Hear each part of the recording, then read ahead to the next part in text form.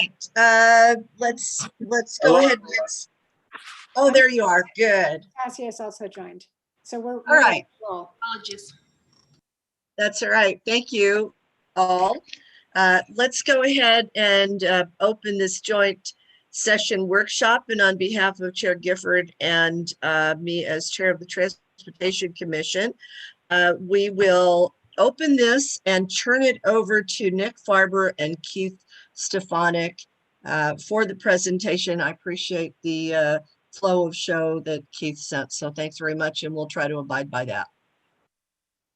Thanks to do just a quick intro. Just say that we've been working, as I said at the HPTE board meeting last. This is a culmination of a lot of work between the Central 70 project team, Keith, and our advisors to get to this point today. We've been working really hard with KMP over almost a whole year just to get to this point, and with the United States Department of Transportation Build America Bureau.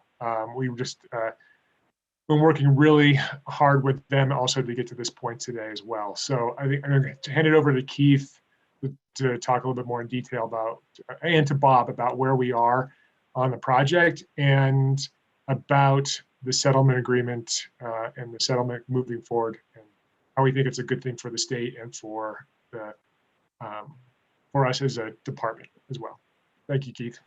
You bet, Nick. Thank you again, everyone. Good afternoon, and thank you for joining this. My name is Keith Stefanik. I'm the CDOT Deputy Chief Engineer. Next slide, please. Today's joint session agenda, there's 7 main topics we want to work through here. The first is I thought we'd take a few minutes and really give both boards an update on where the Central 70 project is, a very brief update. And to do that, I'm going to turn it over to Bob Hayes, who's the Central 70 project director. Thanks, Keith, and good afternoon, everyone. As Keith mentioned, my name is Bob Hayes. I'm the Central 70 project director, and realizing that it's been quite a while since we gave a formal presentation on where the Central 70 project is at. Wanted to take that opportunity today. So we will keep it brief, but we've definitely made some incredible progress over the past year, and definitely want to show everyone what we've been able to do. Next slide, please. So overall, through the end of February, project is just a hair under 70% complete. I think if these numbers were updated with March and April completions, we would be up over that 70% complete. You see design is mostly complete, and then construction is hanging tight in the upper 60s there, 66.3% complete. So I want to walk through, we've divided the project into 3 distinct areas. The first of which being what we call our eastern segment is Quebec Street to Chambers Road. And this stretch is substantially complete. Traffic is in their final configuration, signs are up, final striping is down. We do have a handful of punch list items we're still doing out there. And then ultimately we will need to do some restriping for the express lanes once we have the toll operations up and running. But overall, the eastern segment is in great shape, and from a traveling public standpoint is complete. The next segment is what we call our center segment, which is Colorado Boulevard to Quebec Street. And we've made some incredible progress on this stretch this year. We've now got traffic shifted to the outside on new pavement and new structures so that we can build the inside portion of this stretch. And so we've got a lot of that pavement in the center segment already, or in the median area already done. Bridges, all the old bridges are torn down. We've got new bridges going in, all the girders are up, and just waiting on a couple deck pours to finish out those bridges, and should have that into final configuration by September of this year. And so with that huge milestone, 8 of the 10 miles of Central 70 will be in final configuration. Big accomplishment for the project, and really excited for that date to come, which leaves us what we call the western segment, which is Brighton Boulevard to Colorado Boulevard. And so this is the stretch where the existing viaduct is today, carries elevated I-70 through this stretch. And hopefully most know that what we've done in this stretch, we've shifted the actual centerline alignment of I-70 slightly to the north, which allows us to construct what we call the lowered section, just adjacent to where the viaduct is. And the amount of work that we've been able to get done in this stretch is truly impressive. And it is allowing us to, within 5 or 6 weeks, we will be taking traffic off of the viaduct. So the 6 lanes of I-70 will be coming off of the viaduct, and we'll be putting them into a temporary configuration into the lowered section, which is just a huge accomplishment for us. And it's going to be a great day for the project. Next slide, please. So what I want to do, we've just got a few slides here. Our contractor, Kiewit Meridian Partners, they fly a drone every week through the project, which is, it's really neat to be able to see the progress that we've been able to accomplish over the, we're into over 2 years now where we've been building the project. And wanted to show you some pretty recent drone pictures just to show you what all of this is looking like. And so this is kind of the heart of what I just referred to as the western segment. So you can see off to the right-hand side, that's Purina and the existing I-70 viaduct carrying that 6 lanes of traffic. But off to the center of the picture, that is what we've been able to build, which is the lowered section. And you see all the cross-street bridges being constructed. And then the main bridge that we wanted to show here was the Union Pacific Railroad structure, which is toward the bottom of the picture there. And you'll notice that we have the rail lines on the first phase of that bridge. And so all of the rail traffic is live. UP is able to use the new structure that we built for them. But it also enables us to move construction onto the eastern half of that bridge. And so we had a lot of lessons learned through construction of that first half. And really, we've been able to take advantage of those lessons learned. And the second half of the Union Pacific Bridge, we've got great momentum on it and really making great progress in order to have that completed by the end of this year. So by the end of 2021, the rail lines will be aligned into their permanent configuration across that bridge. And really another massive accomplishment for the project. Also of note, just slightly above where that Union Pacific Bridge is, you can see off to the left side, that is our pump station. And so that has made significant progress as well. All of the rainwater that will fall on the lowered section will drain through storm sewers to this low point and actually be taken into the pump station. The water will be lifted back up to existing grade elevations, outlet into stormwater quality pond, and then eventually put into an existing storm sewer up to the South Platte River. All of these infrastructure pieces will be in place so that we will have drainage protection prior to moving any traffic into the lowered section. So from a drainage standpoint, we will be protected and ready to handle the 100-year flows in case that occurs, even in this temporary condition that we'll be talking about here. Next slide, please. This is what I like to call kind of the cherry on top of the project. So this is the north half of the cover. And so this is where we're going to have a soccer field eventually. We're going to have an amphitheater, all trying to all is a part of the mitigation that we use to try and stitch this community back together. You can see off to the left-hand side of the screen, that's the Swansea Elementary School, which will be adjacent to the soccer field. It will be for their use. And so we really have made great strides on the north half of the cover structure. Eventually, once we move traffic into the lowered section, we will be demolishing the viaduct, which you see on the right-hand side. And as a part of that demolition, the south portion of the cover structure will then be able to be built. And if you can visualize, basically the center line of the existing I-70 viaduct is basically where that south edge of that cover structure will be built. So very excited to get traffic off of that viaduct, get it demolished, and build this next phase of the project. Next slide, please. And this is a picture underneath the cover. I just like this picture. I think it shows all the effort that we've put into design and construct the fire life safety systems. And so I just wanted to walk through really quickly what you're seeing in this picture. The large gray fans you're seeing, those we have 9 of those. Those are called jet fans, predominantly used to, well, 2 uses really. One is air quality. So if we have an air quality alert go off underneath the cover because of congestion, a couple of those fans will turn on to clear the air quality and keep that air clean.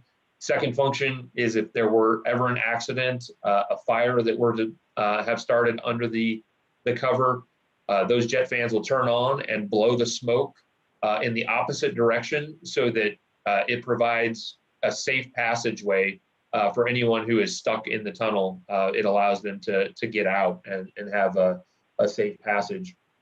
You'll also see at the top of the picture, although they don't look like speakers, they are speakers. Those are pictures. There's a picture of 3 different speakers there.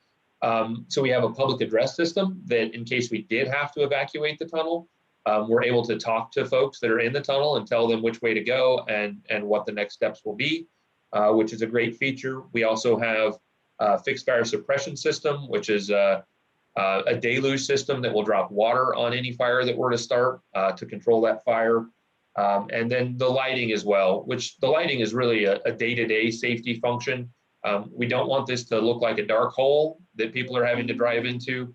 We also don't want it to look like the surface of the sun.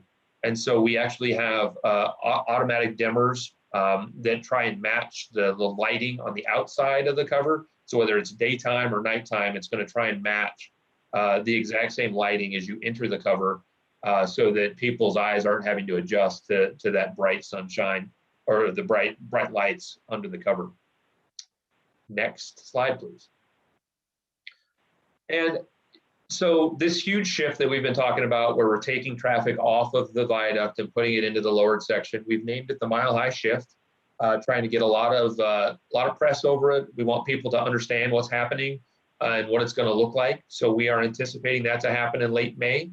We've got a May 15th event where people are going to be able to actually walk down in the lowered section and see what we're doing.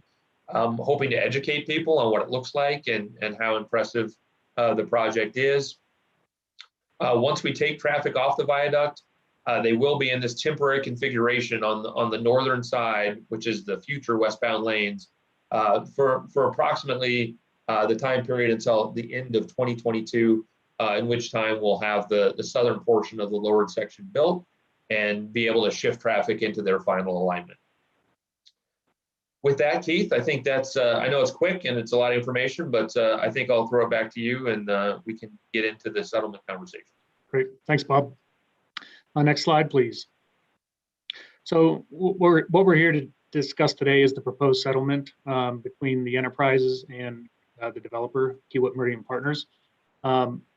As Nick alluded to, about a year ago, we started these negotiations between the enterprises and KMP, working towards a settlement related to the Union Pacific Railroad project disputes.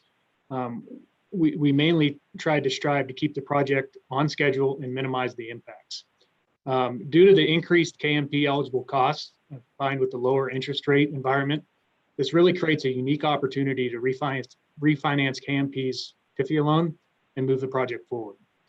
The additional financing proceeds will be generated and will provide KMP it'll allow KMP to defray their increased costs associated with the Union Pacific Railroad project disputes. The proposed settlement does not increase CDOT or the enterprise's project funding sources or the performance payment that is upcoming within a year. Next slide. Some details of the proposed settlement. The enterprises will contribute $12.5 million from existing project funding sources towards the settlement. We will also contribute a $2.5 million incentive if KMP can achieve substantial completion by the end of 2022 or January 1st, 2023. The enterprises will also provide schedule relief by restructuring the milestone payment definitions within the project agreement. The total amount of milestone payments remains the same at 319 million, so there is no change to the overall amount. Another element is the enterprises will also begin the performance payments as originally scheduled, which is March 22nd of 2022. The bridge enterprise will not have any additional payment obligations with respect to the bonds that are used that help restructure this debt. Next slide. Wanted to take a minute out here and talk about schedule. Schedule is a big component of this proposed settlement. And this slide here really talks about, or really shows a walkthrough of where we were at when we started the project with the schedule until where we are today. But the top line is just a reference. It's where when the enterprises went out with the RFP, we had solicitation dates within that RFP. November 30th of 2022 was a no later than substantial completion date, and a final acceptance date 90 days later at the end of March 2023. We selected Kiewit Meridian Partners as the preferred proposer. We entered into a contract with them. Their proposed schedule moved those dates up approximately 8 months. So you can see that slide by the star of moving it 8 months sooner than what CDOT and the enterprises anticipated. Oh, probably about, I'd say a little over 2 years ago, we were here in front of you talking about the first amended contract schedule through initial settlement agreement and contract amendment. What we did back then was we redefined a few of the milestones. We added a few. We kept the milestone payments at 319 million, but we slid out substantial completion by 6 months. So you can see that move back to the right of 6 months, still under where we anticipated it at the RFP of November 30th. The settlement agreement that we have in front of you today also restructures some milestones and also adds some time. So you can see where we've completed milestone 1, milestone 2A, milestone 3. For some reason, my graphics aren't showing some of these other milestones. But the big point is you can see in the red there, where we're at today, we're almost 70% complete with the project. We will achieve several of those milestones within this calendar year of 2021. And then substantial completion slides out to February 16th right now as scheduled. Just remember that incentive we have is to pull substantial completion into 2022 and almost align where we thought we were going to be when we issued the RFP. So that walks through a little bit of a schedule history on the Central 70 project. Next slide.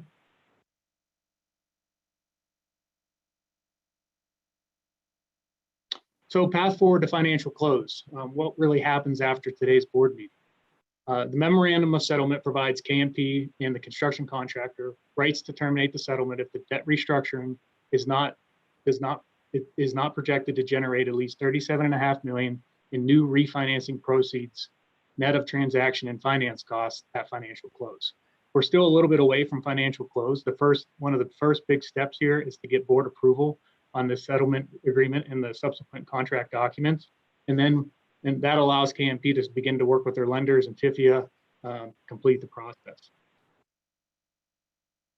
Like I mentioned, there is a termination right from the developer / contractor if they don't achieve the 37.5 million of new refinancing proceeds. If that termination is optional, if it's exercised by KMP, they would be required to pay the enterprises a $2.5 million termination payment. The termination payment reimburses the enterprises for costs while pursuing the debt restructuring, unless that termination is caused by us. None of the settlement-related project documents take effect unless and until financial close is achieved on the debt restructuring. Again, these approvals today that we're requesting are the first step. KMP currently anticipates financial close date of June 11th, 2021. And then the bond closing is currently anticipated by KMP of June 17th of 2021. It's important to note that the approvals today that we're requesting, they'll only be valid as long as the bonds are issued no later than July 16th of 2021. If for some reason the bonds aren't issued at that date, we will be back in front of you asking for reapproval of these documents. Next slide. Overall, the staff recommendation to both HPTE board and BE board is to approve the debt restructuring through the approval of 5 resolutions today, authorizing the execution of those various documents. Next slide. I'd like to pause here and allow both boards to ask any questions of the project team. The project team here today is represented by the individuals on the screen here today. And any questions I may answer myself or defer to some of our other advisors. So with that, I'll open it up to any questions. Thanks, Keith. And if the enterprise board or the HPT board have questions, if you would just put your name in the queue. I can't really see everyone on the screen, so if you raise your hand, it doesn't help me. If you would just put your name in a queue, I'll call on you.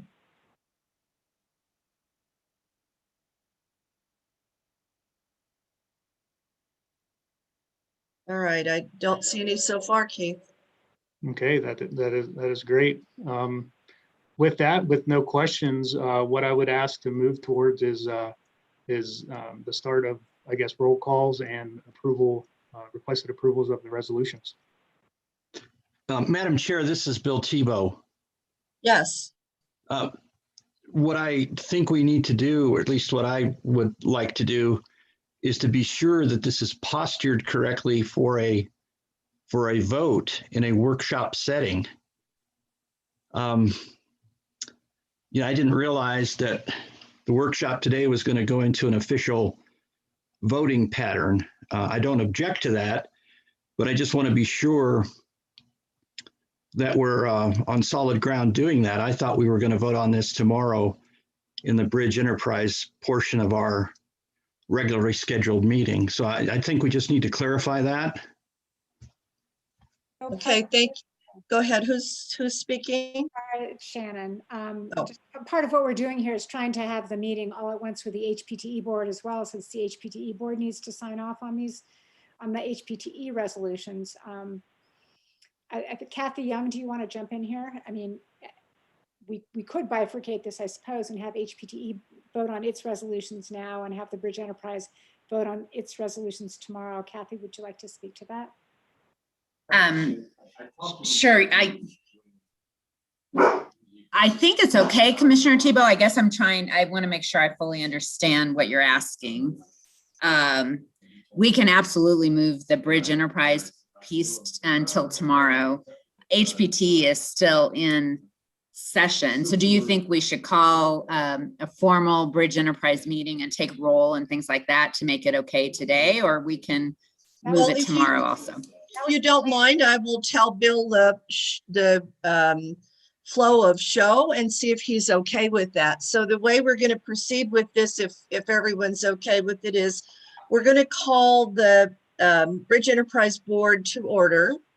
And then we're going to look at resolution BE 21-4-3 and take a vote on that. Then we're going to call BE Board Resolution BE 21-4-4, take a vote on that.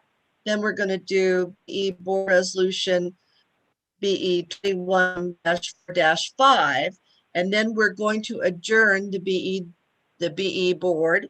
Then Chair Gifford from HPTE is going to call her board to order and do the same thing with these resolutions. And then she's going to adjourn the HPTE board. And then we'll adjourn, I'll adjourn the joint HPTE BE board, joint board session. Is that adequate for you, Commissioner Tebow, or would you like to see us take these into separate meetings? Well, I think it's adequate, and I don't mean to be a stickler on this. I've once again reviewed the agenda, and it does seem to indicate that both boards would be discussing and approving the Central 70 refinancing documents and related project documents. I personally have no objection to the protocol that you've set out.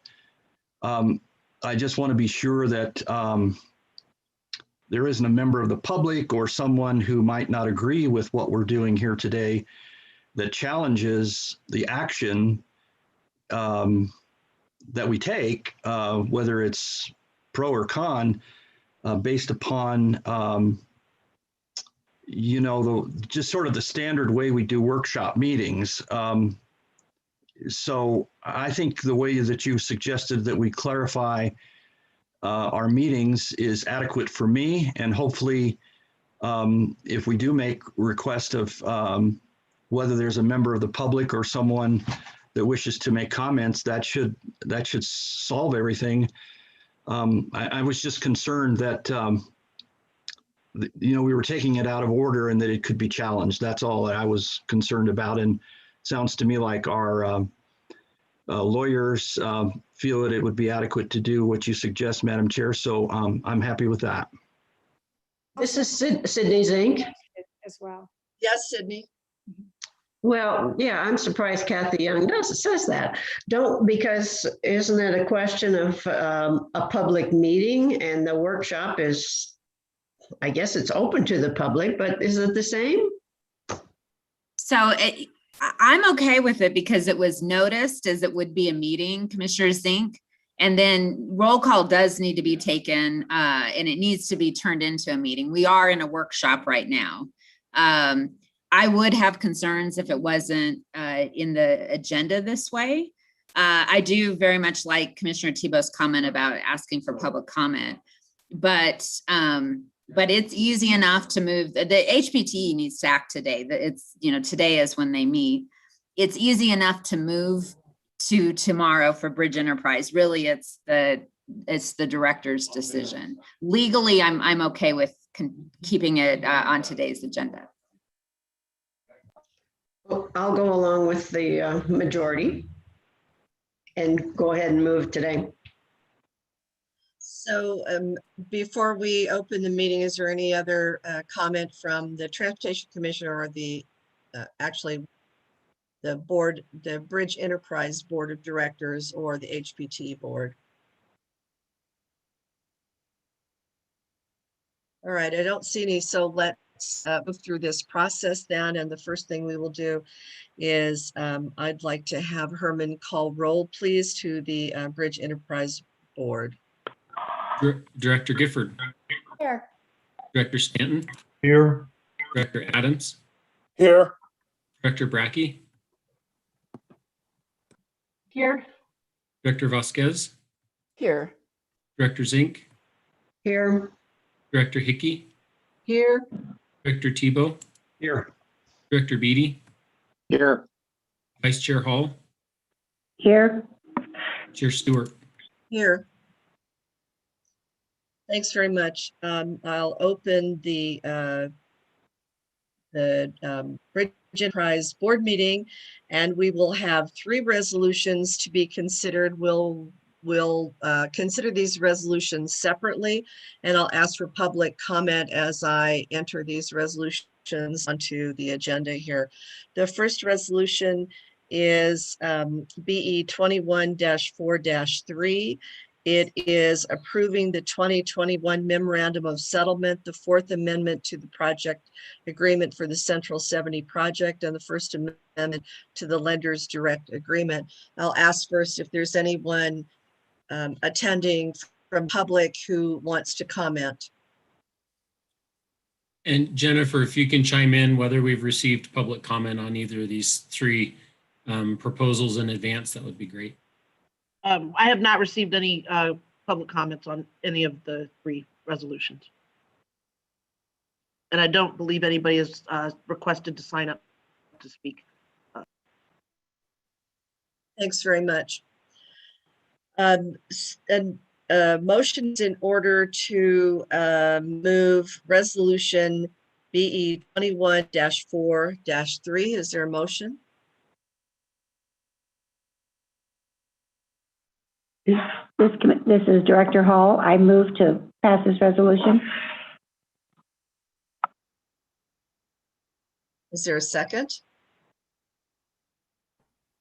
This is Director Vasquez. I'll second. Thank you. A motion and a second. Is there any other discussion from the Bridge Enterprise Board?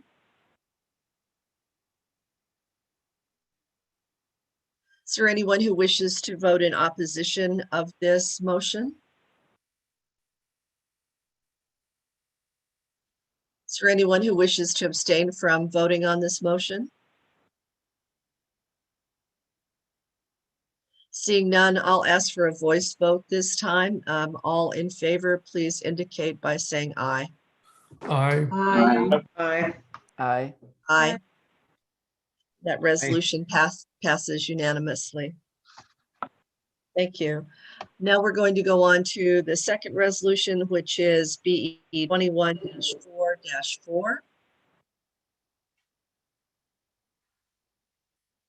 This is a resolution approving the amended and restated Central 70 Project Interagency Agreement between the Colorado Department of Transportation, the Colorado High Performance Transportation Enterprise, and the Colorado Bridge Enterprise. Is there anyone from the public who wishes to speak to this resolution? And I think Jennifer has indicated no one has come on and no one has sent any comments. Is that correct, Jennifer? Yes, ma'am. Thank you very much.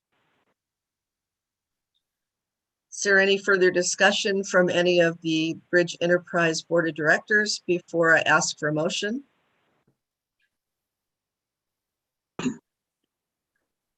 Hearing none, a motion is in order to approve BE 21-4-4. Is there a motion? Gary Beatty, I move to approve. Thank you. Don Stanton, second. Thank you. Further discussion? Is there anyone on the Bridge Enterprise Board who wishes to abstain from this vote?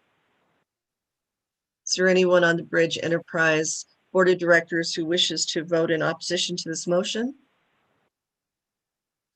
Seeing none, I'll ask once if we could take a voice vote of approval on the motion and second in front of us. Please indicate your approval by voting aye. Aye. Aye. Aye. Aye. Aye. All right, thank you. That passes unanimously. The final resolution in front of us today is Resolution BE 21-4-5. Madam Chair, I Yes. might have missed something, but did you ask, I know you did a voice vote for ayes, but did you ask in advance also if there was anyone in opposition or that wanted to be present? Abstain? Yeah. Abstain, right? Yes, I did. Okay, thank you. You're welcome. This is BE Resolution 21-4-5. This is approving certain matters with respect to the Colorado Bridge Enterprise Senior Revenue Bonds Central 70 Project Series 2021A and Senior Project Infrastructure Bonds Central 70 Project Series 2021B. Is there anyone from the public who wishes to make a comment? I think Jennifer's indicated, I'm sorry, Jennifer, I was just going to ask you, I think you've indicated that we haven't had anybody asking for comments. Is that correct? Yes, that is correct. Sorry. We haven't received anything in writing as well. No, we have not. Thank you. Is there any other discussion from the Bridge Enterprise Board before I ask for a motion? All right, a motion is in order to approve 21-4-5.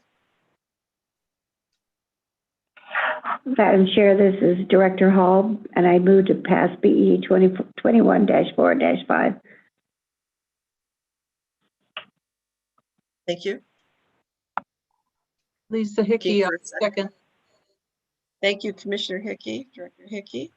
Have a motion and a second in front of us. Is there anybody on the BE Board of Directors who wishes to abstain from this vote? Is there anyone on the Board of Directors who wishes to vote in opposition to this motion? Seeing none, I'd like to have a voice vote on this, please, to confirm a unanimous vote.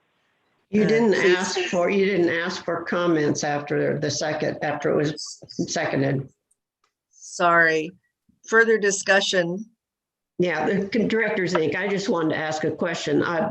or assumption. I assume that Kathy Young has her office has reviewed all this, and this is, it's incredible what, the volume of what we're approving here. Just to, again, to double ask that it's been thoroughly reviewed by legal eyes. It has, no, Commissioner Zink, we are, or Director Zink, you are absolutely correct. It is a pretty massive deal. And actually I've reviewed it, Andrew Gomez from the AG's office, and we have three of our outside attorneys on this Zoom meeting right now. Our counsel from Kutak and our counsel from Kaplan. So any questions, we'd be happy to answer it. This is, we appreciate everybody's attention to it. It's a big, important deal, but we want to make sure there are no questions. Thank you. That's reassuring. Madam Chair, Bill Tebow again. Yes, please. Just to kind of follow up on that, I think the record should show that this whole Central 70 deal, if you will, has been part of many commissioners, has been reviewed from the very start by many of the sitting commissioners, over time. So a lot of the details here are not unusual for those commissioners, but I do know that staff has made an attempt, at the very least, something that I appreciated, to provide sufficient memorandums and details and actual documents for review. And I think each commissioner has had the opportunity to review that. So while it is voluminous and complicated, it's not something that is, the record should show that it's not something that's just brand new for the commission to deal with. And in that regard, I think we as commissioners, or actually directors, I should say, to be accurate, have not been just thrust a bunch of legal documents and asked to approve. I think we've all taken our due diligence in working through the information that's been provided to us as well. So I appreciate that, as that staff has done that. Thank you. Commissioner Hall or Director Hall? Did you have a comment?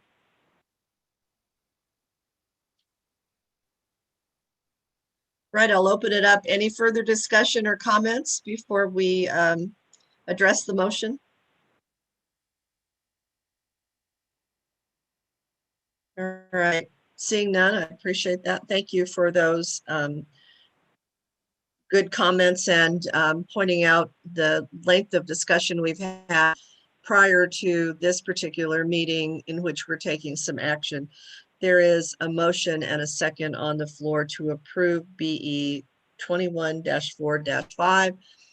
It's been indicated there's no public comment. It's been indicated there's no commissioner or director wishing to abstain from the vote. It's been indicated that there is no commissioner or director asking to vote in opposition to this vote.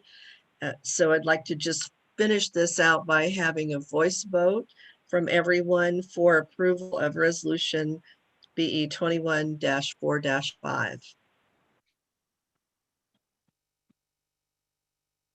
Aye. Aye. Aye. Aye. Aye. Aye. All right, thank you very much. That looks like a unanimous approval. These are the three resolutions we were to address. I'm now going to adjourn the Bridge Enterprise Board of Directors and turn this meeting over to HPTE's Chair, Commissioner Gifford. So we'll convene the HPTE board and have a roll call by Simon Logan, please.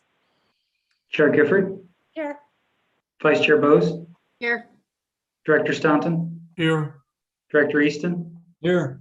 Director Gutierrez, Here. Director Stewart, Here. Director Kokrikova. Here. Great, we're all present and consistent with the resolutions just approved by the Bridge Enterprise Board, we have two resolutions for the HPTE Board to consider.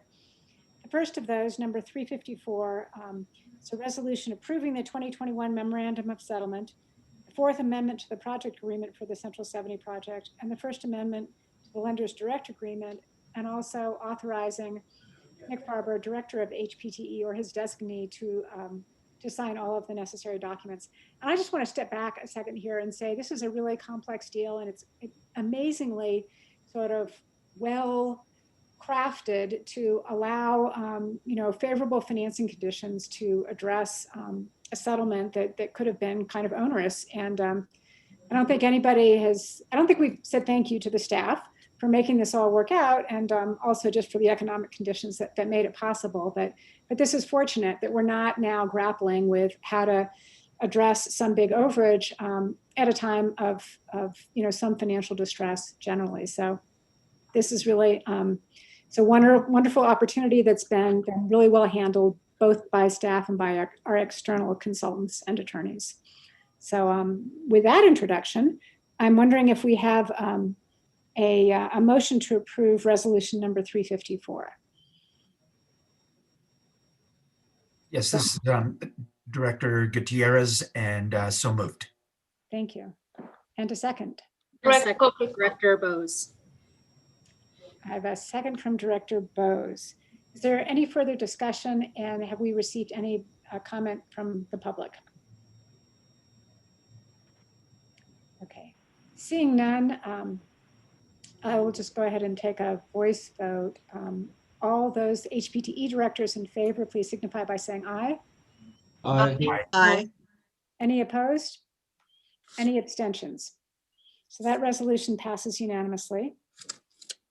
We have a second resolution, number 355, approving the amended and restated Central 70 project intra-agency agreement between the Colorado Department of Transportation, Colorado High Performance Transportation Enterprise, and the Colorado Bridge Enterprise to implement everything we have just discussed.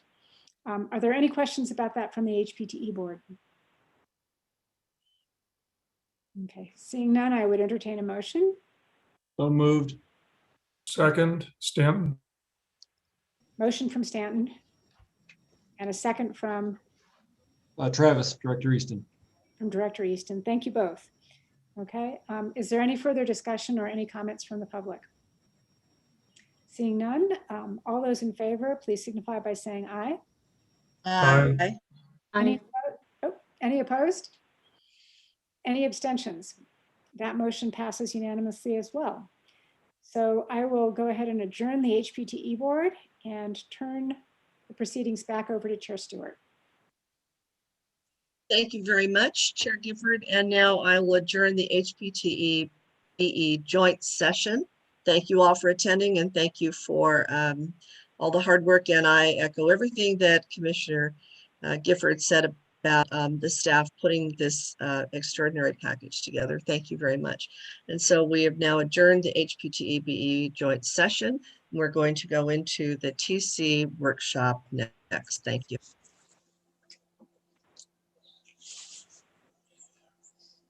Wait just a minute until our friends from the HPTE board leave our meeting if they wish to.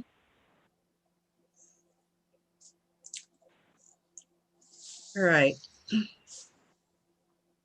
Let's move forward on the Transportation Commission's workshop agenda. The first item on the agenda is right-of-way condemnation authorization. I'll turn that over to Steve Harrelson, please. Thank you, Chair Stewart. In accordance with Colorado Revised Statute 43-1-208, CDOT seeks condemnation authority. There are two separate ownerships under consideration today. One is on the I-25 Express Lane Segment 6, and the other is on the I-25 Express Lane Segments 7 and 8. Condemnation information has been provided to the Commission.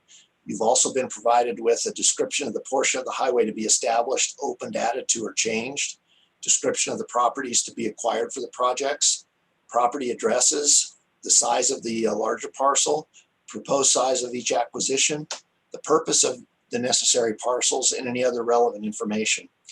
A map showing the present and proposed boundaries of the highway project and valuation of the property is determined by waiver valuation or an appraisal, including damages and or benefits for a specific piece of property needed for the project. CDOT has determined that the condemnation of the properties is in the public interest as they are needed for the projects listed in your packets. Before we go into more detail about each of these acquisitions, are there any questions or concerns from the commission?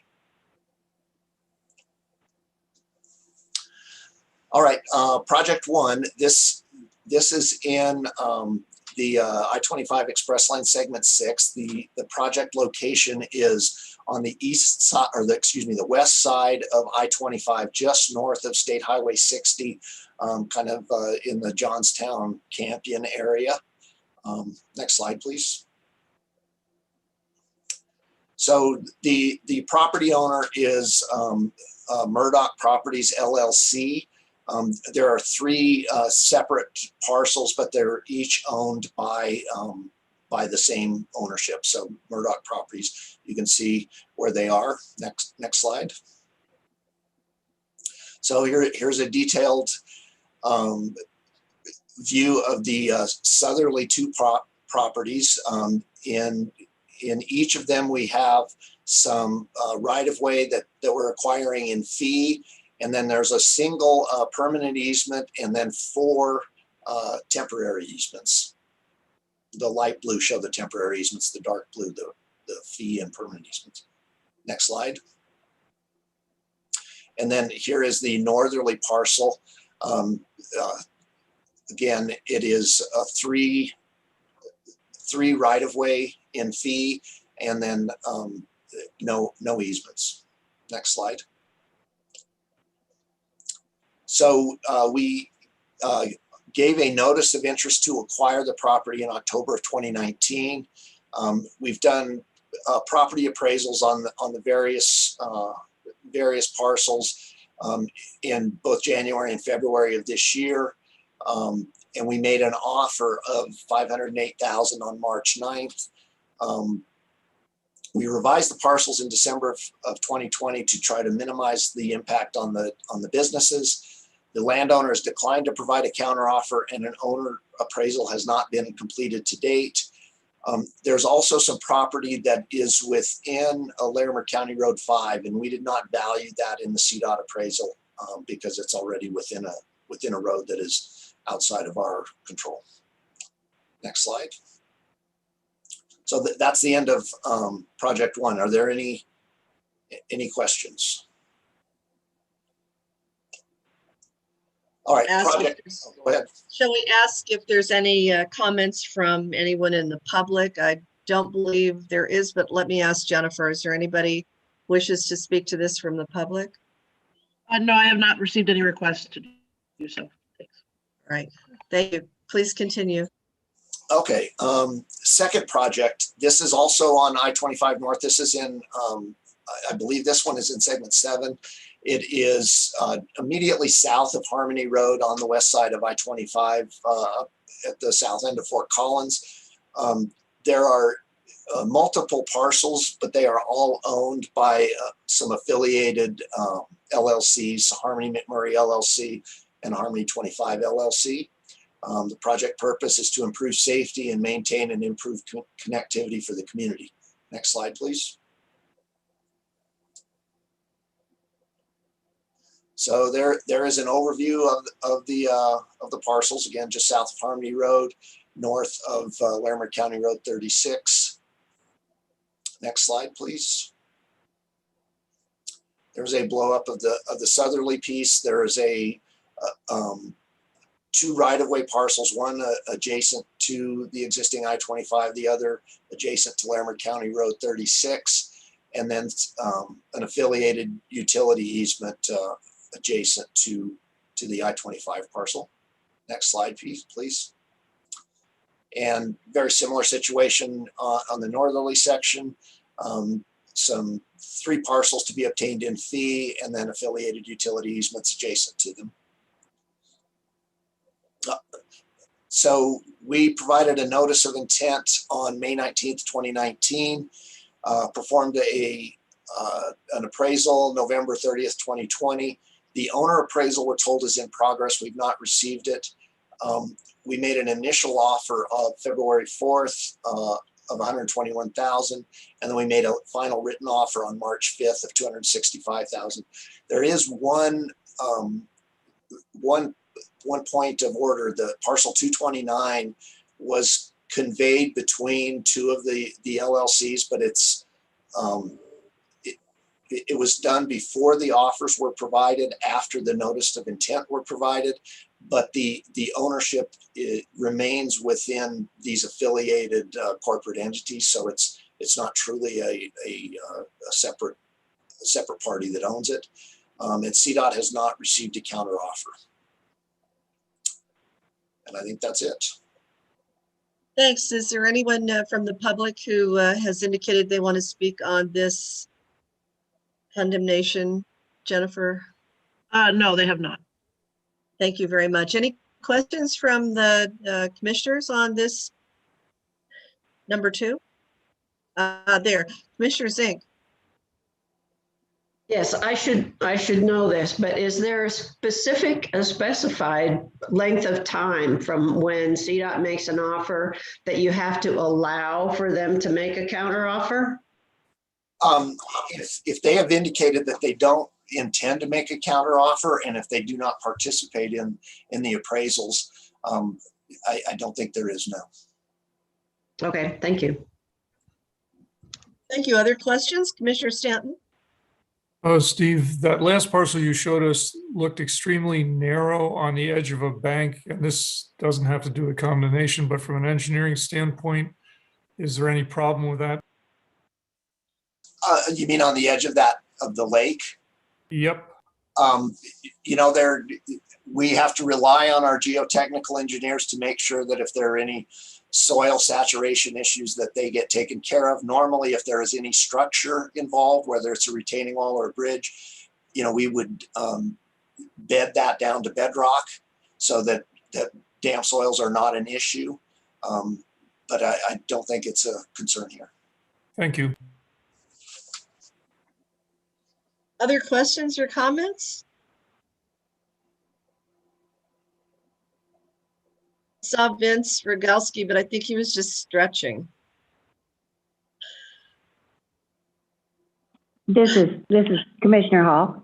It's Yes. interesting that none of those have provided a counter appraisal at all, have they? That is correct, and it is believed that is a type of gamesmanship that is being utilized by these people to attempt to leverage their position when it does go to condemnation.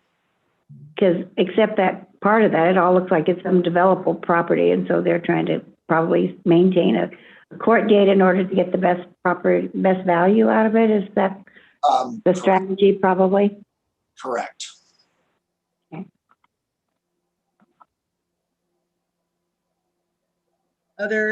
Other comments or questions?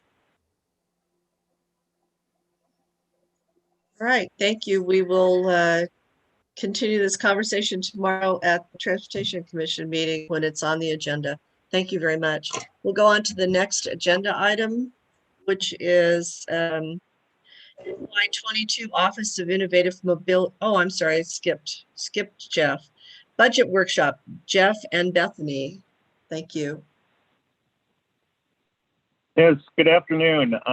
We have a pretty light agenda for the budget workshop this month, and that is specifically just one amendment that we'll be asking you to approve tomorrow. This amendment would result in the transfer of $2 million from our current fiscal year ITS maintenance budget to the I-70 Joint Operations Area Building Project. The pandemic has resulted in a disruption to semiconductor manufacturing, which I'm sure many of you have heard about, and this has resulted in delays to ITS hardware delivery. As a result of that, we are unable to use approximately $2 million of the current ITS maintenance budget this fiscal year. And those funds otherwise would have been planned for device replacement. As such, the Division of Maintenance and Operations have requested that we instead reallocate those funds to the JOA build project. This project, if you remember, was presented to the Commission in November, and it includes the remodel of the Old West Engineering Program residency building, which is just to the west of the Eisenhower Johnson Memorial Tunnel. And that remodel of that facility would allow for the establishment of a new operations center. Also, as part of that project, we're constructing a new maintenance facility alongside at that same site. That project has a total cost of approximately $5 million. About $1.7 million has been allocated to that project to date. If you approve reallocating these $2 million in ITS funds that we're unable to use currently, that will bring us up to about $3.7 million in funding, which will be sufficient to allow the project to move forward and begin with design and construction. Mechanically, the ninth budget amendment really comes in two pieces. It will reallocate $1 million from the ITS maintenance budget in the systems operation line, that's line 6, and move it to line 62, the agency operations line. 1 million of that 2 million is actually already within the ITS maintenance component of agency operations. So there's no change on your one sheet budget. It's just approving a repurposing of that 1 million. So that's kind of the high level overview. John Lorme is on the line and I'm sure we'll be happy to help answer any other questions. Otherwise, I'll bring this back to you for action tomorrow. Thanks very much, Jeff. If any commissioner has a comment or question, can you just throw your name into the queue on the chat box? I can't see everyone on our massive Hollywood Square screen.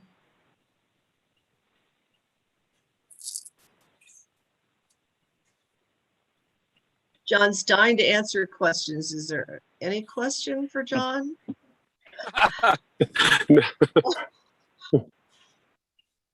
All right, I don't see any. Thank you, gentlemen. Thanks, Jeff. Thanks, John. We'll move on. Thank you. We'll move on to the next, which is the one I tried to be before this one, is the FY22 Office of Innovative Mobility Budget Workshop and Progress Report. And I'll turn that over to Kate Kelly. Thanks so much. Thank you, Chair Stewart. This might seem a little bit like deja vu because we just talked about the Office of Innovative Mobility's budget in October and the Transportation Commission just approved it in November. But I did want to get in front of the Commission again now for a couple of reasons. First of all, because we're really trying to synchronize our budget approval with the state fiscal year. There's just a cadence of things that are part of running a division at CDOT, and it's challenging to set staff goals and work plans and align all of our initiatives and performance targets with CDOT's overall goals when the budget priorities don't get finalized until 5 or 6 months into the fiscal year. So getting our budget settled early will be really helpful in moving the work through the pipeline, really trying to synchronize with the overall cadence of CDOT. OIM is a new division, so we've been dealing with some of the startup lag. So, getting on top of the fiscal year 22 budget plan, having it approved prior to July 1 will help us to chip away at that startup lag, prevent us from having funds carrying over from one fiscal year to the next, and again, just providing alignment with the rest of the agency cadence. So appreciate you guys talking about our budget less than 6 months later after the last one was approved, but I really think this is going to help us a lot to get that alignment and cadence set up. So much like we did in October, I'll start with a few overview comments, then I'll hand it over to my assistant directors who can give some updates on their work, and then we'll get into the fiscal year 22 request. So if we can hold questions to the end, that would probably work easier, but feel free to throw things in the chat if there's things you want clarified in real time. So OIM, again, has a mission to reduce pollution and congestion. We do that through the 4 branches that you see on the screen. Mobility technology is focused on our connected and automated vehicles work and the digital infrastructure that supports it.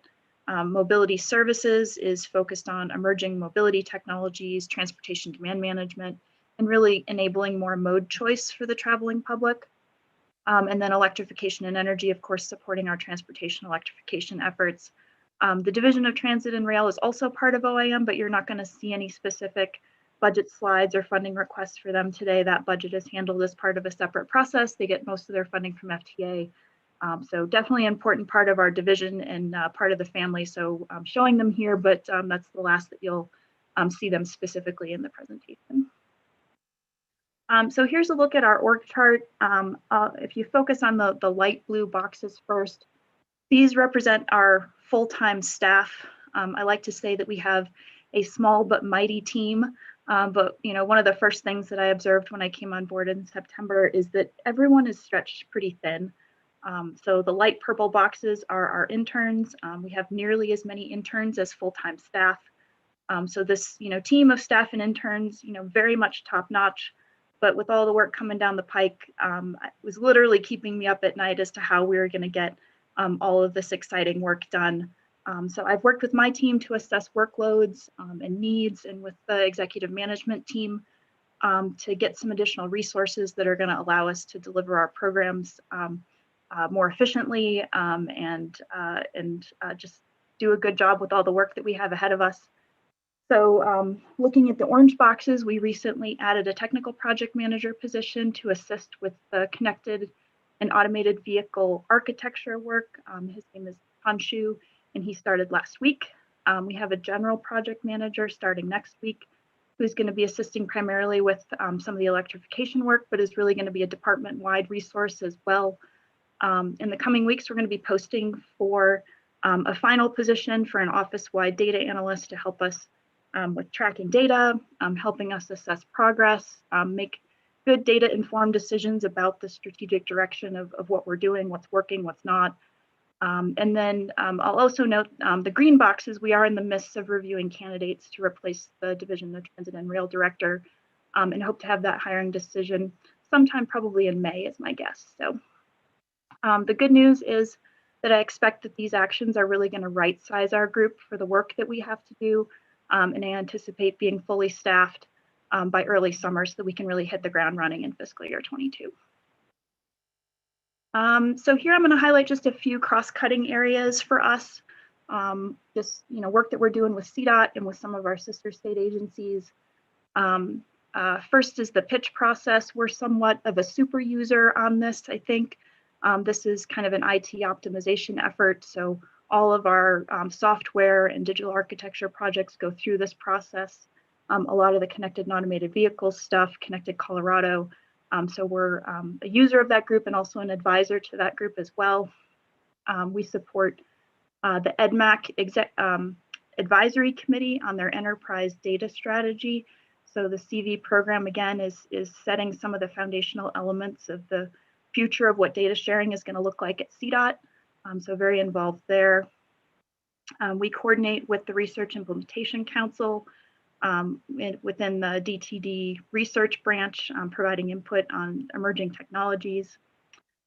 We also support the regions with topics that are within our realm of expertise. One recent example is listed. We're able to jump in and provide some quick INRIX data analysis for the Smart 25 project for Region 1. So lots of examples like that. Lisa has been providing a ton of support to Front Range Passenger Rail. We also provide support to DTR and to CASTA on a lot of various EV funding streams, along with planning and education work. We also work closely with the Colorado Energy Office, and some of the recent collaborations of note there include the EV equity study, the medium and heavy duty electrification strategy, a statewide EV outreach strategy, and they also recently did a low income essential worker e-bike pilot, which was really exciting. CDPHE was actually in the mix for most of those. I neglected to put that on the slide, but lots of good coordination going on with other agencies.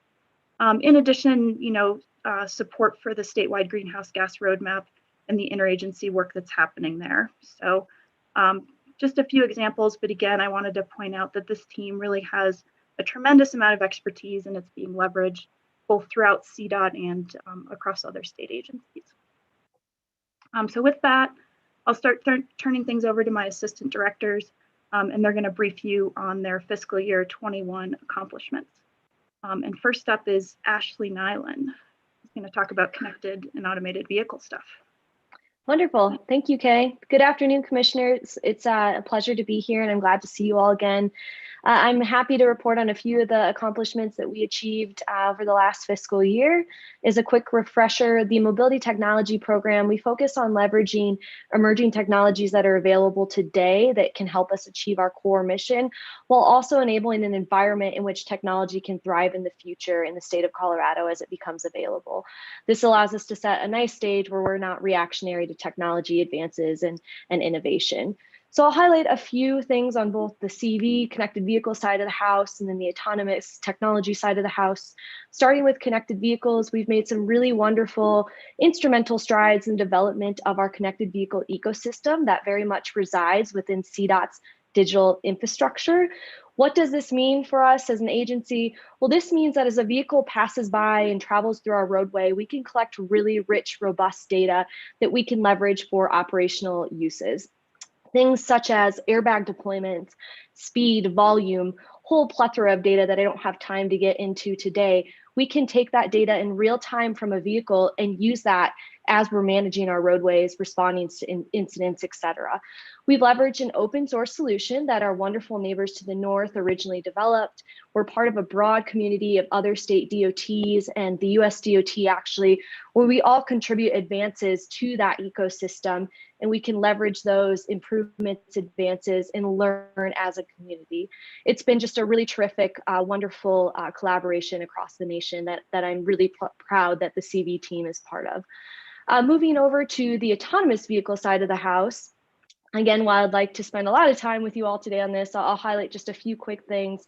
Last week, we were actually just down in Region 5 with the maintenance team down there preparing for, doing the validation test of CDOT's second autonomous truck-mounted attenuator that crew will be using here shortly.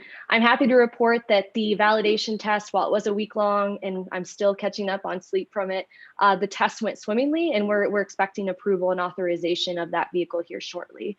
One other item I'd like to highlight is that we did submit for a work zone data exchange demonstration grant to the US DOT. That was completed in-house by our team with collaboration of traffic safety engineering, ITS, Chief Data Office, and we did get awarded that in January along with 12 other state DOTs. That will allow us to take planned work zone information alongside dynamic work zone information and communicate that out to our traveling public, really communicating the really true changing dynamic nature of our work zones. We continue to serve in very many or several national communities, national initiatives, panels, et cetera, for the connected and autonomous vehicle stage. Many other things I would have loved to showcase today, but we only have a few minutes. So happy to take questions at the end, and I will actually go ahead and pass it over to my colleague, Lisa Streisfeld. Thank you, Kay.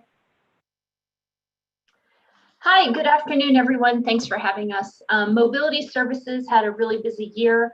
We have 3 buckets pretty much in our group, and one was we've been doing some follow-up work on the Emerging Mobility Impact Study. That was where we were looking at the impact of congestion and emissions caused by emerging mobility providers like transportation network companies like Uber and Lyft, package delivery.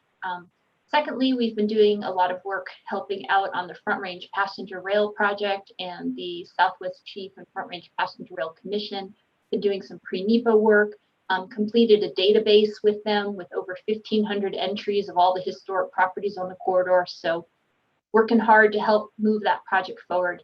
Our second area for mobility data integration, we have been working very, very closely with Ching Lin and Ashley, with Division of Transit and Rail staff as well on Connected Colorado. That is to provide a digital mobility platform, which would enable a user to do trip planning and trip ticketing on one app. So you could literally go from DIA all the way to Durango and book a ticket there. So we're actually hoping to get those proposal documents out in the next month or so. So we're really excited for that actually, I think that might be May, June timeframe, sorry. Secondly, we've been working on our transit emissions dashboard. I've got a quick figure there on the top right. And what we'll be doing is calculating ridership, number of buses that have converted to electric vehicles, and total emissions. So basically, we'll be going back to 2016 with data and projecting and calculating data into the future for emissions. So we'll be able to show the contribution of all that VW money that's been going into electrifying our buses and showing how we're decreasing emissions over time. The third bucket is our statewide transportation demand management program. We completed the phase 1 and phase 2 of the TDM plan. We're also providing support to the 1601 process with adding TDM measures into that interchange approval process, doing a lot of support for employee TDM. You can also see on the bottom right there, one of our interns helped deploy some e-bikes. So we're really excited that when we come back to work, hopefully this summer sometime, that we can start using those e-bikes to go to meetings. And lastly, we've been helping out quite a bit on the Can Do grant, and that Can Do grant went to local governments and nonprofits, and that was to enable these groups to really facilitate teleworking. When we did our state TDM plan, we found that teleworking had one of the greatest impacts for reducing congestion and emissions. So we are hoping to continue that program into the future. And now I'll turn it to Mike. Thank you.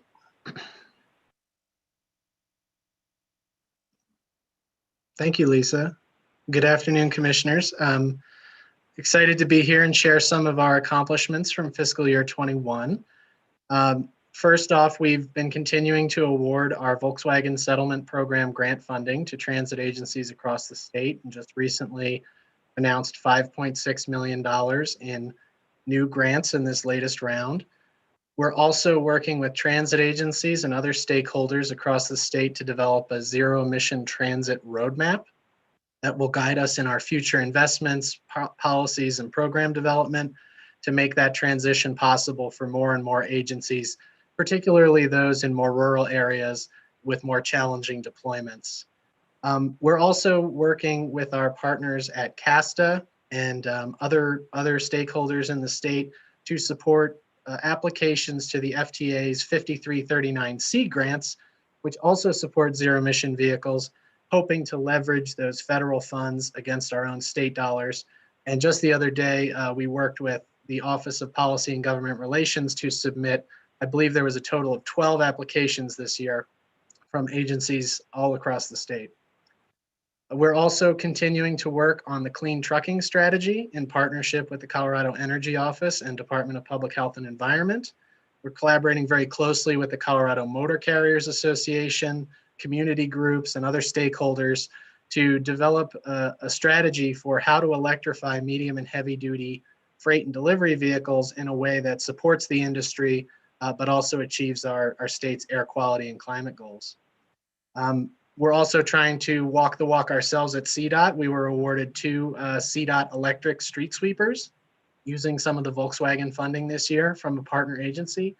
And so we're working with our division to deploy those in the next year once they're ordered and delivered, and so that we can really see how those vehicles perform in our own fleet and potentially lead the way for future acquisitions in coming years. Along those same lines, we have a number of hybrid aerial or bucket trucks that are already working in our CDOT fleet. And so we've established some data tracking to quantify the benefits of those, which are largely the anti-idling benefits of letting those vehicles operate electrically when they're parked, but still having, still moving around using gasoline engines. Additionally, we've awarded over $1.3 million in EV charging grants to sites supporting scenic byways, other rural tourist destinations. That's been a very successful program, and it's allowed us to continue building out the electrification of the scenic byways, which has both air quality, travel, and local regional economic development benefits for those communities.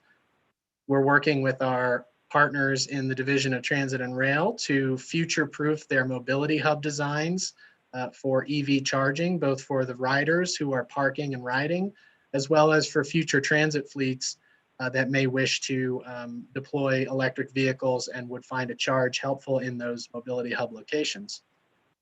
And then finally, we've been working a lot internally with our traffic incident management teams to incorporate EV-specific safety information into our new hire programs and trainings, and then also procuring outside trainings from nationally recognized experts to help bring our traffic incident management teams up to speed on how to safely and efficiently deal with incidents involving EVs.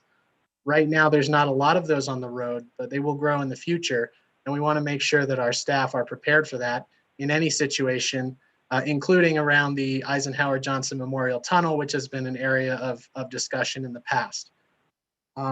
Lastly, we're working with our partners at CDLE and other state agencies and community colleges to identify opportunities to support workforce training for folks to develop the skills to work with and work on zero-emission vehicles. And not only will that support the adoption throughout the state, it'll also produce local jobs in communities all over Colorado for people to work in that industry in the future. So I'll point you to some of the images on the side there. We have new EV signs directing people to the deployment of fast charging.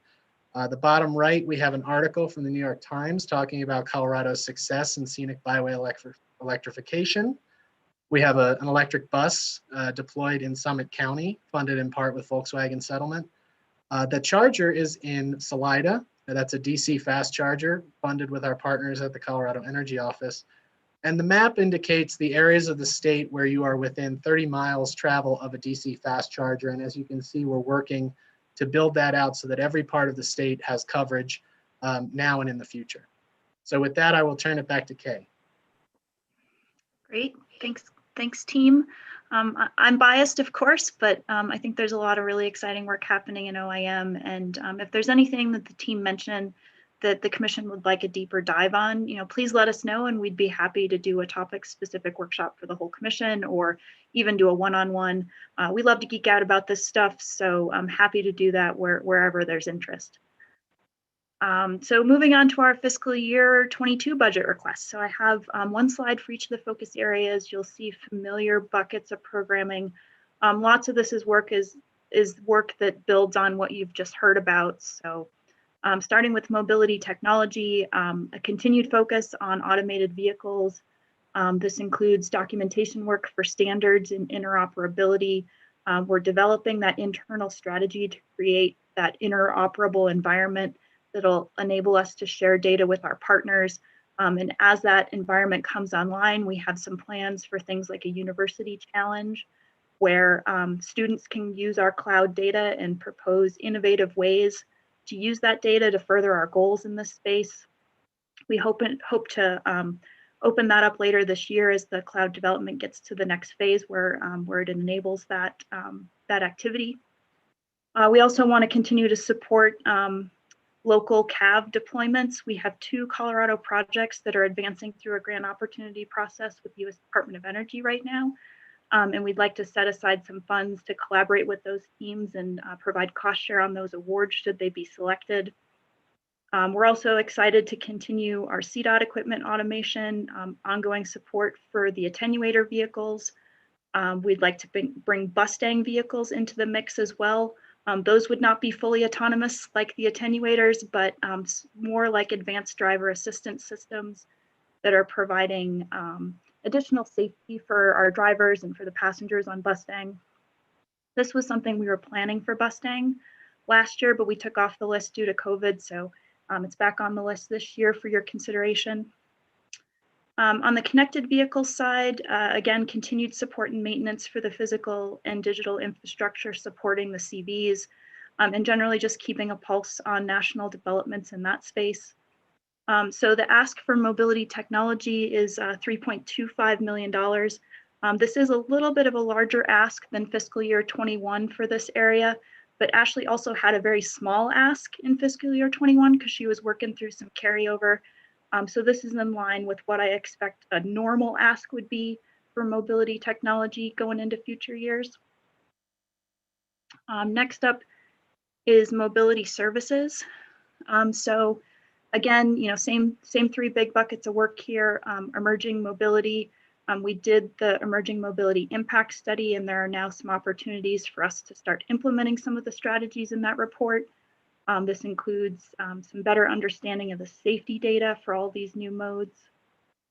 Under mobility data integration, this is ongoing support for that Connected Colorado software platform, along with identifying and ingesting some new data sources to really help us understand emerging modes of mobility and the impact that they have on our transportation system. And this is something that new data analyst position will likely be supporting as well. Strategic TDM. This is continued support for TDM strategies like we've done in the past. We plan to continue our telework grant program, which has been really successful in helping folks transition to telework during the pandemic. We hope that telework isn't just a flash in the pan because, again, as Lisa said, it's a very effective TDM strategy, and it's a behavior change that we want to help stick around where it makes sense for employers, even as we start to see the world opening back up again. We do have a couple new ideas on the list this year under strategic TDM as well, with the increasing focus on reducing VMT in Colorado as it relates to things like the greenhouse gas roadmap goals, 1601 and TDM, the mobility hubs, and with some potential employer-based trip reduction rules being enacted by the AQCC this summer. We're interested in providing support to the TMOs and TMAs as more folks are likely going to be reaching out to them for assistance. So we're not exactly sure what form this is going to take yet, but we'd like to set up some meetings, organize a conference with the TMOs and TMAs, really understand what resources they need to support us in that kind of larger VMT reduction goal statewide, and set up some kind of grant program. In addition, if that employer trip reduction rule does end up passing, it's also a way to prevent that from being an unfunded mandate. Like there's resources available that would allow the TMOs and TMAs to kind of meet that bar that's getting set. So, and then finally, we're interested in exploring some TDM options for freight. We'd like to do a study to explore the realm of the possible there. And we would be looking for input and advice from our Freight Advisory Council on that as well. So the ask for, oops, sorry, can you go back? So the ask here for mobility services is 2.4 million. This is a smaller ask than fiscal year 21, but similar to how Ashley's team was working through carryover last year, Lisa's working through a fair amount of mobility services carryover in fiscal year 22. And I'm confident that this is a robust but right-sized ask for what we'd like to deliver. And then I think we'll have kind of a more constant kind of baseline for mobility services for next year once we work through carryover. All right, and last is electrification and energy. Whereas Lisa and Ashley have been kind of leapfrogging with larger and smaller asks for the last 2 years, this total ask of 4.5 million for electrification and energy is actually identical to what we asked for last year.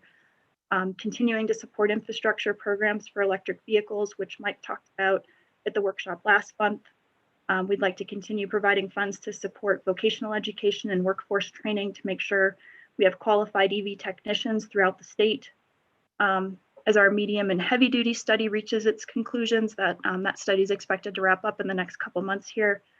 We'd like to have some funds to support fleet turnover and other recommended outcomes from that study. For transit, we have this goal to electrify 100% of our transit vehicles in the state. And this line item will include an EV planning study for Bustang, a long anticipated EV planning study for Bustang, as well as planning grants for other interested transit agencies throughout the state who are starting to kind of chart that course to electrification. There are some really great funding streams out there for transit electrifications from the FTA Low-No grants, Alt Fuels Colorado. There's a potential new funding stream for transit electrification in the transportation funding bill that's currently under debate at the legislature. But transit agencies don't just go out and buy an electric bus. They really have a lot of homework to do before they can do that. They need to understand their routes and their charging needs and their utility rates and their maintenance facility needs. and just really a host of things before they can put in that application. So these planning grants will help them, enable them to be able to get funds for vehicle replacements. We also have a great partnership with CASTA to provide that education and support transits who are interested in making the shift. And then the final education and outreach bucket there is one we didn't need to fund in fiscal year 21. Lots of this is stuff like ride and drive events that were obviously put on hold during COVID, but we have done education outreach in prior years. This work is really focused on brand neutral public education events that allow people to really experience an EV, many for the first time. Things like this happen really organically a lot of times in the metro area, but our focus for these dollars is more on making sure that people all over the state can learn about EVs. So, you know, how they fit into their daily lives, how they can save them money, give folks an opportunity to take a drive in one. So a focus here on educational events, different vehicles, different places statewide. And now we can go to the last slide. This is just a summary of the 3 program areas so you can see it all on one screen. So we're requesting your feedback on the programming of this $10,150,000 for projects. Today is intended to be a conversation, and know again that myself and my staff are also very happy to have offline conversations with anyone on the commission if folks want to dive deeper into any of this. But we can talk today, and the plan from here is that we'll incorporate your feedback into a final version of this request, and that'll come before you hopefully next month as part of Jeff's budget supplement. So with that, I'll hand things back to Chair Stewart, and we're happy to take your questions. Well, thank you for just an excellent presentation, and no wonder all of you look so tired. I'm just kidding. I'm just amazed at the amount of work you've been able to do in such a short time. So I have a queuing order here. Commissioner Gifford is first, and then Commissioner Vasquez. I have 2 questions or 2 comments. The first question or comment, and I'm not even really sure that it falls under UK, but when we're talking about supporting employee TDM, I hope we're also concerning ourselves with CDOT employee TDM. I had heard kind of anecdotally that the eco passes had been removed, which might make sense if people weren't coming into the office, but I'm hoping that that will be reinstated as we go back to work. I think we need to set an example. And so I hope that we will restore whatever level of participation in the eco pass program that we had in the past. And again, Kay, I'm not really sure that this falls under you. Perhaps this is for somebody else to respond to, perhaps Shoshana. But, yeah, I can take what I know, and Shoshana might be able to jump in. But yeah, we are starting to have kind of those return to work conversations. The EcoPass question is larger than just CDOT. That's being handled by DPA. But there are some considerations about, you know, whether we would go back to EcoPasses or whether we might do some kind of commuter flex benefit system. But our HR office is in the mix on that, and Lisa Streisfeld is advising them on some of the TDM expertise. Let me just add the comment that EcoPasses do go beyond just trips to and from work. And so reimbursement of trips to and from work, or trips, you know, within the workday, doesn't necessarily serve to encourage transit use to the extent that we might have wanted to encourage transit use, or that full EcoPass would encourage transit use. And I would hope that CDOT would, you know, exert leadership on this question and would see what we can do to encourage transit use throughout the state employee system if this is being handled at the full state level. And would take into account that it's not just about trips to and from work or trips within the workday. It's more about, you know, how we approach life. So that's one. And then on the mobility technology, I had some detailed questions, but I'm going to take Kay up on the repeated suggestion that we would be willing to, that Kay would be willing to perhaps have a more in-depth discussion of some of the material on connected and autonomous vehicles. I know that before you arrived, Kay, like sort of several years back, there had been a plan or a proposal for a more aggressive approach to connected vehicles. And I think that we just haven't heard much lately about what kind of progress we're making on that. And the memo was so concise as to be a little bit hard to know, to really understand what we're doing and what we're planning to accomplish and what the milestones look like sort of out a few years. So it'd be great if in the next 2 months we could have a more in-depth discussion of that from Ashley. So that's it. Those are my 2 comments. Thanks. Well, I'd second that as well. I think that'd be great. I have Commissioner Vasquez, then Adams, and Beatty. Actually, both the questions that I put in the chat have been answered by Lisa, so I'll pass it on to the next questioner. That sounds great. Thank you. Commissioner Adams. Kay, and your team. Look, you guys are doing a great job from my perspective, but I do have a request, and that is a request for what I would call communities of color. One thing I observe is that the use of EV technology, whether it's buying vehicles or basically a familiarity with the whole technology or even a confidence that it is something we need to do. So I worry that a lot of the people in that community will be left behind. So would you consider, you and your team consider even a grant or maybe a study to really look at the implications or whether there are real differences between how different communities based on financial capacity or otherwise are actually moving forward with this technology and will not be left behind? Yeah, that's a great thing. It's something we're concerned about as well. We're out a little bit ahead of you on this one. We are, 2 of the staff, Mike and Lisa, are participating in the EV equity study that's being undertaken by the Energy Office. And that's exactly the kind of thing that we're looking at is really making sure that the benefits of EVs are accruing equitably to all different communities throughout the state, that EVs are within reach of people who have lower incomes or who live in multifamily housing and don't have a dedicated parking space. So that is something Mike and Lisa, can you update me on when that study is expected? But that's something we'd love to brief you on once it's complete. Yeah, I'd Yes. love to know more about it. Maybe we can do a deep dive when there's more availability. I would love to sit in and hear and understand that. And then certainly I would be glad to be a spokesperson in my communities to make sure people know that they're not being forgotten about in this whole conversation.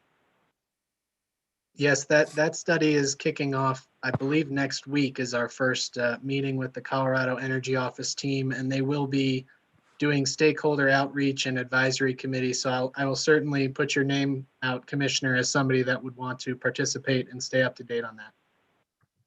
And one other Thank you. point to Thank you very note much. that EV equity study will look at the benefits of EVs for emission reduction on various communities as well. So it's not just who's riding in the EV, but it's making sure that we're getting a good equitable distribution of the EVs to reduce emissions in vulnerable populations. Thank you. Makes sense to me. Thank you very much. Thank you. Thank you. Next, I have Commissioner Beatty and then Commissioner Hickey. Yeah, I have several. I'll start off with following up on the equity comments that Eula had. Just gut feelings with a lot of this is income equity levels with electric vehicles. Number one, to get an electric vehicle is more expensive, so it's much more difficult for low income to get.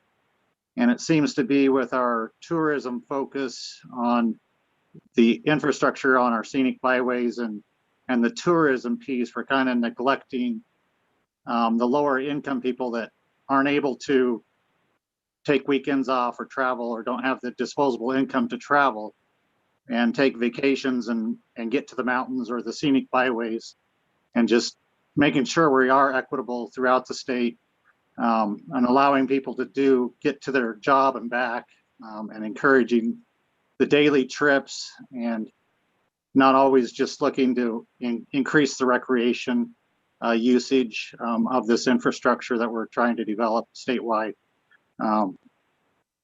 It just kind of raises some equity questions when we're focusing on tourism and recreation corridors and things and not focusing just in a good, sound, robust system that will serve everybody.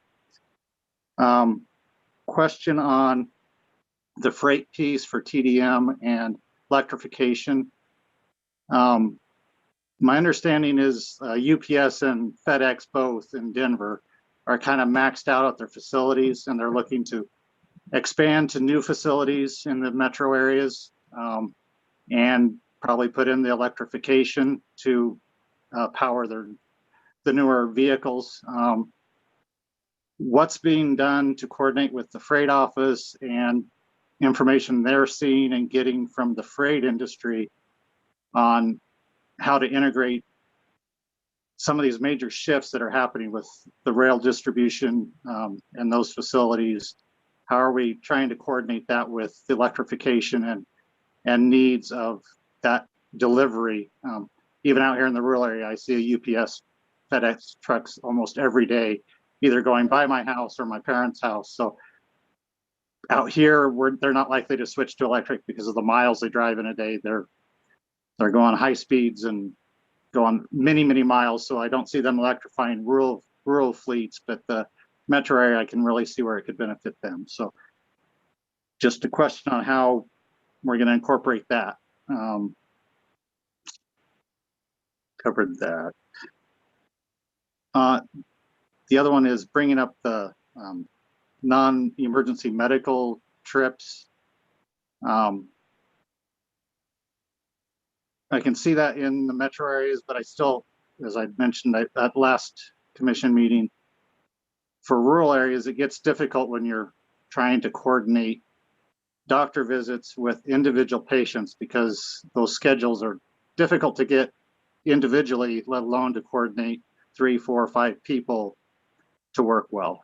So my local hospital serves an area about the size of Rhode Island. So when we have rural areas of the state that serve the size of other states, sometimes I think our state focus on trying to do medical gets to be difficult. I think there's other ways to address some of those, is trying to get traveling doctors, the specialists, to go to the rural areas rather than always trying to get all the people in the rural areas to coordinate to go to the metro city areas for specialty clinics or specialty doctors. That our local hospital does a really good job of getting most of the services provided locally. Occasionally have to go in for the surgery or certain things, but those are just some points on those issues. So I think that covers majority of it for now. I'll look forward to the equity study and input on those and any comments you'd have on what I talked about. Yeah, Mike, I don't know if you might want to talk a little bit about the plazas program and the medium and heavy duty coordination. And Lisa might be able to talk a little bit more about some of the emergency medical transport or non-emergency medical transit. Yes, so excellent points. In terms of the focus on rural electrification, it does certainly include scenic byways, but is not limited to those. We fund projects that are in any sort of rural area. And one of the benefits with the byways is that many of those byways, not all of them, they're all different, but they provide both a recreational destination for people from the Front Range or other parts of the state, but they also, at the same time, by investing in charging, lay the groundwork for community charging by the residents of that area, many of which are smaller towns and more rural areas. So I certainly appreciate the importance of making sure that it's not just focused on the recreational traveler. We find that this program is able to do both, but we also have funding for the commuter trips that you referenced. And one of the topics of the EV equity study explicitly is rural versus urban equity, not just equity within urban areas among income groups and demographics. In terms of the question regarding UPS and FedEx and other large fleet, one of the most important things that those groups can do is coordinate with the electric utility in selecting their new locations, if they are indeed moving, to make sure that the capacity is built from the start. CDOT plays a really important role in coordinating between the Freight Advisory Council, the Colorado Motor Carriers Association, and those electric utilities. Much of the time it's Xcel Energy in the Denver Metro, but there are others. And making sure that that conversation is occurring early on, that all of the partners are familiar with and understand the incentives available from the state and the key questions that they need to address. So I do agree that the electrification of delivery probably makes a lot more sense in those denser routes. UPS, FedEx, companies like that are famously have excellent data on their vehicles and their routes. And so they are actually some of the most well-positioned to make really informed, highly precise decisions about which vehicles can and can't be electrified yet. And so that we definitely look to support them in that, make those connections, and when there are barriers, help to address them with either grant programs or just added planning and conversation with other stakeholders. Yeah, follow-up on that would be the planning piece to make sure that as they're looking to move, that we're making sure our other road infrastructure can match up to their needs, and trying to get that conversation, if there's any role this division can have with the freight and the highway planning, to make sure that as these things move, that we have those connections and we're planning our system and meeting the needs as some of these major shifts are happening and being planned. Being out ahead of that, I think, is very key, so that we can try to reduce the travel times they're having to travel, so they're using less electricity or fuel, whichever it is. And I mean, there's a lot to tie that all together, and just trying to have this office help support the other offices and making sure our infrastructure is laid out in a way that it can help reduce those amounts and not continue to cause congestion and other issues on the other highways, if we can figure out how to make sure they fit together to reduce the travel times, reduce the congestion issues, or slow the growth of it, as I see probably is going to be the true case. I don't think we're going to get rid of congestion without stopping growth of Colorado, but anyway, my points. Thank you for your questions, commissioners. Just to follow up a little bit more on the freight TDM, one of the things that we thought we could address is working really closely with our freight office and the freight advisory committee on this task. We wanted to also try to facilitate some strategies to help those smaller freight transport companies. The larger FedExes and UPSs and Amazons, they have the capital budget to invest in high-end logistical software, but the smaller companies may not. And what kind of strategies could we help use to help educate and inform them to make better decisions on where to park, what times to travel, avoid I-70, eastbound on Sunday afternoon, comes to mind. But, how do we get that information out? And so we would work very closely with the Freight Advisory Committee and the Freight Office on that study. The second topic that you all asked about was the non-emergency medical transportation. And certainly right now, what the hot topic is getting people to vaccines. And we've actually had requests from the governor's office. Hey, do you have software?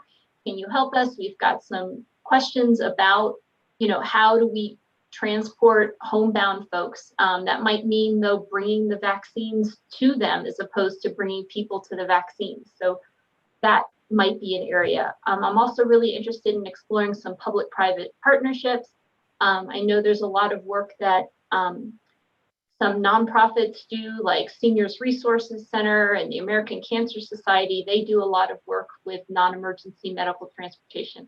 So I was hoping that with this budget line item, we could do a demonstration project to partner with one of these other organizations to try to improve the situation and really expand our portfolio of innovation. Innovation shouldn't just be for freight and the suburban commuter. I want to make sure that innovation hits lots of parts of our society and helps. I happened to be talking this morning with South Central Council of Governments, and they told me that 36% of their trips are medical down in Trinidad and Walsenburg. So, there's a lot of opportunity in our rural areas as well to try to do some partnerships. So that was what I was envisioning. Yeah, just Those- wanted to share that I heard somebody drove from Evergreen to Lamar to get their vaccine because they got an appointment in Lamar, and so they drove an 8.5 hour round trip to get their vaccine in Lamar. So, and I know we had quite a few come out to our local vaccination clinics or drives that they've had at our fairgrounds out here in Lincoln County. So we're actually seeing the people travel from the metro areas into the rural areas because we're having kind of a little bit of a surplus, not a huge surplus, but there's extra shots sometimes when they're doing the bigger clinics. So it's just interesting to see that people are actually driving that long, that far away to get their shots. So Great questions, great answers. You certainly you certainly nudged us in the direction of more thought toward this. So I have a queuing order of Commissioner Hickey, then Vasquez, then Stanton. Thank you, Chair. I think my comment and questions have been addressed really by this further discussion, so I'll stand by for now. Thank you. Thanks very much. Commissioner Vasquez, then Stanton. Yeah, I really want to thank all of you for this great review of what OIM is doing. And my question has to do with how you're going to manage knowing where disproportionately impacted communities are in this attempt to reduce greenhouse gas emission impact. So the mapping I've been able to find for the state is based on demographics where you have age and income and race or speaking a different language in home. What's missing is an understanding where the point source and the moving source emissions are and where communities are most heavily impacted, particularly by emissions from transportation. The easiest way to deal with that is your non-attainment areas, but that doesn't address the entire state. As a matter of fact, there, as I've said before, there are a number of places in the state where we have no idea what's in the air in terms of VOCs or ozone because there is no monitoring going on. But ignoring that point for a minute, are you aware of any mapping availability from the state that actually pulls together whatever data sets we have on VOC and ozone concentrations in the air? Mike or Lisa, do you know, I know part of the equity study is kind of creating those maps. I don't know if you can weigh in on what's available now. Yes, so the Colorado Department of Public Health and Environment is actually working on this very type of tool. They have a beta version of what they're calling a climate equity data viewer, and it combines a number of the demographic data points that you mentioned, Commissioner, with another set of EPA air quality and climate data points. I believe there's a total of 14 factors.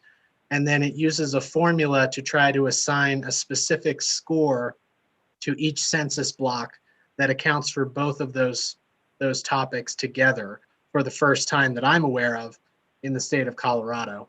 So one of the things that we've already started talking with them, as well as with Xcel Energy, who has an equity component of their transportation electrification plan, is how could you use this tool or something like it to influence our programs, our grant programs, to score different applications, whether it be a transit agency, an individual building, an individual service provider across the state in a way that accounts for this and then directly targets our funding and our programs to the areas that are most directly impacted.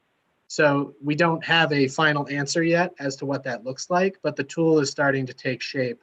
And part of the EV equity study will be working with the public and other experts to tell us what is the best way to use this and improve it to directly affect our programming and our grants in the future. Thanks so much for that, Mike. Can you tell me, is it accessible by the public at this point, or is it in beta and quite limited?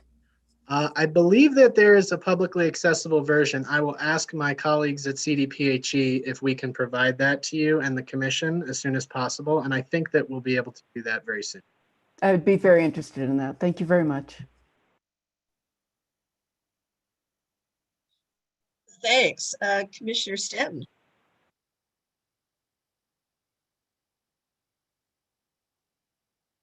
I wanted to thank everybody for an excellent briefing. And Lisa, I appreciate your comments. And I want to offer a couple of suggestions.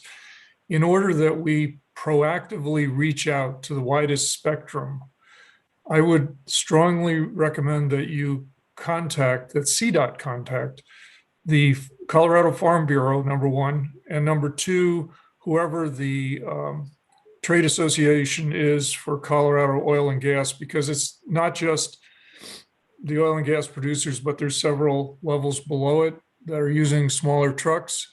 And you might be able to, I think they'd appreciate being asked, and B, you might find out some interesting things about what they're doing or their views, even if they're negative.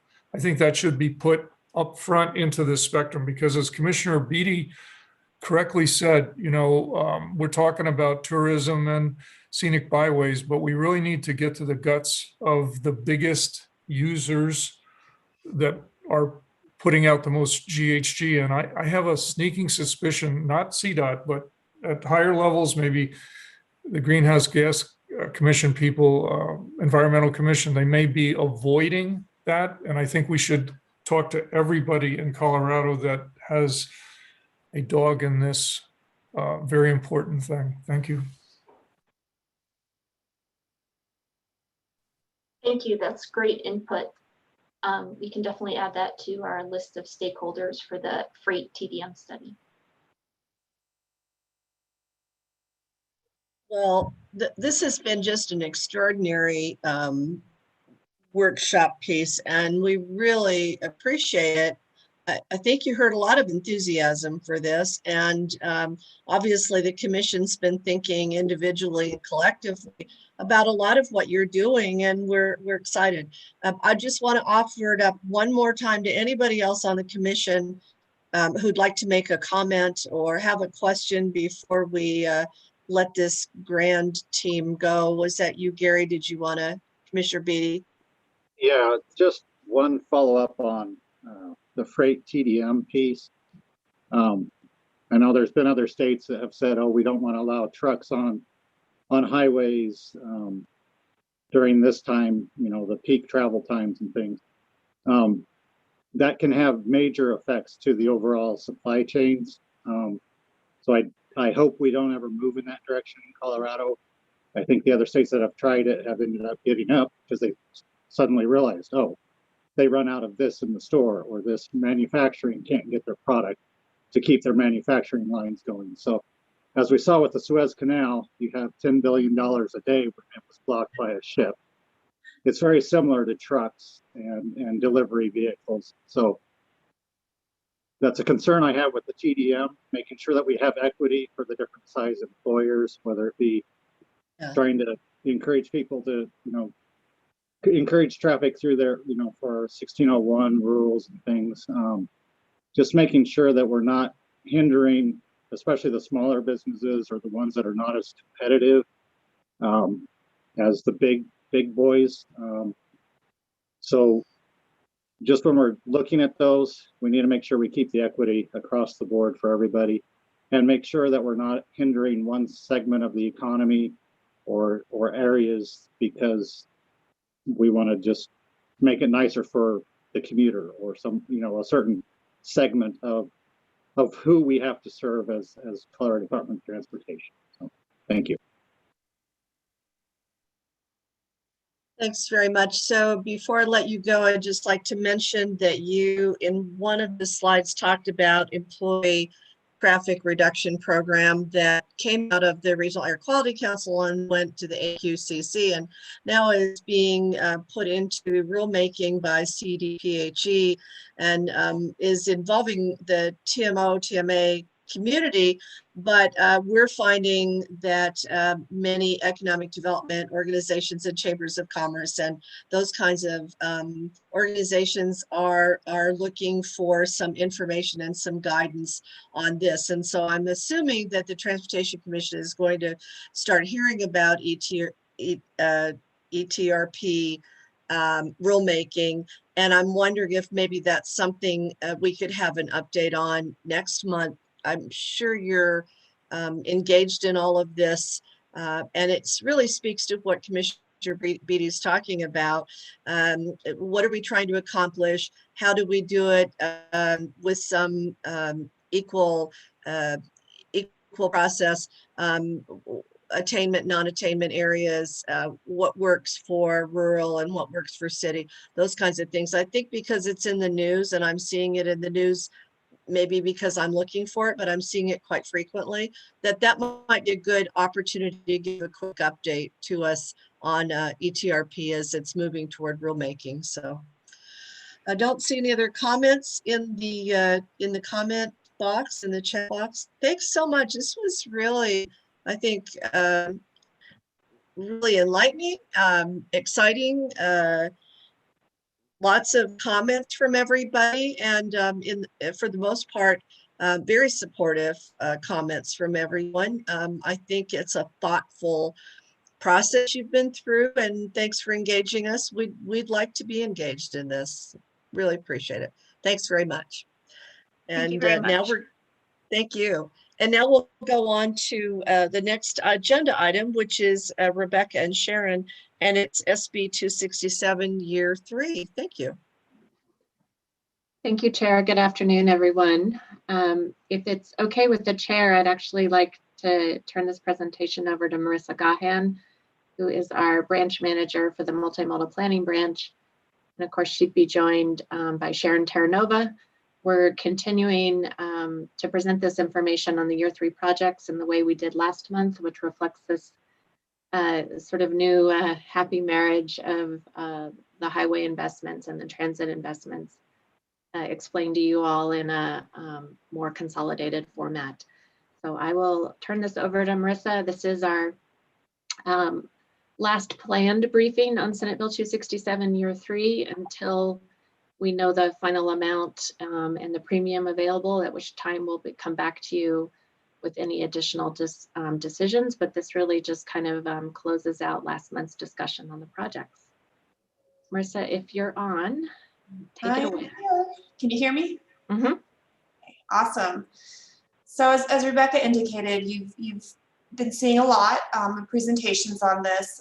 Back in February, we came and provided you with a full recap of the Senate Bill 267 funding decisions, the fluctuations, and then what we've been able to fund to date for years 1 and 2, and then the stimulus funds. Last month, we presented the year 3 project options, both for highway and transit, focused on bringing us closer to our regional equity goals. The year 3 project assumptions are, the options are built on assumption of approximately $500 million. So that's the scenario that was used to identify the year 3 projects. So this presentation won't go project by project again, though the projects were included at the end of this presentation, should you want to look at them again as a reference. But really, this presentation will summarize the roll-up statistics and information about what the delivery of year 3 projects will accomplish for the state. And then at the end of this presentation, we've also left some time to give you an update on Burnham Yard. Next slide. So again, our assumptions for year 3 were $500 million for highway projects and about $50 million for transit projects. So in that package of funding, we're proposing 51 projects. These are projects that are consistent with what you've approved previously with the 10-year plan that we're advancing. 18 of the projects are highway capital projects, 20 are transit capital projects, and then we have 13 rural paving projects that would represent over 100 miles of rural roads paved. We also included about $28 million for highway and transit project pre-construction. So this funding will really allow us to deliver, fully deliver our year 4 project commitments quickly once the year 4 funding becomes available. and then also give us the ability to stand ready to deliver projects in years 5 through 10 should additional funding become available. Next slide. So this is a map of the year 3 projects. They show the placement of the capital, the rural paving, and then the transit. So you can just see there's a good geographic spread of projects. And then, you know, if you take holistically, if you look at year 3 proposals with what we've been able to accomplish in years 1 and 2, that represents that we've been able to advance over 100 projects from our 10-year plan, which is really exciting. Many of those projects are complete or under construction, so making really good progress. We've been able to touch every corner of the state and enhance every corner of the state with the rural pavement program. Just in 2020 alone, at least 580 miles of rural Colorado roads on the state highway system were improved. I think Sharon Terranova is with me from the Division of Transit and Rail. I don't know, Sharon, if you want to talk about the Mobility Hubs program process. Sure. Hi. So for our Mobility Hubs program, we've got 20 projects in various stages of development. 4 of the projects are completed and 2 projects are currently in construction, and that's the Centera Mobility Hub in Loveland and the Berthoud Mobility Hub. We've got 7 more that we've identified for in planning and design phases right now. Very exciting that we should have, we probably can be opening 2 mobility hubs in 2022 and up to 5 in 2023. So we're really excited about that.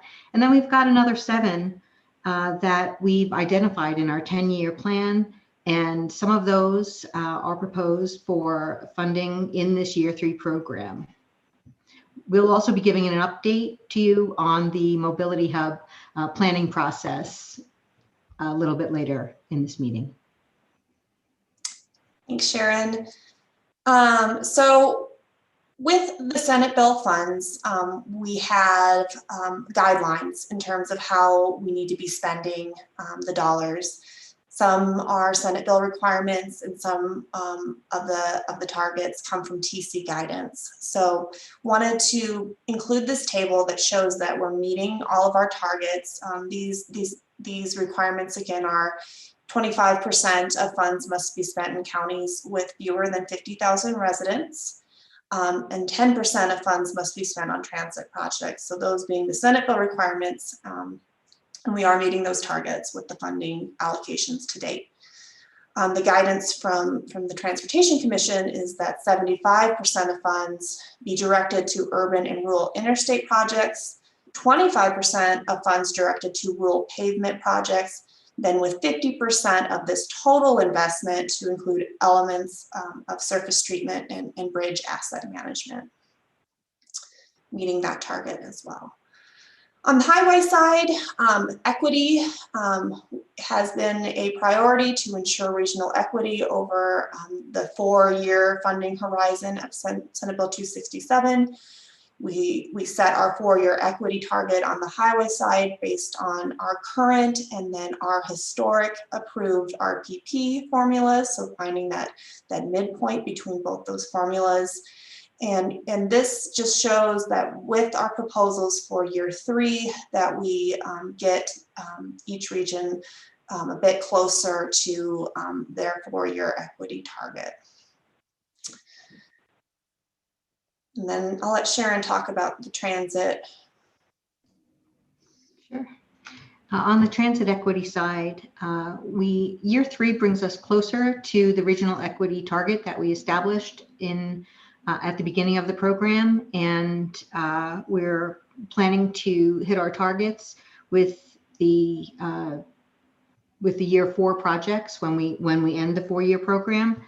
Ours was based on the Multimodal Options Fund formula, which is about 85% for the urban areas and 15% for the remaining TPRs, and then adjusted to meet the at least 25% going to rural communities, rural counties, and then 75% to urban.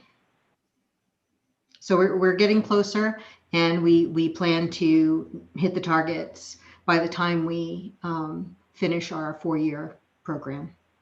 Thanks, Marissa. Awesome. Thank you, Sharon.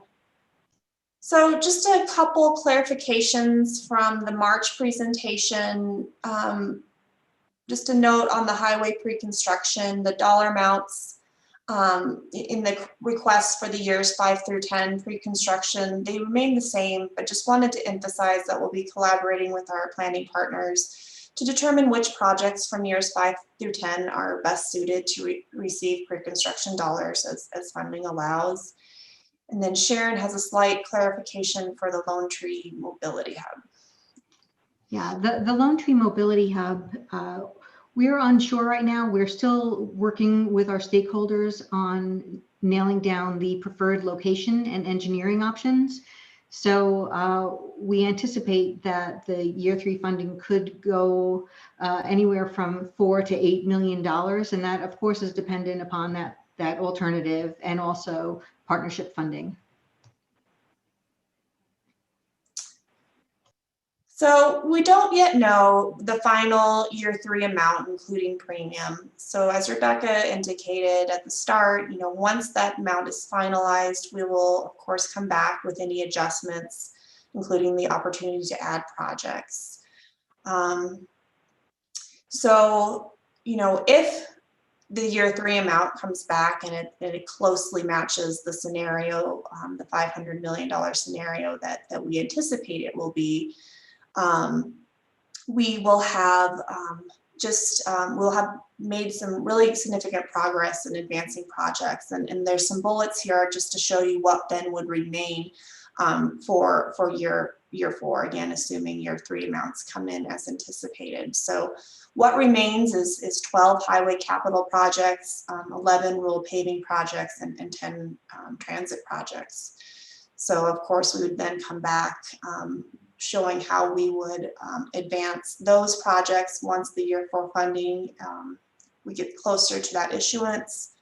And we may be able to even bring in some additional projects from years 5 through 10, since we have been able to advance projects a little bit more quickly with the stimulus, but we'll just see how everything comes out with funding. So want to emphasize that we are still keeping our eye very close on the 10-year plan. We have 6 years of work left to do in the plan, so our work is not done. So given the new funding opportunities on the horizon, we'll of course continue to look at and advance projects as funding becomes available. I'm wondering if you could stop and take Commissioner B's question. Oh, sure. Thank you. Yeah, just on slide 6, it was the allocation guidelines. Under the TC guidance, you had 50% of the total investment to include elements of surface treatment and bridge asset management. Isn't that, I thought most of it was all surface treatment and asset management. What is that clarifying that only 50% is going to that, I guess? Is there a clarification on that? And then I had another question too, but I just was wondering what that 50% was kind of referencing. It's, of the total, we know that, so of the total, you have 25% going to rural pavement, but then of the and with the other 75 going to the urban and rural mix of interstate projects. But of the pot that includes what we're doing for the rural pavement, we want to see over 50% of the total. That would include elements of surface treatment and bridge asset management. Again, speaking to bringing our system back into the state of good repair, which was, a big push for the 10-year vision and our statewide plan. I don't know if Rebecca, it's kind of difficult to describe. I have a nice little visual that shows this, but I don't have that in the slide deck today, but maybe Rebecca, you can explain that a little bit better. Is it taking out kind of the capital reconstruction projects? Is that kind of what that's referencing, or? You know, Commissioner, thank you for catching this, because I think that the language here is important and we probably should have been clear. When I read this, I thought we were interpreting the guidance from Commission that 50% of the total investment include changes to our assets that would extend beyond just surface treatment and bridges. So that to where we're getting at culverts, other features of the system, just recognizing that state of good repair commitment. If I'm picking up on what you said, is the language here too limiting to only pull out only sort of focus on 2 of the assets? Is that what you're getting at? Yeah, I think it could just be misconstrued by the public that, only 50% is going into the actual infrastructure. They're going to ask, where's the other 50% going? I mean, it's kind of what it raised in my mind. It's like, very good point. I understood all the money's going to road infrastructure, and that statement just kind of is like, okay, is it all going to planning or environmental, other things that aren't maintaining the infrastructure? So just a comment on that one. Thank you very much. We'll fix it. The other one on the number you used for the rural paving that's been done, the 580 miles, is that strictly due to the 267 funding? Because I know most of these projects also brought in quite a bit other surface treatment dollars and safety dollars to do a lot of these projects. So when we're talking to legislators, I'm concerned if we're pulling in those other dollars and using the total amount that we did with these projects, because they may think, oh, well, for what we used with 267, we can get maybe more miles than we actually are getting out of the funding. Because I know a lot of them in my region, they brought in other surface treatment dollars to get the full project done. That the funding from 267 did not fund the entire project. So I was just wondering how those numbers are being brought up. And as we're talking about funding from the legislature, I think we need to be careful of representing that the funding they've given us through that is doing more than maybe it has truly done when we're bringing in all the other funding sources to get these projects done. Okay. I definitely see your point, Commissioner. I think we were sort of trying to tell the flip of that story, that by focusing on rural pavement condition and identifying set dollars for it, it allowed us to sort of attract other funding and get even more done. So I think you're pointing out those examples a lot, where we grabbed some Senate Bill 267, combined it with some surface treatment, and look at all we were able to do. I completely understand your counterpoint of we don't want to suggest that 337 million is all you need to get all these miles done, and we can definitely nuance that. But I think it's a reflection of making that investment and what it was able to achieve, and we'll just have to be able to explain that. Which I agree. I mean, a lot of these would have been much smaller projects and things, or maybe it even didn't get done. So I'm just trying to make sure, because I've kind of started to feel like the legislature, oh, well, we need to, I just have started to feel like we're maybe overstating how much the 267 really was accomplishing on its own. So some way to kind of clarify that with the 267 plus this much of other funding, we were able to do something just to make it more clear that 267 funding did not do 580 miles by itself. And I think that goes for all the projects. We bring in the mixed pot to every project. So very good point. There's bridge enterprise and a lot of these projects and other sources. Yeah, understood. it's trying to make sure, especially the legislature understands that the money they've given us is being leveraged with a lot of other funding to show that we're doing these projects. So, because we need more funding. Yeah. If I can just jump in quickly on that, I think, we knew when we started using the 580 number that there was some possibility people would get confused about what fell into which bucket. But I think on the flip side of that, the fact that the added focus on rural roads kind of leveraged a more concerted effort across the funding base is very true. So, the fact that we're measuring the way we are and that we're putting the level of focus, is because of the, redoubling of our emphasis that happens in the 10-year plan. So, I totally agree on needing to make sure people understand that's across our funding base. And I think when we talk about it, we always say that, but, I do like the fact that, we are able to show that we've made a more concerted effort because of the focus that came out of the planning process. Yeah.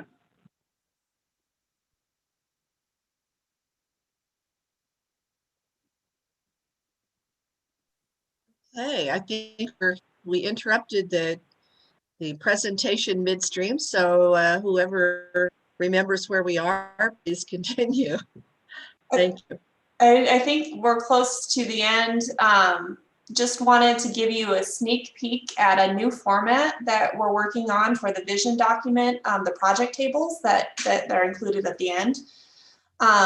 Based on your feedback on how you liked to see the transit and the highway projects, being organized together by corridor to really tell that complete story. We've taken that approach to the vision document, so we'll be formatting everything by corridor to show both the highway and transit needs. And then we've also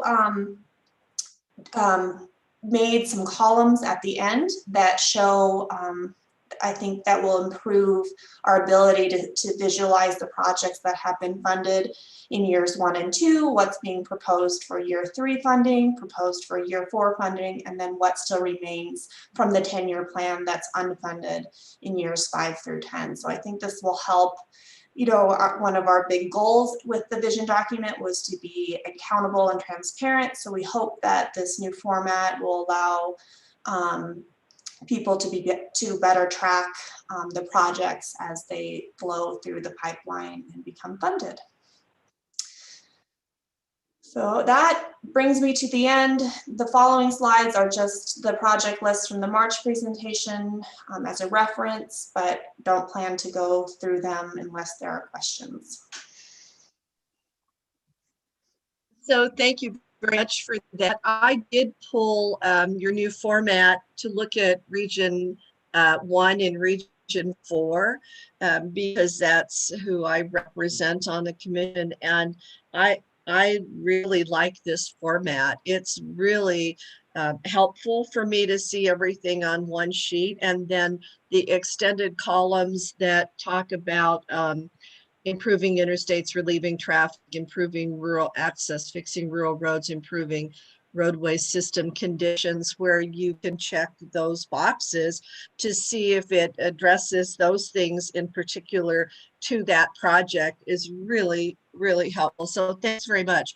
I'll open it now to any other commissioners' questions or comments before we move on.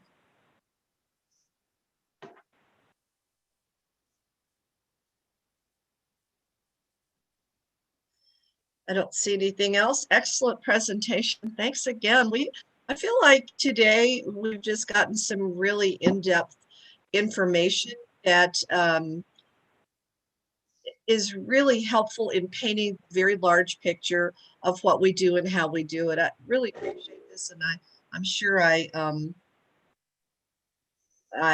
speak for others on the commission as well.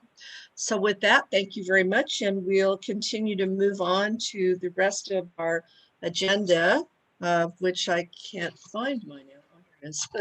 Chair Stewart? Yes. Is it Commissioner Debo? No, this is Nick Farmer. You wanted to pick up here instead of moving on to the next agenda item. Is that right? Yes, please. Yes, please do. Sorry. Thank you, Madam Chair. So just want to brief the commission where we're at with Burnham Yard. You can go to the next slide, please. So Burnham Yard, I know we've talked about this a lot in the past, but just quickly, just to reorient everybody. Burnham Yard lies between the city of Denver's four main road arteries, I-25 to the west, Santa Fe to the east, Colfax to the north, 4th Avenue to the south, and it's bisected by 6th Avenue and 8th Avenue. The whole yard itself is around 61 acres. When we bid on this back in 2019, seems like forever ago, the UP only put up around 60 acres for sale, and right now it's around, I think, 59, 60 acres with some of the carve outs for the property. You can go on to the next slide. So again, a little bit more about Burnham Yard. I-25 is obviously to the west of it, and is one of the most busiest and most congested highways in the state of Colorado, serving over 250,000 vehicles per day, and it's only going to keep growing in the near future. Successive studies have found that the consolidated neutral line, perhaps moving the consolidated neutral line off the highway is a possibility. But the purchase of the property enables significant investments for capital improvement along the highway and for the property itself. And it could be an economic generator for the Denver metro area and the state, and for getting people off of I-25 onto rail through RTD and perhaps Front Range Rail. If you can go on to the next slide, please. The benefits of owning the property, having the state own the property first. Through roadway and transportation and safety improvements, I-25 can be more efficient and safe with the potential addition of auxiliary lanes, graded ramps, eliminating congestion and crashes. There's significant hazards to vehicle and pedestrians can be eliminated by removing the two most heavily traveled at-grade crossings in Colorado at Calumet and Santa Fe, which have caused 38 crashes, including 2 deaths, which is a little bit south of the property. The local street connections can be improved through consolidation of rail track crossings are both RTD and heavy rail at Alameda and 13th. Sorry, the formatting got cut off of, but this came off of the Google platform. In terms of light rail and RTD improvements, RTD can add additional light rail capacity through Burnham Yard, which is currently a system bottleneck for them. It can allow for mode shift opportunities for travelers between a potential Burnham Yard mobility hub, between RTD and Mustang and potential Front Range Rail, bike and ped and other micro mobility options that could serve into the Capitol and Lincoln neighborhoods. Pedestrian bike connections through Burnham Yard can and will reconnect neighborhoods to one another in the South Platte River. I know it's really important for the city of Denver to have better east-west connections in that area as well. And lastly, the Front Range passenger rail is only feasible if it serves the core of Denver, which can be accomplished via Burnham Yard, serving downtown Denver and the rest of the state. I think that's something that's very important to point out. Next slide, please. So before I go into the current acquisition plan, I know we talked about this in February, and we heard 5 concerns coming from the board and from the commission. There was ambiguity about the project purpose and the concern about moving forward, absent clarity around the purpose around I-25 and either adding express lanes or adding safety improvements on I-25. There's also some concern about taking too much risk, especially around the non-transportation related elements of the project, including risk associated with the resale of future parcels. There's also the concern about CDOT and HPTE purchasing or retaining possession of the land of the whole property and not just the parcels that might be relevant to transportation. And there's also the awareness of CDOT operating outside of the scope of its responsibility and venturing into vertical development. And we're obviously in the business of horizontal development. And the amount of money at play at the loan and the opportunity cost relative to other projects that could be completed. So we took those concerns and we thought about them, and we've working closely with the governor and the governor's office. We working with the Colorado Office of Economic Development and International Trade, and in the future, the Colorado Department of Local Affairs, DOLA, once the property is purchased by HPT, to reimburse CDOT for half of its prepaid lease payment, and then offset the risk to CDOT through the purchase of non-transportation related parcels once CDOT has identified what it needs for the right of way for transportation usage. We're currently in discussions with OEDIT. We will be presenting to their Economic Development Commission tomorrow morning and asking them to earmark $7.5 million towards the $15 million of prepaid lease for the acquisition of the property. Also, once HPD and CDOT are in control of the property, we'll be committed to finding other funding sources that could help maybe purchase parcels from CDOT to help repay our HPD's debt obligations in a more expedited manner. So we're not, the risk of CDOT holding on, or CDOT and HPD holding on to the property longer than needed is mitigated. Our funding plan is for, if you're going back to the slide now, the funding plan is for HPD to pay the Union Pacific Railroad $50 million for the property. That'll be funded out of a $40 million loan from HPTE. CDOT and OEDIT will put up $15 million. That will go towards the prepaid lease, as I mentioned before. HPTE will own the property, and CDOT will lease the property from HPTE, and that $15 million will be put towards prepaid lease. HPTE, so 40 and the 15 is obviously 55, so it's over the purchase price. So HPD is going to be retaining $5 million to cover environmental, land use planning, and other costs to be spent during the next 3 to 5 years on improvements to the property, which are hoped to increase property value and facilitate a disposition with a developer. I should say we have a big one there. And then CDOT and HPTE anticipate retaining around 17 acres for future transportation use, and will be working very closely with the city and county of Denver and its stakeholders on a 2 to 3 year small area plan to determine specific mobility needs and the purpose and need for other potential projects. Next steps. So if we go on to the next slide, HPT will bring the purchase and sale agreement to the HPT board for approval in May, and bring the CDOT HPT Burnham Yard interagency lease agreement to the board and the commission in May as well. So we're going to be working very hard in the next month to put these documents together. We're really close on a purchase and sale agreement with the Union Pacific Railroad. I think we just have a few nits in the purchase and sale agreement to work out with them, and we'll be, I think, in a good position to execute that next month after the board's approval of the document. We also be working very closely with OEDIT and other state agencies on interagency agreements, or IGAs, for upfront contributions and other contributions for the non-transportation related parcels.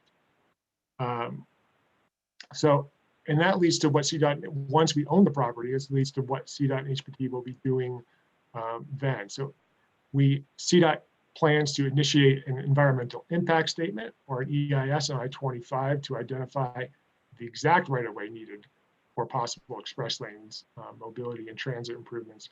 Again, working closely with the city and county of Denver on a small area plan. We will engage a planning development consultant to help us prioritize transportation-related uses and transportation-related uses on the property. Determine the extent of the environmental remediation the state, as in CDOT or other agencies, will participate in on the property and what could be left to a developer. And we will determine the exact right-of-way need for future transportation needs, solicit the land for sale, and develop and execute a purchase and sale agreement with for the remnant parcel or remnant parcels that are left over after disposition to other state agencies.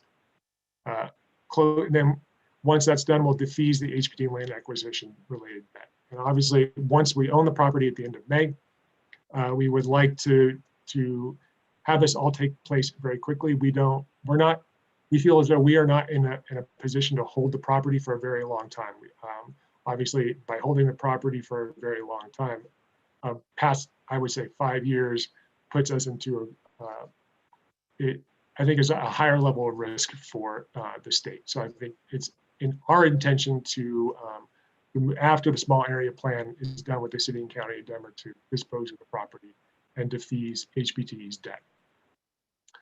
I think that's all I have in terms of updates on, that I kind of went over that already, but I apologize, didn't ask for the slide to be moved on. I know that was kind of a lot of information, but I think we really wanted to make sure that we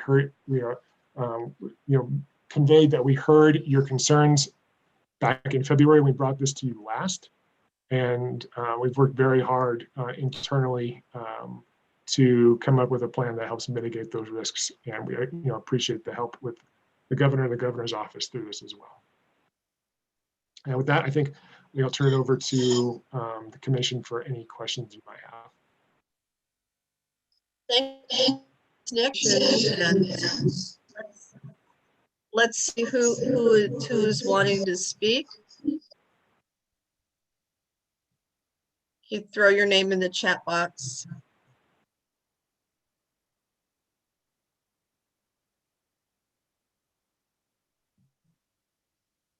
No comments or questions?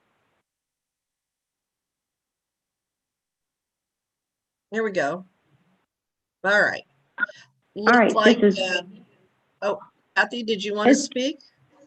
Oh, yeah, I just have a comment.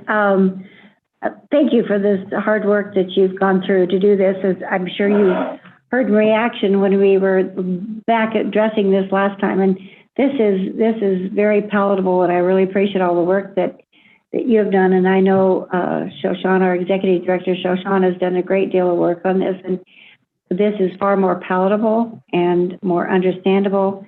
And I appreciate your hard work and Shoshana's work on getting this in a better situation. Yes, it's a valuable asset in the long run for us as our transportation goals. And like I said, I can't tell you how much I appreciate the work you've done on it.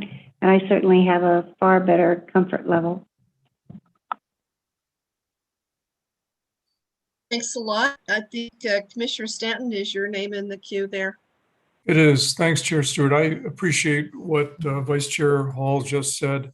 And I really think Nick and his team have done a great job. I'm really interested in the work they've done with the governor's office to reduce risk, and the idea that having economic development put in 7.5 million is good, and that they're setting aside the 5 million for environmental problems is very prudent. The one thing I wonder if they could consider, Nick has been mentioning, don't want to hold the property for more than 5 years. I think you might want to consider sunsetting it even early at 3.5 or 4 years, so that the risk to not just CDOT, but Colorado as a whole is lessened. Thank you.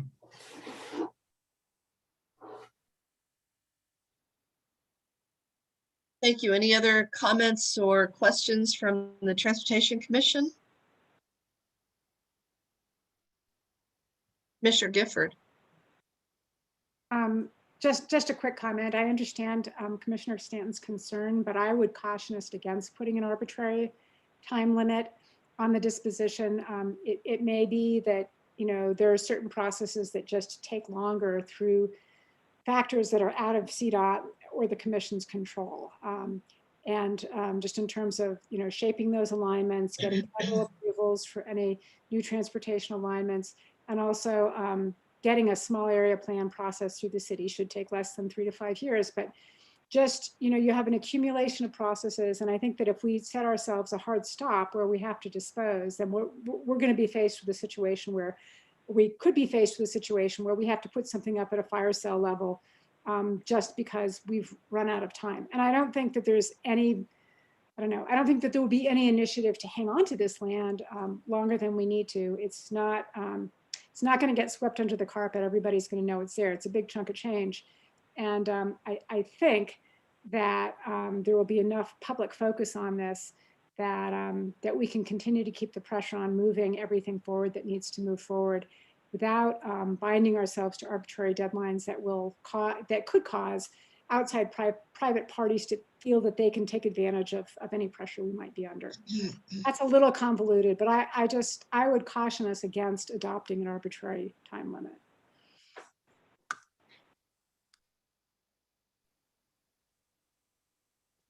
Few final comments or questions? Nick, what do we do with this now? Where does it go from here?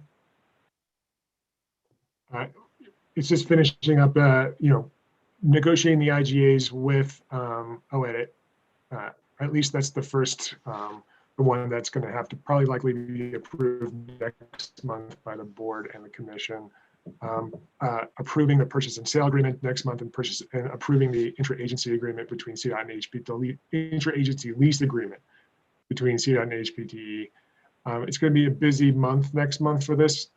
We're under a deadline to close by May 27th, and I think it's very doable. So I think that's next steps but the next steps for the commission and the board is, we'll see you next month and asking for your approval on this stuff. I think obviously we don't want some things to be surprises to you, so I think we'll be reaching out to discuss what the deal will look like in the next few weeks. So if you have any thoughts on any of that, we'll be happy to talk to you more about that in the coming weeks. Thanks very much for your presentation. I think you heard from everyone that we really appreciate you taking the comments that were made last month and addressing those comments and coming up with a resolution that looks fairly palatable, and for all the reasons everyone said. Commissioner Zink, did you want to say something? No? All right. No, Right, well, I was just going to echo that, and that we were heard. Thank you. I appreciate it. Thank you, everyone, and we'll look forward to hearing more as this moves forward.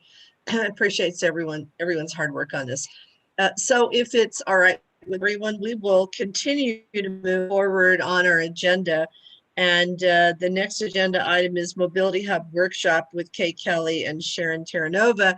I want to just say that this came up last month as we were talking about 1601, and there was several requests for knowing more about what is CDOT's definition of mobility hub. What does it look like? What is it doing? And a quick turnaround from all of you to give us this presentation today, and we really appreciate it. So I'll turn it over now to Kay. Thank you. Thank you, Chair Stewart. And yeah, just what you said, this was the workshop that was asked for last month. We want to provide some definition around mobility hubs and also provide some insight into some of the cost factors that influence the cost to scale up and down. So Sharon and Ed are going to take it from here. So I'll go ahead and hand it over to Sharon. Okay, great. Thanks, Kay. I just wanted to, if we could just go to the first slide for a minute.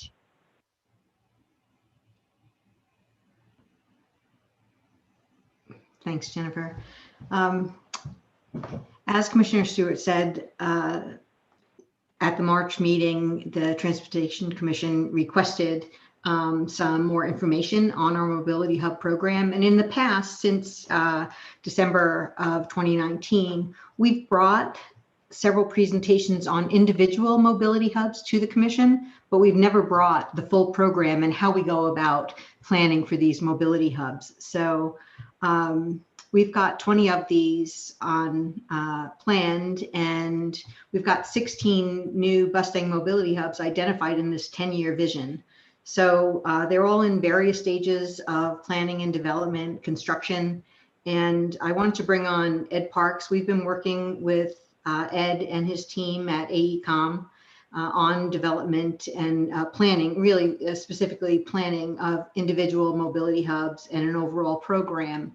And Ed is our lead planning consultant. And if you would walk us through the Mobility Hub program, Ed, and then we could take questions at the end, or if anyone has a question along the way, please let us know. Yeah, of course. Thanks, Sharon. Thanks, Kay. We can go to the next slide here, Jennifer. So just to give you a quick overview, like everyone said, we're going to run through the program, but I want to go through the vision and the goals and a little bit of the station definitions and some history before we deep dive into the process and the program.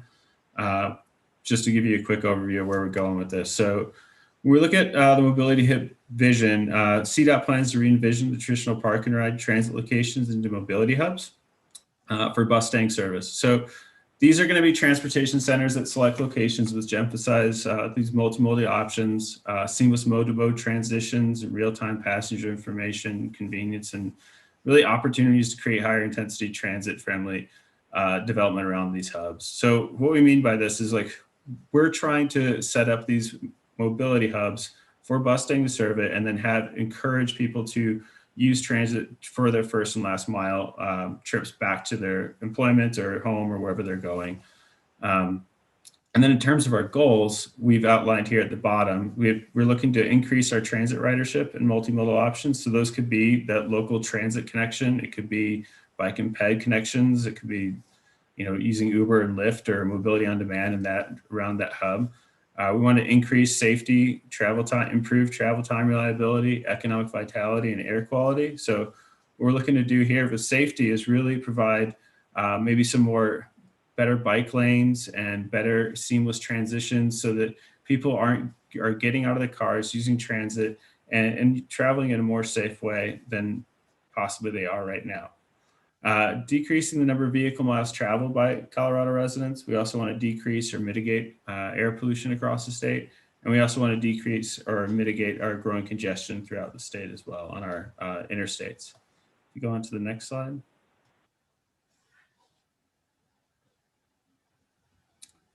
So going into some of our station definitions and some of the characteristics here, I'll just kind of run you through these three high level ones. So we have park and rides. So we define park and rides as transit stops that bus staying serves that allows drivers to leave their vehicles at a parking lot and take public transportation for the remainder of their trip. Park and rides typically do not have connections to other transit routes. The amenities at park and rides usually include a parking lot and a shelter. On the right here, you see the Monument Park and Ride. So you can see the bus staying sign, the bus staying shelter there, and then the rest of the vehicle is parked in the lot.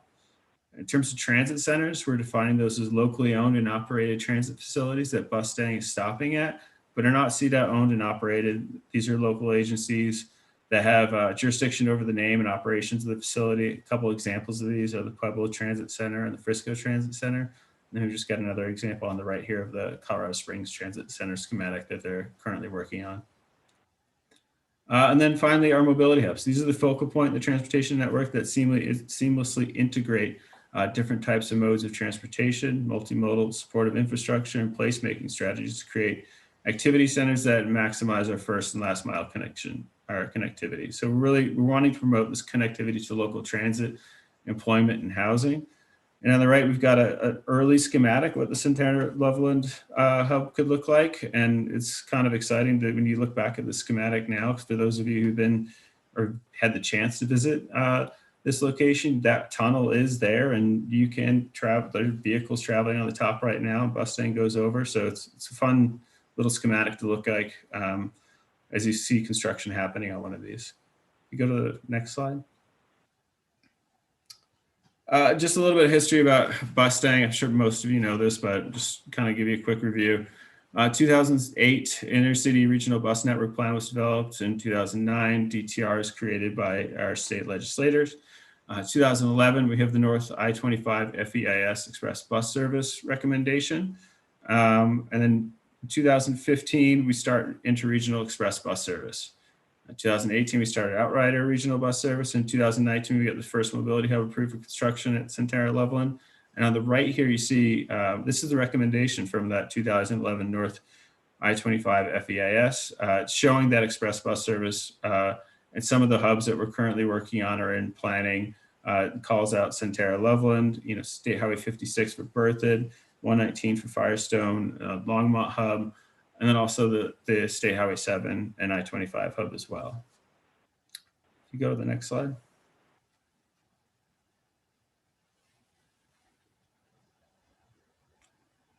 So as Sharon mentioned, we've got this, this is our overall program when you look at across the state. We're looking to build these hubs out across up and down I-25 and along I-70. So just looking at the map on the left here, we start with our hubs. We've got 18 hubs here on I-25 identified. So starting with the Pueblo Downtown Transit Center at the bottom, your south end, working your way up to the Fort Collins Downtown Mobility Hub. That's 18 hubs spaced at 10 miles. So you're looking roughly, and so you're looking at about 180 miles worth of hubs there. We'd like to keep that 10-mile spacing for the better serve our transit travel time reliability and maintain the best outcome for busing operations. But on I-70, we're going to switch that, and it's going to be more of a 30-mile spacing is our goal. So right now we've got Idaho Springs called out here and Grand Junction. And then in terms of our hubs, we've got all 20 listed over here on the right. So you can see, Sharon mentioned earlier, we've got 7 that are in planning and design that are not started, but these are also in our 10-year plan and in the pipeline. And we have another 7 that are in planning and design, and these are in progress. So this includes the Firestone Longmont Mobility Hub at 119, Lone Tree, Castle Rock, Colorado Springs, et cetera. And under construction, we have Centera Loveland, and we have the Berthoud Mobility Hubs, and we have these 4 that we're calling completed, which is the Fort Collins Downtown Mobility Hub, the Denver Union Station, Colorado Boulevard, and the Pueblo Downtown Transit Center. Just go to the next slide, please. In terms of the projects and how we've selected them, we've came up with this methodology. So we're looking at these 6 high-level categories, which is the project readiness, strategic nature, whether it supports a statewide system, looking at the statewide transit plan goal areas, the planning of support, and some of the additional factors, which include things like environmental justice, the cost, and maybe some partner capitals that could be put into the project as well. Looking for matching funds, like we call that in the strategic nature as well. These are ranked, as you can see here, as excellent, very good, good, fair, poor as we go through the projects, but just to give you an overall idea of how we've assessed some of these hubs in the selection process. If you go to the next slide, please. So what we've done is we've come up with, in terms of the planning process, there's essentially 2 pieces. There's the Mobility Hub Handbook, which is what we're calling our overall guidance, almost like our strategic plan for mobility hubs. And then underneath that runs the top part of this diagram. And the bottom, you have a mobility hub area plan. So each hub will have its own area plan. So like we said before, there's 20 hubs, so we should have 20 area plans once they're all up and running. But the handbook itself, that outlines its visions for the mobility hubs. It sets forth our planning framework for developing mobility hubs, and also includes some of the design guidelines, standards to support the quality design of these hubs. And then the area plans, like I said, there's site specific. They're going to provide that background information related to and the related plans and projects. They also contain the existing conditions that inform the physical network improvements, and then the hub configuration, layout, and operational aspects that'll lead into that near-term and long-term recommendations. And the reason we say near-term and long-term recommendations is because some of these hubs may end up being phased in their development and implementation and construction.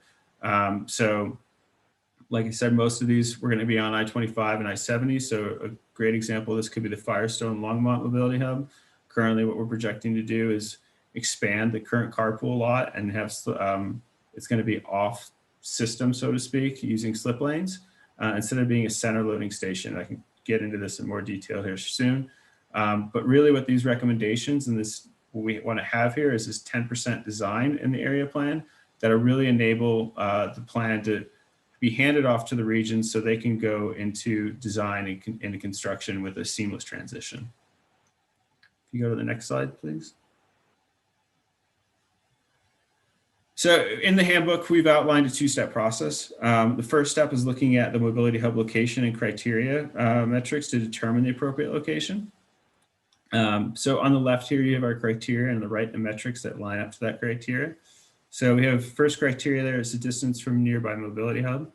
Like we said before, we want the 10-mile spacing on I-25. We want 30-mile spacing on I-70. We're also looking at transit operations. So can it accommodate a center median transit stop? This is really important for bus staying because it really helps operations and travel time reliability. So we want to be in that center median, picking up and dropping off, and having people connect from there. We want to look at streamlined operations and routing, efficient transit travel times, the ability to utilize managed lanes. We want to make sure in terms of our vision and goals that it aligns with our project vision and goals. We look at the site constraints, whether site accessibility, the right-of-way availability, the topography and terrain, the presence of other barriers, et cetera. In terms of travel patterns, we're looking at the average daily traffic volumes, existing transit ridership, so the boardings and lightings at that currently at that possible location, if there is transit ridership there, and then potential projected transit ridership in the future, what those boardings and lightings could be. In terms of connectivity, like I said, we're really trying to have this serve and better serve first and last mile connectivity. So we do a network analysis of the miles of existing and planned sidewalk, bicycle facilities, and trails. Also to the local connections to local transit and to passenger rail. In terms of community support, we're looking for political and stakeholder support for these. Excuse me. The political support's especially important for potential grant support or something along those lines for future funding if we need that. And then development and land use characteristics, we're looking at existing adjacent supporting land uses, whether it's compatible with local land use zoning, the ability to promote and implement TOD, transit-oriented development, and then whether there's planned supporting development is underway that's adjacent to it.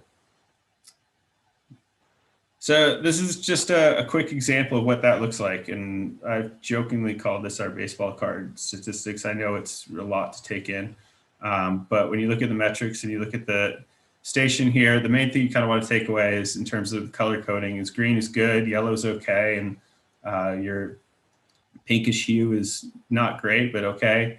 And then we have some TBDs in there. This is for Sky Ridge at Lone Tree when we were doing the analysis there. And that TBD is currently, we're like Sharon just said earlier in this meeting, we're really looking for doing the stakeholder support now. If you go to the next slide here. So in terms of that second step, we've identified that we're going to have 3 different typologies for our mobility hubs. And your type 1 is a potential future one would be Larkspur, a type 2 would be Berthoud, and a type 3 would be Centera Loveland. And then in terms of contextual characteristics, you're looking at measuring the potential transit activity. So whether the low number of boardings and lightings, the land use characteristics, the low residential and employment density, and then the population demographics. So low percentage of seniors, households living below poverty level, and 0 vehicle households. And so that corresponds to a lower level of amenities. And I'll go into the amenities on the next slide. But as you can see, you kind of build up from a low to high, depending on the type, whether it's a 1, 2, or 3. So this is sort of our little scorecard of the mobility hub amenities by typology. And sure, do we want to stop here for questions? Do we want to keep going? It's up to you. I can do it at the end either way.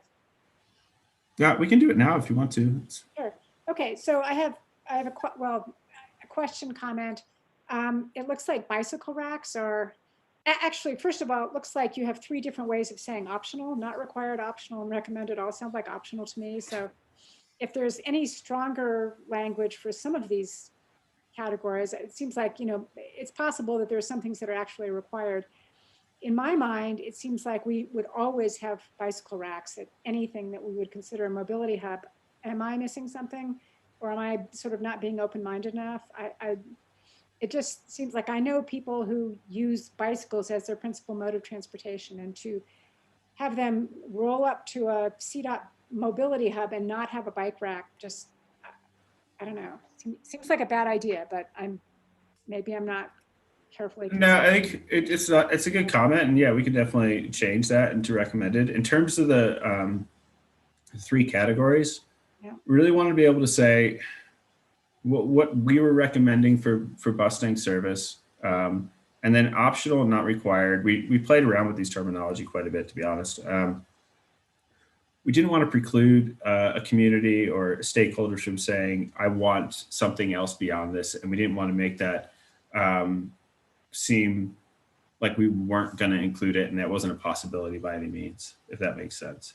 So as you build, we just want to have that flexibility to say, hey, you can add these if you definitely want to. It's not that we don't want you to have it. It's just maybe you need it, maybe you don't.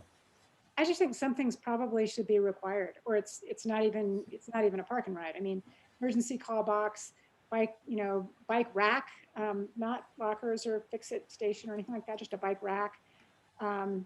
Route information. I mean, you get route information at a city bus stop, and I just think there's certain things that like really should be probably the rock bottom minimum, or we shouldn't be calling it a mobility hub. Yeah, that's okay. That's fair. We definitely take that in. This is still, like we said, I think you guys got a link to this. This is still in draft form. We can definitely update it. Sure. Thanks. Yeah. So looking at this slide, I think and we jumped right to a question on it, but going through the types, you build out from type 1 to type 3. And that's what we really wanted to be able to show is in terms of the color coding is that, green is the most recommended for a type 3 versus yellow you see building out between the two. If you go to the next slide.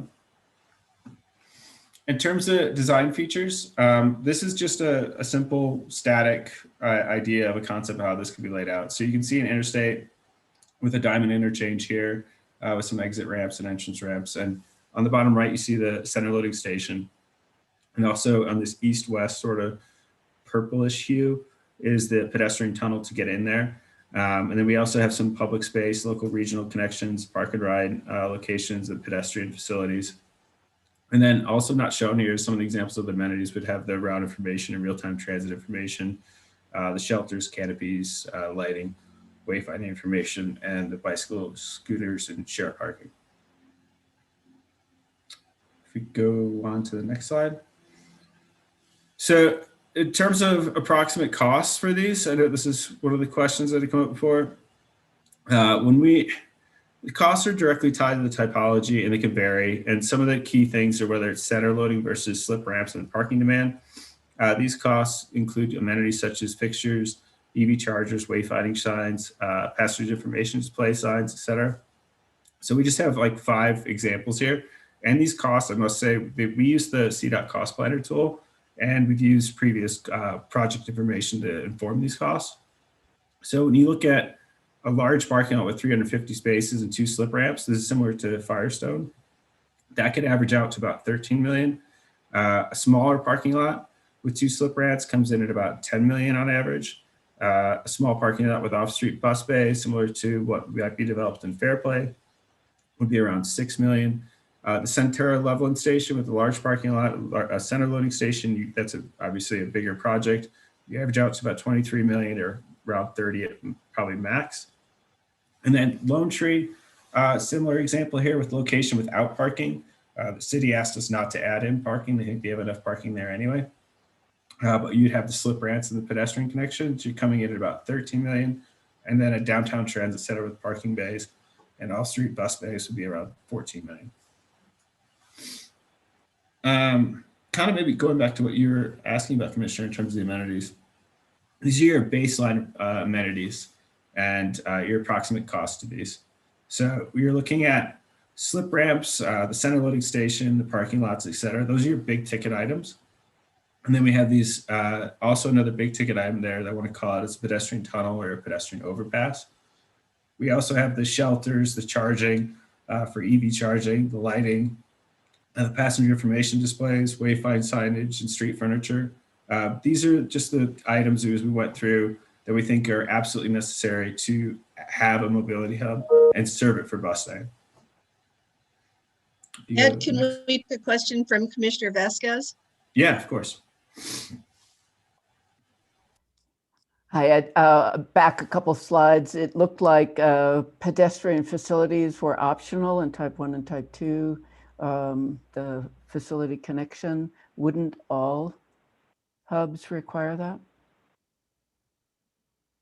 Yeah, I mean, when I say optional, it's just depending on what we need to be putting in there. Some of these things could be there already. So what needs to be put in, how they're going to be put in, we can definitely update these to say these are definitely required. We want to have this pedestrian facility connections, bicycle facility connections, et cetera, at a type 1. So do I understand that this optional business was feeding into your cost estimate? Not optional that we don't need it at a hub, but you may not have to build it. Yeah, that's the fair way of saying it, yes.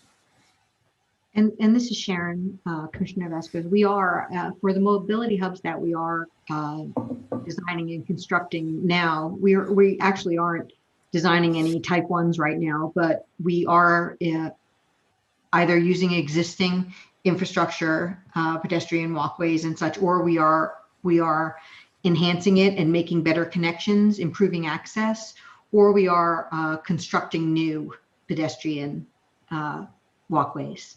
Thanks so much. I think between Commissioner Gifford's questions and mine, it's clear that clarification that this is a feed-in for your costing, not a definition of what should be in a hub, might be helped by having an earlier slide that says what you're targeting. Thank you.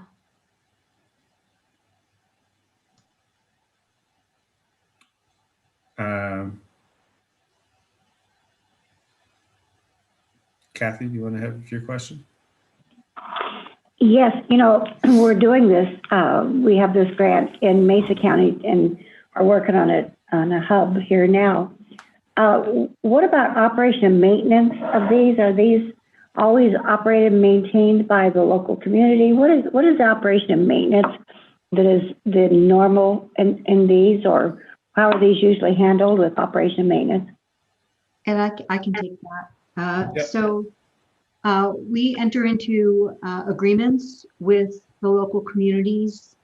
We have set maintenance agreements, and for obviously if it's a center median station, or even if it's off network, meaning that we're getting off the interstate and going onto a slip ramp and picking up customers, we are providing the Mustang service. If it is a center median station, CDOT will plow the new lanes that are in the center median, but we would, and at existing Mustang park and rides, and in the future, we work with the local communities to have them actually do the snow plowing and trash removal, and if there's any grass, maintenance of plantings at the park and rides and at the mobility hubs. So we do work out detailed agreements with the locals. And sometimes we do have funding from developers as well, and they can also participate in the maintenance if they want, say, the plantings to match the landscaping plan in their development. We work all of these things out. We also work with local law enforcement on responding to incidents at the station. We don't have policing authority in these park and rides, so it's handled individually at each location on a concept of operations basis with the local community and CDOT. So in other words, they really are operated and maintained locally. CDOT, we got the grant for the development, but they really are maintained and operated locally. In other words, owned more in the local community. Is that the easy way of saying that?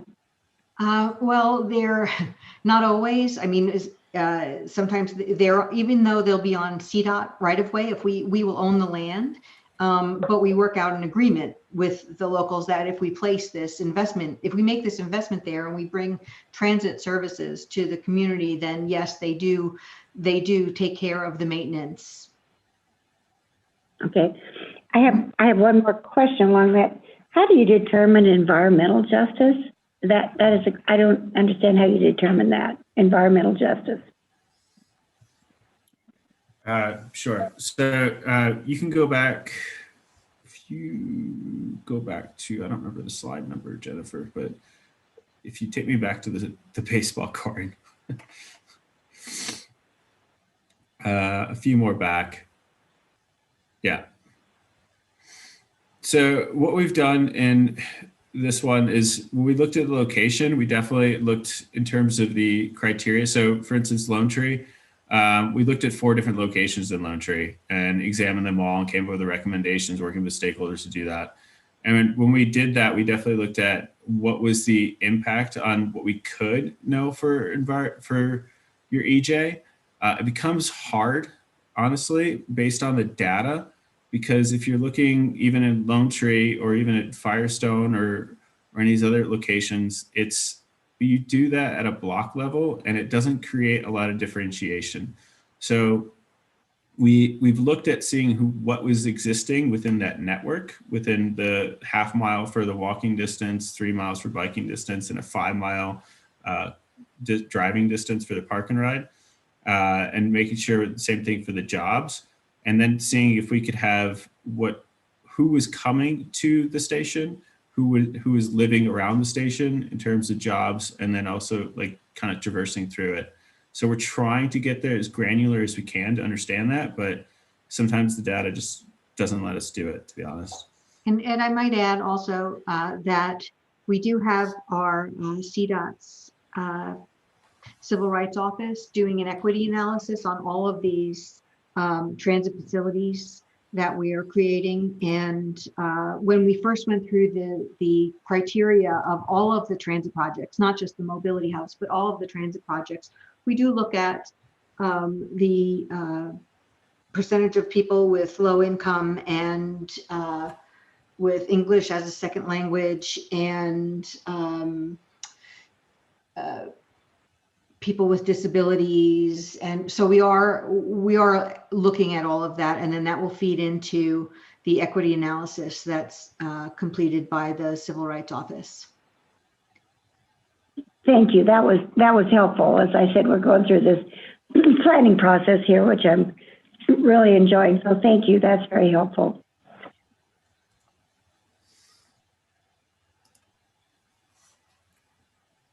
I think we're on slide 14. Unless commissioners, are there any other questions at this point?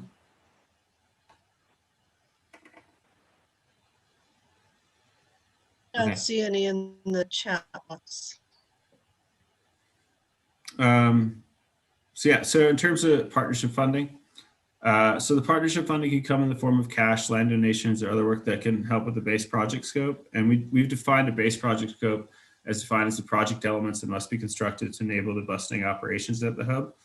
And then partner funds are defined as any funds which aren't budgeted towards DTR SB 267 transit funds, if we went over in the previous presentation.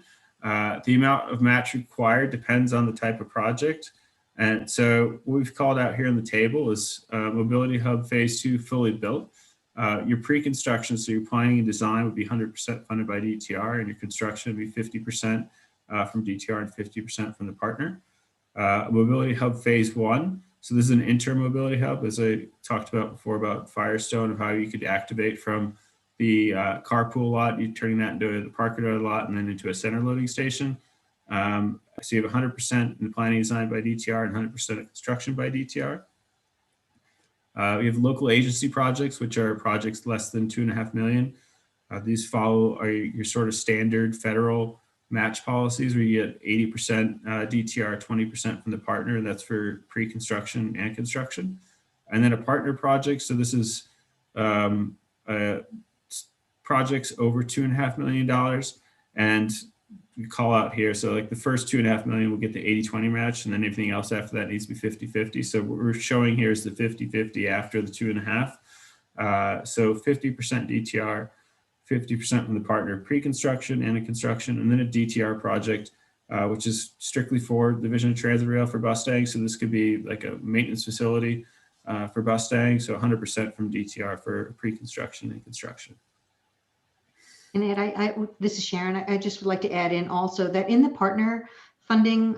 Also, there will be some mobility hubs like the Colorado Springs Downtown Transit Center that will have local funding, it will have federal funding, and it will have state funding in the project.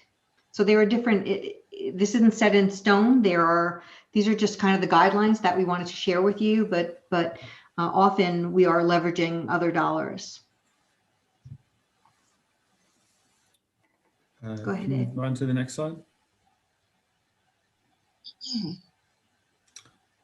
Just examples of some of our supporting documents. Like we said, like our mobility hub area plans and these other plans, there are also a lot of supporting documentation and analysis that have gone into these hubs. So on the left here is the handbook that you all should have received a link for. The North I-25 EIS is one of the plans we've called out earlier that was supporting the hubs on the north side of along the North I-25 corridor there. We have the Lone Tree comp plan that's been really helpful in supporting the hub and Lone Tree and the Firestone master plan in terms of helping us in the Firestone project. And then we also have a couple examples of our draft mobility hub area plans for Firestone, City of Berthoud, and Centerra Loveland. Go on to the next slide. We'd also just want to kind of make the direct connection as much as we can here for the 1601 TDM process in the mobility hubs. So we want to call out here is just showing how the 1601 policy process and mobility hubs are connected from a policy into a capital investment connection. So TDM's core efforts are increasing access to local and regional intercity transit, carpools, and bike and walk connections. And then we have supporting strategies. An example would be parking management. And so mobility hub capital investment supports TDM efforts by encouraging these mobility choices and streamlining the multimodal connectivity. So this is the same diagram you saw before that was calling out the mobility hub amenities and some of their connections. And then we just called out in green here some of the TDM strategies and how they would fit within and where some of those connections are. So you have the multi-use trail, the car share, connected sidewalks, and micromobility parking, and the EV charging. And with that, sort of wraps up our presentation here, and take any further questions from the commissioners. Thanks for that thorough presentation. It looks like Commissioner Vasquez has a question. I just wanted to thank you both for a very thorough dive into mobility hubs. I mean, it was just a word for me before this presentation, and you have really painted a very thorough picture of the content of a mobility hub, what you would provide from CDOT, what others would provide, and how it is going to be deployed along the major corridors. I'm curious whether there is sufficient potential use in more rural areas for you to consider a reduced version of this. I know Grand Junction is looking at it, but whether there are other parts of rural Colorado where this is being considered. Thanks. Sure. We also are building out, we didn't add it into this presentation, but we're also building out our Outrider network. And we have established some Outrider bus stop guidelines and design guidelines and standards. And we're putting new infrastructure out to accommodate. And we're kind of doing that by a typology as well. So determining whether a location gets a signpost and a bench, or whether it gets a shelter, whether it's connected to parking, whether it's connecting to other local transit. Grand Junction is on the list for mobility hubs here, but we also are looking at other rural areas. And we're also looking beyond our own, say, mobility hubs to tie in when other local agencies are building a new center. So an example of that would be in Montrose, where we're working with All Points Transit and the San Miguel Authority for transit on a multimodal transit center there. Thanks for that. I appreciate it. Commissioner Gifford?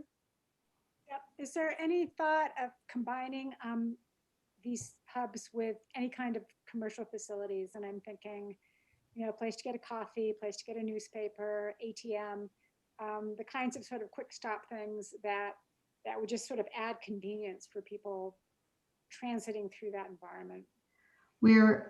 Thanks for that question, Commissioner Gifford. We're not actually having commercial activity at our location.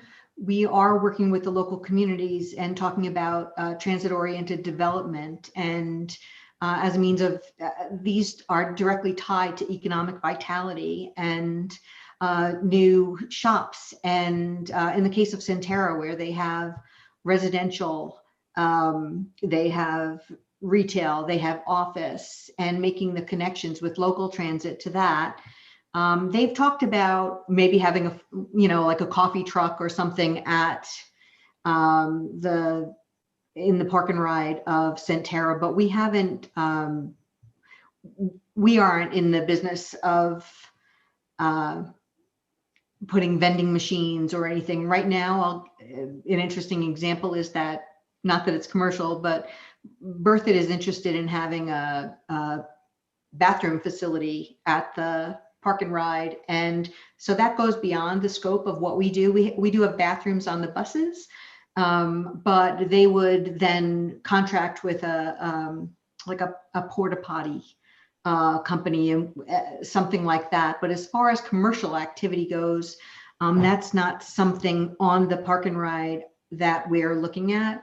We are looking, you know, we are building, constructing EV charging stations at all of the park and rides. So whenever we build parking, we have to include 5% of the parking spaces. We'll have, on opening day, they'll have EV chargers for 5%, and then we'll pre-wire, we'll add the conduit and pre-wire for another 20%. But outside of that, we haven't looked at any commercial activity on the park and ride.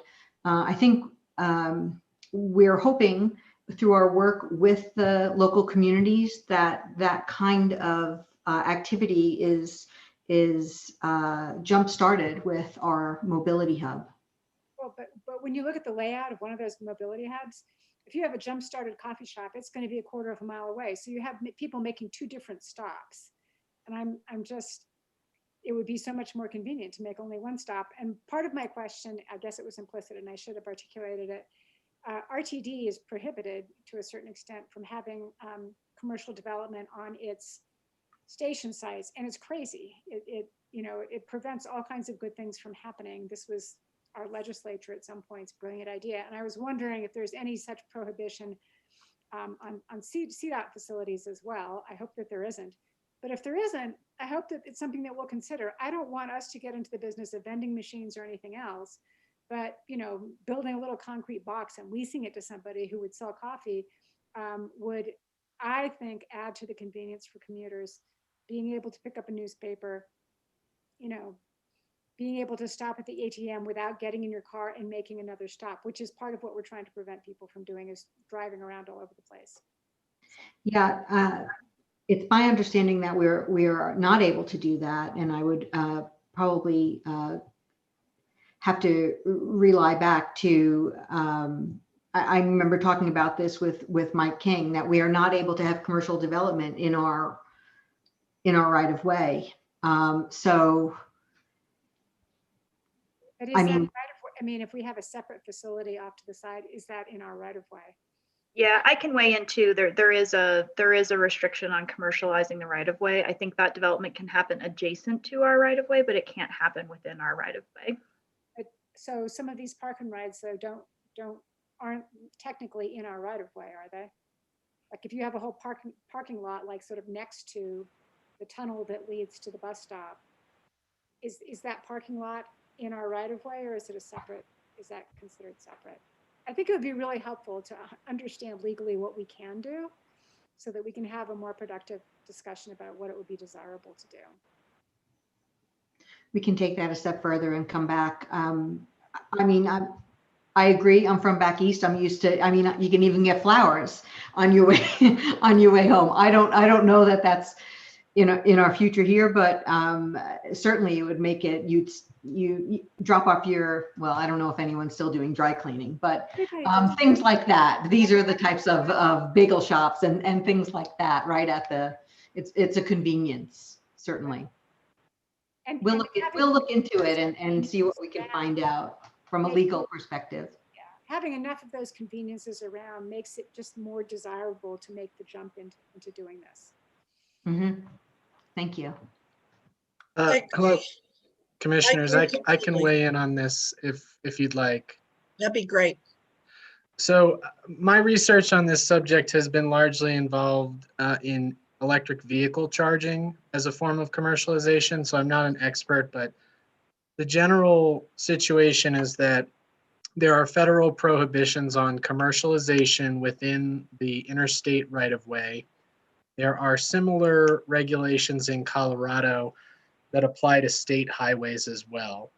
As Commissioner Gifford pointed out, the key distinction of being within the right-of-way versus directly adjacent to the right-of-way is one that could potentially create options at some mobility hubs, but not others, especially in terms of the center median stations that were referred to. I imagine you'd have a harder time.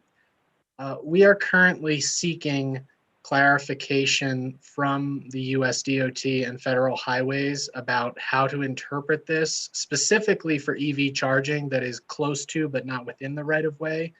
And I think that as we get more information on that, it could potentially apply to these locations as well. And lastly, I'll mention that as Sharon pointed out, I'm also originally from the East Coast, and you may have noticed that back east, there are a lot of rest areas that offer plenty of really extensive services. A lot of that is because they were in place prior to the creation of these regulations, mostly in the late 1950s and early 1960s. And so there are parts of the country that have quite a bit of flexibility in this. Unfortunately, Colorado is not one of them. And so in the past, we've also talked with our partners at other Western states through the Western Governors Association about the fact that this is not really a regulation that's applied equally across the country. And therefore, it's been a concern for some of our governors and senators to, ask for a more level playing field in the future. I would also, as we forward these conversations, try to sort of, instead of just making the analogy with these like massive rest stops that you see on the Massachusetts Turnpike or whatever, make the analogy with a subway stop, someplace where you're just rushing to work and you kind of want things on your way there or back that don't require you to go out of your way. Mr. Beatty? Yeah, thinking outside the box here. What if, can HPTE own the right-of-way piece within these that would maybe allow us to do those kind of services leased out to people within a center? I'm just trying to think of a solution to work around stupid government regulations with our enterprise group. If there's a way that they could actually then generate revenue to help maintain, and also if you have people there, your maintenance and bad behaviors are reduced if you have people there manning things. So I think there's multiple reasons to try to provide some services at these larger facilities if we're moving in that direction on developing them. So just an idea to figure out how to improve customer service for the centers and possibly generate revenue to help maintain them. I don't know if it would work or not, but just crossed my mind. Thanks, Commissioner Beatty. I also should point out that we would either have to potentially acquire more land, the property, or reduce our parking, or so right now they're not, for something that's not in design or developed yet, we would have more of an opportunity probably to do something like that. But for such like Centera or Berthoud, we're working with a finite amount of space. So we'd have to figure out, it's not that we can't look at it. We certainly can, and we will, and we'll come back to you with more information about it.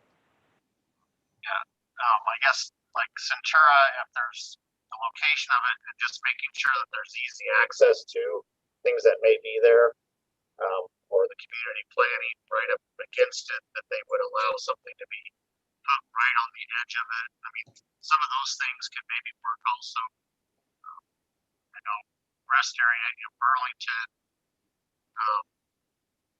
is connected to the Old Town Museum and stuff.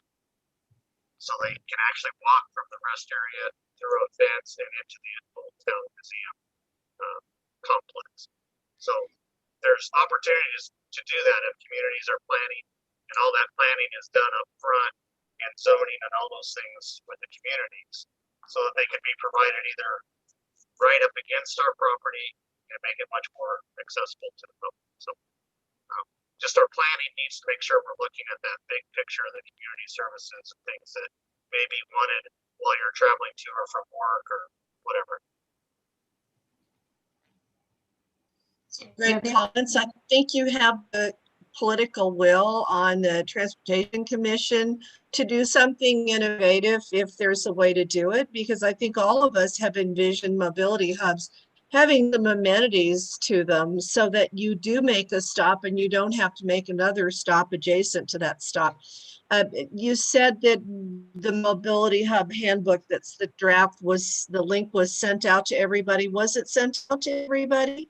It was in the memo, the link. Okay, I've been working through that, and it's got a lot of really great information in here. I haven't made any suggestions for edits yet because I'm going through it and then I'll go through it again. But the fact that we've got a draft mobility hub handbook is really a great resource for us and for people who are asking. So I'll be eager to see the final of this once it's out. But gosh, so much information, resources, and early action efforts have gone into this. And I think it's really reassuring to all of us that as we move into this new realm of putting these kinds of transit hubs in place, mobility hubs in place, a lot of thought has gone into it. So really appreciate that. I think that's all we have for this item, and I'm going to call a 10-minute health break here so I can get up and move around a little bit. And we'll come back at 3:30 if that's right with everyone. Thanks very much for your great presentation. Thank you.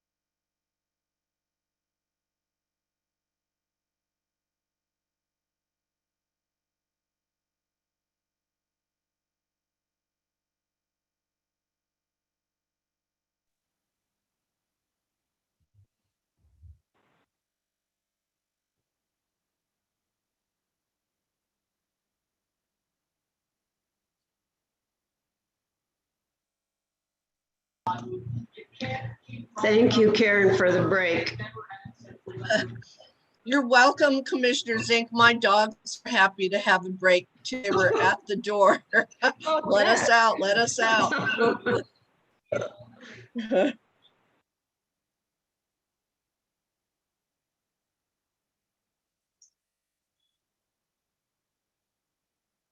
All right, looks like we're ready to reconvene here. Thanks everyone for indulging us in a quick break. And now we have the 1601 interchange approval policy directive revision. And I'm going to turn this over to the very capable Aaron Willis. Thank you. Thank you so much, Commissioner. I just have a few slides for the Commission to talk through the final draft of the 1601 policy directive. So what was also included in the Commission packet was not only this presentation and the draft procedure and the draft policy directive, but for information purposes, we also included the procedural directive. And so with that, I'll jump right into the presentation here. So next slide. So again, as a overview, the policy directive outlines the guiding principles needed to approve a new interchange on the interstate system. And so after a tremendous amount of outreach and revision and great input from staff, our planning partners, as well as Commission members, staff is now seeking the approval of the revised 1601 policy directive. And again, the procedural directive, those step-by-step instructions that applicants follow in order to get the interchange, proposed interchange approved, was also included as informational, as an informational item in the packet. And that procedural directive will get approved by the CDOT executive director. So next slide, please. So since our discussion in March, we made some modifications to the policy directive. First and foremost, we've adjusted or slightly modified the TDM definition that was highlighted in the draft policy. And then in line with what was just presented to Commission, we've updated the mobility hub strategy language. And I think the clarity that we provided, I think, is really beneficial, not only from a CDOT protective sort of standpoint, but also from an applicant standpoint, making sure that the applicant knows that because they're proposing a mobility hub that may be something of more local in nature, there shouldn't be an expectation of a busting service or CDOT financial with their application. And then it's also recommended that an applicant look at all the great work that Sharon and her team and Ed have done if they pick that proposed TDM recommendation.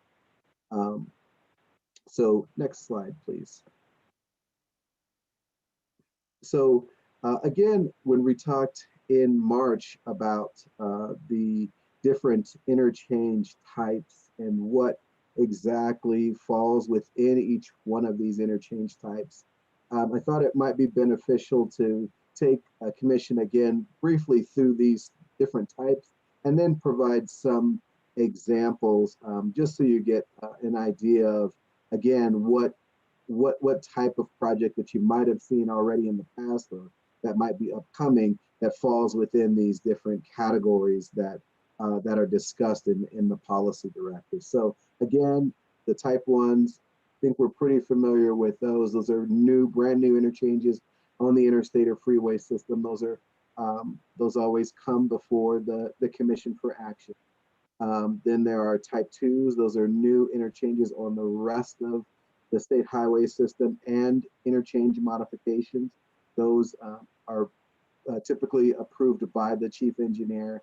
And then type 2As, these are minor modifications to interchanges which do not require systems level analysis.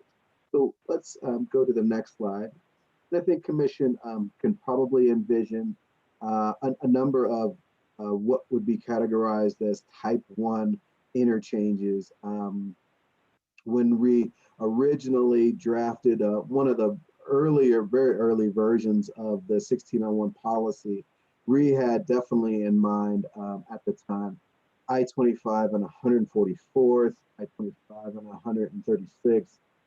At the time, those were brand new interchanges on the I-25 corridor. A little more recently, this example here, the Eagle interchange that connected I-70 and the Eagle Airport. The applicant at the time was Eagle County. There's the cost. That was just to give Commission members again a flavor of an example of a type 1 interchange project. So let's go to the next slide. Type 2. Recently, the city of Denver is actually in the process of working with CDOT on a major modification to an existing interchange at I-25 and Broadway. Again, that applicant is the city of Denver, and that is sort of a real redesign, roadway reconfiguration, replacing existing ramps at I-25 and Broadway.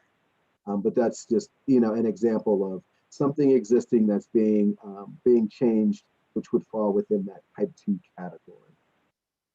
And then the last example is a type 2A. So this is I-70 and State Highway 52. So what's going on here falls within the category of a type 2A and also falls within what FHWA has categorized as a minor interchange modification. So this project included some bridge widening and some ramp reconstructions, really to provide some turning and some width radius for wind blades that were going through the area. So there's a kind of an example just to give commissioners just a flavor for what would be contained within that type 2A category.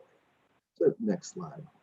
So what you find in the draft policy directive is sort of three sections that are spoken of. You have the purpose and the definition. You have the goals, again, that we're trying to achieve here, implementing this TDM requirement.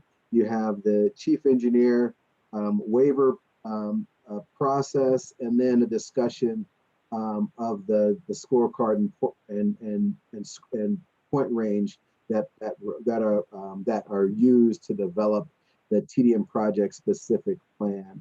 So so these in the policy directive again are spoken of at a policy level, and then a lot of the detail you'll find in that procedural directive. So next slide, please. And again, I wanted just to show that specific language for the Mobility Hub strategy. If you look again at the procedural directive, you'll see the list of all of the proposed strategies, but really specifically just wanted to point the changes that we added in the language for the Mobility Hub strategy per a previous conversation from last month and per the work that's been done by Sharon and DTR staff. So next slide, please. So finally, next steps. So we've the final draft procedural directive will be submitted to the executive director for approval. And it is a draft. It is subject to changes from executive management folks and Director Liu.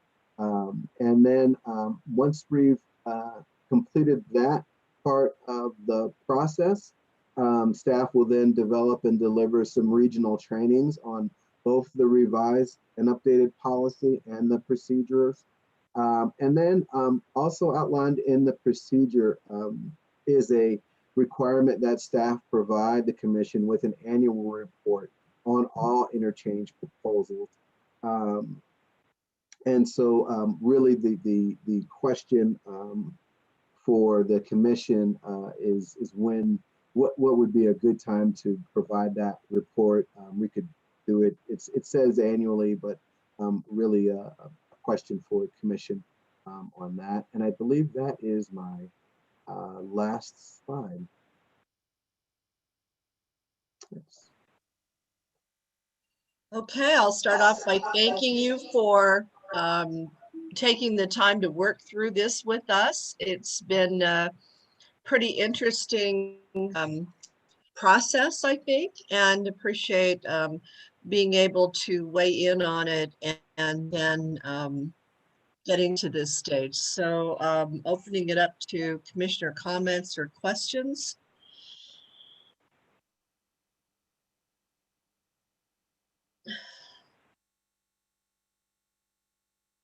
Commissioner Tebow, can I call on you? Sure, I'm here. Yeah, I'm just wondering, you brought up something last time, and I just wanted to be sure that you're comfortable with the change in language to accommodate your suggestions. Yes, I haven't seen a final draft of the policy, but yeah, I was of the understanding that that was acceptable language. Yeah, and Jennifer just pulled it up, so she'll go there you right go. there. Yeah, we'll thank you, Commissioner Tebow. Yep, thank you. Re-added your suggestion, yeah, in the type 2 category. Yeah, so thank you for that recommendation, and adjusted the draft accordingly. Great, appreciate your help. Thank you. Thank you. Commissioner Zink? Okay, at the risk of embarrassing myself, back on the slide that had type 1, type 2, and type 2A, rarely hear the term freeway. How do you make a distinction between a freeway, the interstate, and the state highway system? Yeah, good question, Commissioner Zink.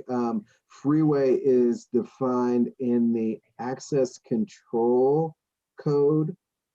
So that code outlines all of the different roadway classification types.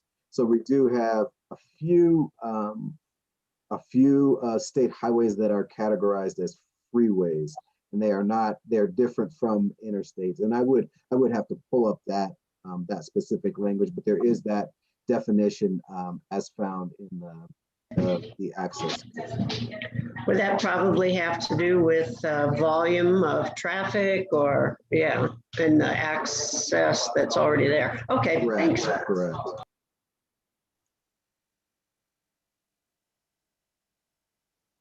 And Chief Engineer Harrelson says C-470 is a perfect example of a freeway.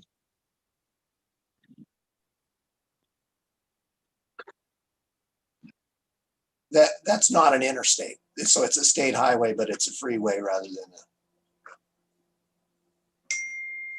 a. Good example, thank you. Thank you. Commissioner Beatty?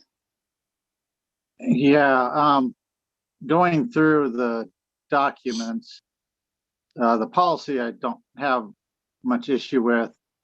The implementation of the policy directive 1601, reading through a lot of that, there were sections that were getting into kind of telling businesses what they had to do if they were going to locate near that interchange with developments. And I understand the goal. I just don't know how much CDOT should be getting into telling businesses what benefits or incentives they must give to employees to work there. Again, going back to the equity piece, some businesses can afford to do those things. Others may not be able to. How much oversight of the implementation will the commission have, or will that be entirely up to the director or a staff person to decide how all this gets implemented when you're starting to make those kind of decisions. I don't think CDOT should be in the position of telling businesses that locate next to a state highway or an interchange what they should be doing. And that's in the documents that we're reviewing today. So there was a lot more to the presentation or the documents today than we had seen previously.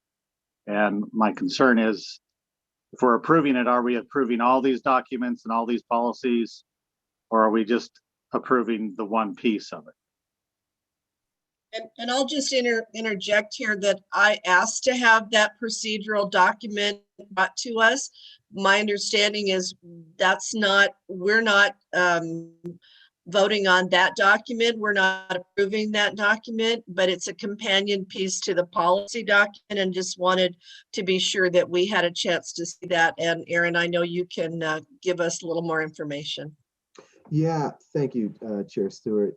Yeah, Commissioner Beatty, I think one of the sort of oversight from that oversight comment that you made, when there is a new interchange, what we've asked applicants to do is to develop that project-specific TDM plan that will go into what's called a systems level study. That systems level study outlines, where the interchange is going to be located, anticipated traffic on all the different movements of the interchange, and so that is where Commission takes their approval action on that systems level study. So when there is a new application that comes forth for Commission approval, you will see the TDM the TDM element of that new interchange, and where you can sort of weigh in there. And then secondly, to your point, definitely here sort of the government overstep comment that you made. We did try to include a wide range of different strategies that we believe, if implemented either individually, depending on the point system, or in combination, will achieve that 3% or that 1% reduction goal, which is what we've outlined in both the policy and the procedural directive. And we have, I think, a wide range that in staff's opinion fit a lot of different areas of the state and fit a lot of different situations. We did include strategies that are perhaps a little bit more employer focused, and then we included strategies that I think also fit within a more rural context.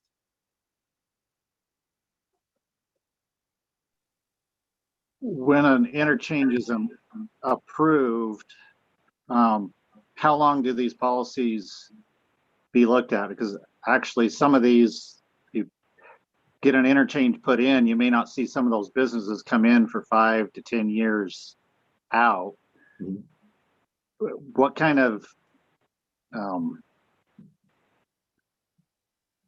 enforcement or push on this? How long does it last after an interchange is put in, that you can start telling developers what they can and can't do outside of the area?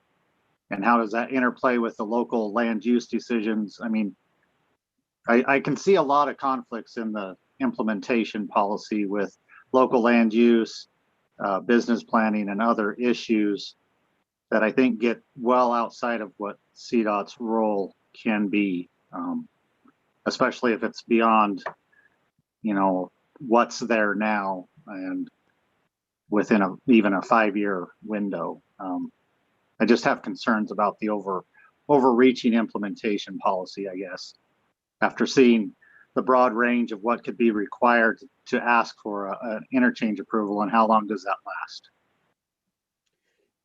Yeah, good question, Commissioner Beatty. So what we've included for each of the TDM strategies is a time commitment duration. So it would depend on what strategy was, sort of best fit that interchange. And so for some of the infrastructure related improvements, we're saying that that's now part of the interchange, and we're already asking applicants to, if they're building a new interchange, that they maintain that interchange in perpetuity. And that would also include any of the infrastructure related TDM elements. If it was a bike path that went along with it, there was some kind of bus slip ramp element, that they would also maintain those things in perpetuity.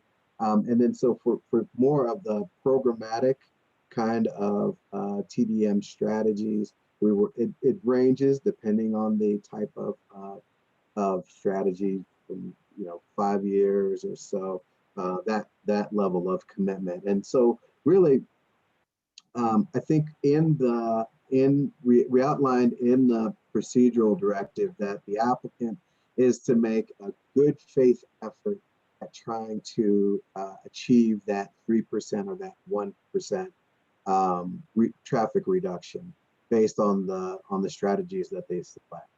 And so it's definitely not CDOT's intent to sort of go back to the applicant 2, 3, or 4 or 5 years later and say, hey, you didn't hit that mark. It definitely is trying to do all of the hard work and analysis up front, so that we believe what gets selected, what strategies get selected, help to achieve that goal, and definitely not trying to play sort of a gotcha game later on down the road.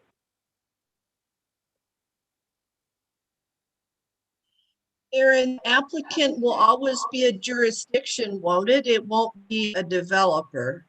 So the decision of the jurisdiction working with the developer uses that template or that guideline, but the applicant's always going to be a government agency. Is that right? That's absolutely correct. Thank you for that, Chair Stewart. Great distinction there. Yeah, when we talk about applicants, they are government or quasi-government organizations.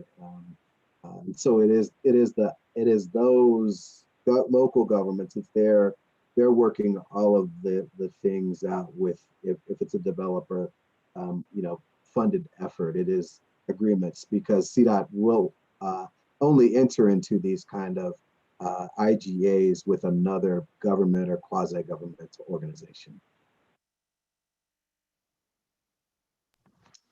And Madam Chair, Bill Tebow here again. And that's one of the reasons why I offered the language that I did to the type 2, because the way I read the original language, it seemed to me that only an applicant could bring the matter before the commission, although I think the commission probably has the inherent authority to take up whatever it wants to take up. But I thought it'd be clarifying and make it clear that if you had a situation in a type 2 where you have a TDM that may have been agreed upon by a developer and a local entity, governmental entity, the commission on its own motion could still review that and determine whether it felt that the criteria and the requirements were within what the commission had in its purview,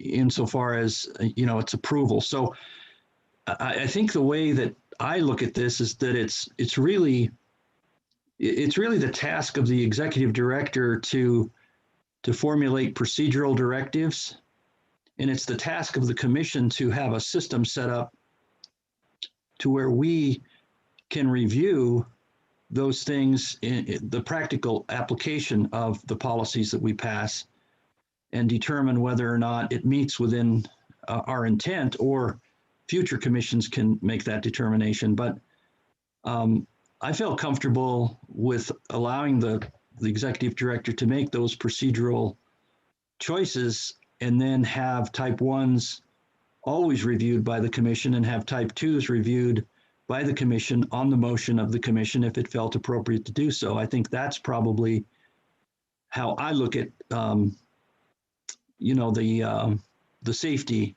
net that's created by making sure these policies aren't unduly implemented. If I have the wrong idea about that, Aaron, let me know, but that's sort of how I'm looking at it, at least for now. I thought that was a good change, Commissioner Tebow. I thought that was an appropriate addition to the type 2 and the decision making for type 2s. And I'll I'll let others weigh in if Chief Engineer wanted to weigh in on that as well.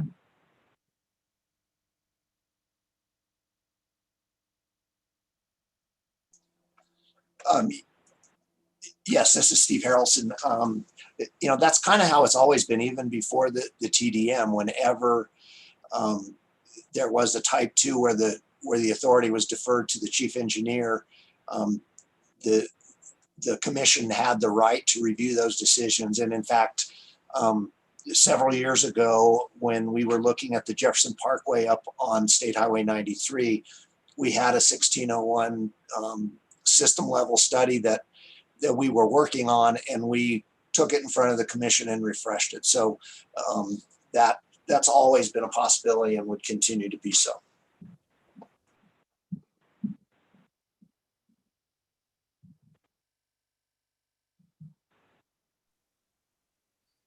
Other comments or questions? This is going to come before us tomorrow as part of our Transportation Commission meeting for a resolution to adopt.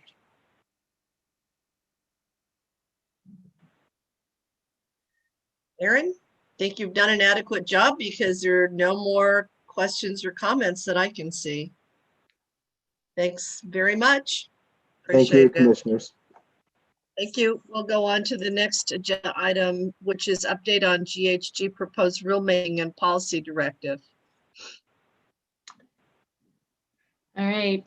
Thank you, Chair. Good afternoon again, Commissioners. I'm going to have Teresa Takushi, who's our greenhouse gas specialist here in DTD, give the majority of this briefing. Just to set the stage for you, we're going to be coming to you pretty intensively over the next few months on this topic. Because as we've mentioned in the past, the Air Quality Control Commission is in the process of taking up a new regulation that would apply a greenhouse gas standard to our transportation plans. And CDOT has had a very active role in that in a couple ways. And there's good reasons for that. One is we know this world better than anyone. We know the stakeholders. We also know sort of what's at risk. And how to best draft this. So we've been hard at work doing that. And I want to thank Chair Stewart in particular for participating on an advisory committee that's been rather time intensive. There's been some pretty in-depth meetings, but it's one of a few different outreach strategies we're using in addition to regional meetings. So today we're going to just kind of update you on where we're at. There are two pieces to this, the regulation itself, but also speaking of policy directives, there will be a policy directive that we will take to the commission on this that will get into a lot of the details of how this will operate. There's a lot of strength in that approach as well, because it allows the regulation to stay at a bit higher level and allow us to figure out the details. And similar to what we just talked about, I think we will also need to see a procedural directive just because of some of the complexity of what we're looking at.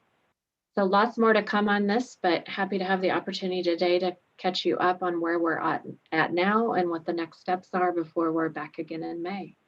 Teresa, Jennifer, if you could kick the slides off, great, and I'll turn it over to Teresa. Thanks, Rebecca. Good afternoon, Commissioners. Thank you so much for the opportunity to update you.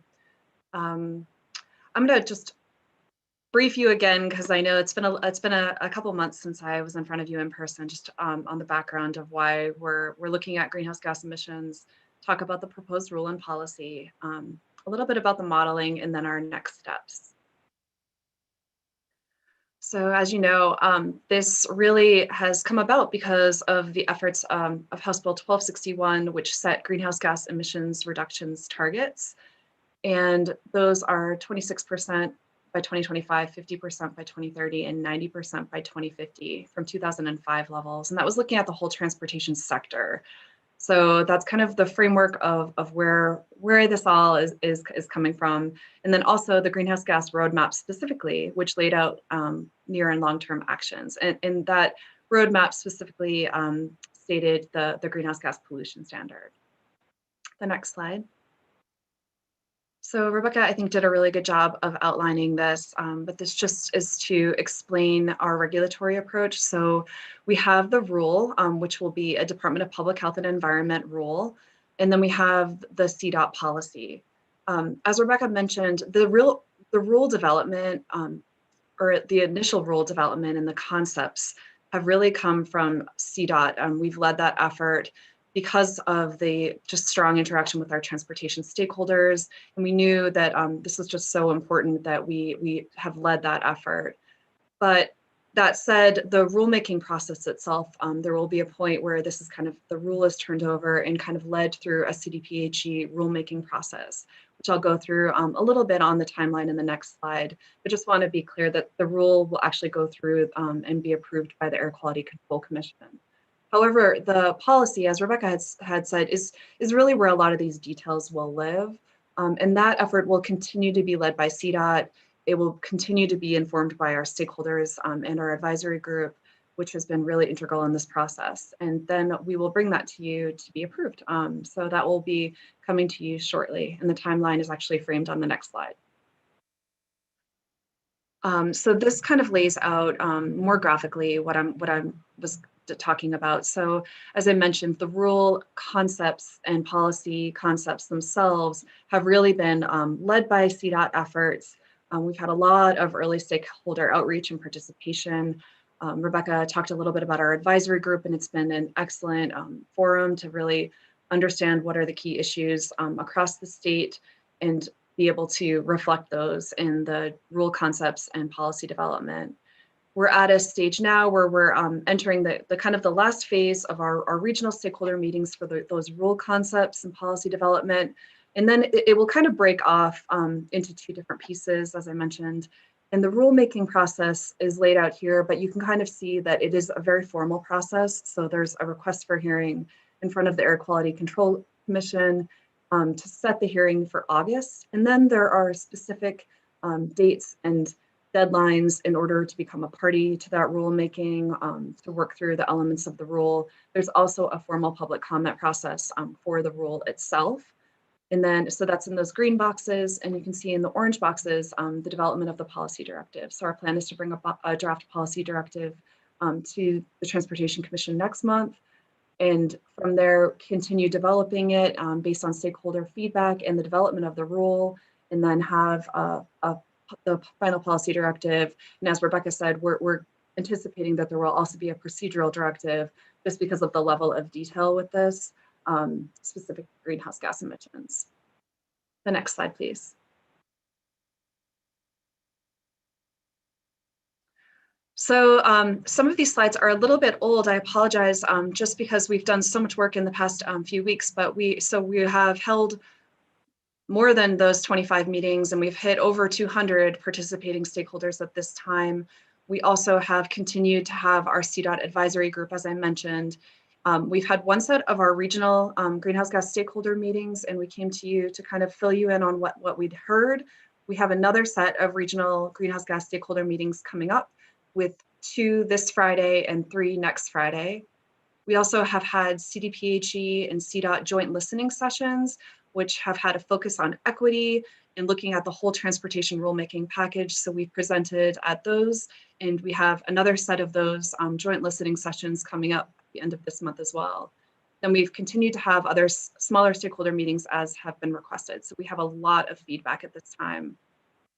The next slide kind of just talks about areas of feedback. I know you've seen many of these elements before, but just wanted to highlight these for you so you can see what our stakeholders are all saying. I'll kind of just point out a few of them, but we have heard there are definitely rural and regional differences. The carrots versus sticks, we're hearing that a lot from stakeholders as well. How are we considering equity in all of this? what the enforcement and MPO roles and responsibilities will be. So I won't go through all of these, but I think that we're definitely hearing how we can make this rule better and before it even gets to the rulemaking process.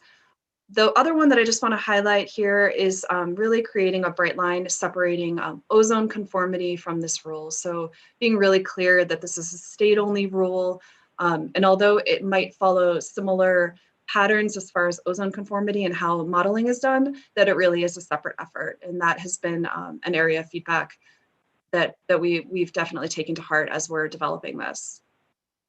Next slide, please. So here are some of the main elements of some of the draft rule concepts is how we're framing this. So as we've mentioned before, the idea is that there would be a statewide budget for future years. And we've laid out as an example, like 2025, 2030, 2040, and 2050. I'll loop back to that piece in just a second based on some of the feedback that we're getting from stakeholder meetings. But again, the budget would be in million metric tons of CO2e, so carbon dioxide equivalent. And also the budget, so there would be a budget and then there would also be sub-budgets for MPOs. And there would be a phased implementation for incorporating those MPOs into the plan. I wanted to take a quick minute and just talk about some of the feedback that we're getting on where this would live, where this rule would be. Initially, we were kind of thinking STIP and TIPS. We have heard a lot of feedback from our stakeholders, especially from the advisory group, that the best place for this type of rule would be for the 10-year plan for the state, and then the regional transportation plans for the MPOs. And along those lines, based on the reason why our stakeholders have said that is that it has that long-range vision, which is consistent with these out years that we're talking about. So we think that that's really valuable feedback. So we're just doing some reframing of what this would look like in concept based on that feedback. But we think that that was pretty critical feedback to get early on and has really, again, helped inform what the rule will look like as it goes to the Air Quality Control Commission. So that's one piece of it. And then also based on that feedback, as far as out years, 2025, we have heard feedback that is really difficult to meet based on the planning horizons. So based on that feedback, we are considering looking at 2030, 2040, and 2050. So again, our advisory group has been incredibly helpful in really framing what this would look like in practice and how this fits into existing processes.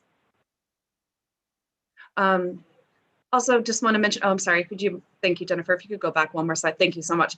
We also have a lot of interagency coordination and role, and there's just been, as you can imagine, we're working with the Department of Public Health and Environment very closely on this, but just aligning what this looks like, what our roles are, and in what parts. And again, in the rule itself, what that will look like, how we comply with those elements. So again, as I mentioned, there's the statewide budget, sub-budgets, and then if the state or the MPOs can't meet those budgets, there would be contingency or mitigation measures that could be called on in order to meet that budget. So the idea is that there would be very transparent reporting requirements, both in terms of modeling and the mitigation efforts, so that it's a very transparent process on how those budget years are being met. Next slide, please. Thank you. So this kind of talks a little bit about how we are, thinking about these numbers and how we're going to get to these results. Just wanted to take a minute and talk about, again, a little bit of the complexity of it, but also the interagency coordination. So you can see that we are taking outputs from the CDOT travel model. The two specific outputs that we're interested in are VMT, so vehicle mileage traveled, and congestion and speed. And those outputs are fed into the CDPHE moves model. And that really looks at the fleet mix and age of vehicles and also the fuel types. So you can see there's kind of a mix of different vehicles, and electric vehicles are a part of that as well. Together, those two models will give us the transportation greenhouse gas emissions. So just wanted to take a minute and show, again, the complexity of this, but how we're achieving, how we're getting to those greenhouse gas emissions numbers. The next slide, please. Just wanted to take a quick minute to talk about some of the cost benefit analysis that's being done. So didn't want to get into too much detail on this, but basically just explain that we are looking at different scenarios on how the state or MPO could look at achieving those. And really the important piece here is that this is not, these are a variety of different ways. It's just trying to give us a sense of what might be needed in order to meet the budget. So the idea is that we would have travel choices modeled, travel choices plus transit, and then travel choices, transit, and land use. And as I mentioned, this is really just kind of giving us a sense of what might an MPO look at or the state look at in order to achieve out your greenhouse gas budget numbers. Next slide, please. So to switch our attention a little bit from the regulation to the policy that you'll see next month will describe the greenhouse gas reduction requirements that are laid out in House Bill 1261 and the roadmap, and really outline the Transportation Commission's role in this process. It will include a schedule of how to incorporate greenhouse gas emissions in the transportation plans. And again, we're talking about the 10-year plan and the regional transportation plans. And then it will also describe opportunities for greenhouse gas reductions in the project analysis. So that could be through NEPA or the environmental analysis, project delivery, and also operation and maintenance of projects. And then also the idea is that the policy would explain equity considerations. So we have heard from stakeholders that equity organizations are interested in having those mitigation opportunities happen at the source of emissions. So that might be an element that will be in the policy as well. The next slide, please. So as far as next steps, again, we're saying it several times, but just want to be really clear. It's not an either or type of scenario. It's just, these are kind of just both going in tandem, and we just want to be really clear that the rule request for hearing will actually occur on May 20th. And at that point, if the Air Quality Control Commission sets the rulemaking hearing for August, it will start a formal process, which will include a petition for party status. If parties want to become, they want to have an influence over the reg, that's when that will start. And also there's deadlines for a formal public comment process. And then as far as the policy directive, CDOT will continue meeting with our advisory group and our stakeholders to inform the policy directive and mitigation measures that will be delivered through project delivery. And we'll continue to update the Transportation Commission as the policy directive is developed. The next slide, I don't think I have a regional. I meant to include, and I apologize, I will drop in the chat. The regional stakeholder meetings, as I mentioned, are coming up, and we would love your participation if you are interested. Again, we have 2 that are coming up this Friday. We have 3 more next Friday. So I can go ahead and drop that link in the chat. And if you are interested in forwarding it along, that would be great too. But we're excited for those stakeholder meetings to really kind of bounce ideas off our stakeholders again, and again, really go into the request for rulemaking process with the best possible regulation. And that's all that I had. Okay, that was an interesting presentation, and I think it just reiterates how complex and fast moving all of this is. And I think to Commissioner Beatty's comments at the last presentation on 1601, the task force meetings that I've been involved in, I do hear some of the same things that Commissioner Beatty has said about local control and about land use and how do you, I mean, it's a concern. I think as how we move as for us at the Transportation Commission, how do we move into those realms that we necessarily have been in before? So it's certainly interesting to go to the regional meetings and hear the comments that come from stakeholders within the region. Very often those stakeholders are elected officials, commissioners, mayors, things like that, but also some other organizations as well. I know that the Colorado Motor Carriers Association representative goes to those as well and has brought in some issues about attainment, non-attainment areas and trucks driving in and starting in a non-attainment area and driving directly out into a non-attainment area. I mean, there's so many complexities to this. Okay, so enough talking for me. Open it up to comments and questions from commissioners. Madam Chair, Bill Tebow here. Yes. And I really don't know how to approach my question, so I'll just start talking. It is a complicated area, and I'm kind of wondering why, and Herman and Kathy Young might have to help me with this, even offline. I'm just wondering why the Air Quality Control Commission is doing the rulemaking and not the Transportation Commission. We have authority to rule make, and why we are just in the policy aspect of this. Shouldn't we become a party to the rulemaking process? Questions like that. I'm not quite sure that I've ever experienced a situation where there's competing interests among different departments and how those should be handled. And those are sort of preliminary questions. If there's no answer today, that's fine. It's just that, as I review all the obligations and responsibilities and duties of the Transportation Commission, I just want to be sure that we're not abdicating any of our responsibility to another commission and just taking a role that perhaps, perhaps we should be taking a more aggressive role in rulemaking. I sort of need to understand that before I can grasp some of the other things that we're talking about. Commissioner Tebow, this is Kathy Young. I do think it's probably best to talk about this offline, but I personally think your instincts are right on. I really do. So. Well, I need to be educated a little more by it. I think at best, we've got two commissions that have concurrent jurisdiction over a matter. And, I just think there needs to be some kind of, if it is going to be the Air Quality Control Commission that's doing this, I think there needs to be a higher level of a role in the commission to bridge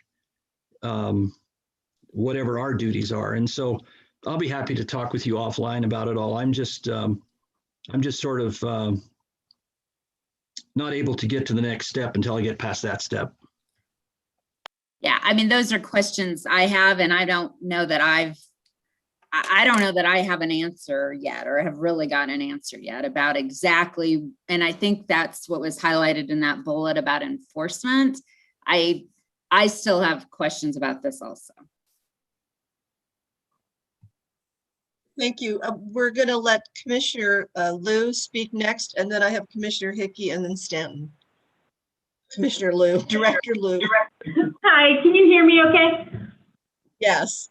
All right, so I think it's a really good question that I think we should probably dig into more, and maybe we should even get some of the folks from the Air Pollution Control Division to join us next time for a conversation about the authorities. I mean, I think the short answer is that it's being done under House Bill 1261, which gave all of the authorities for implementation to the Air Quality Control Commission.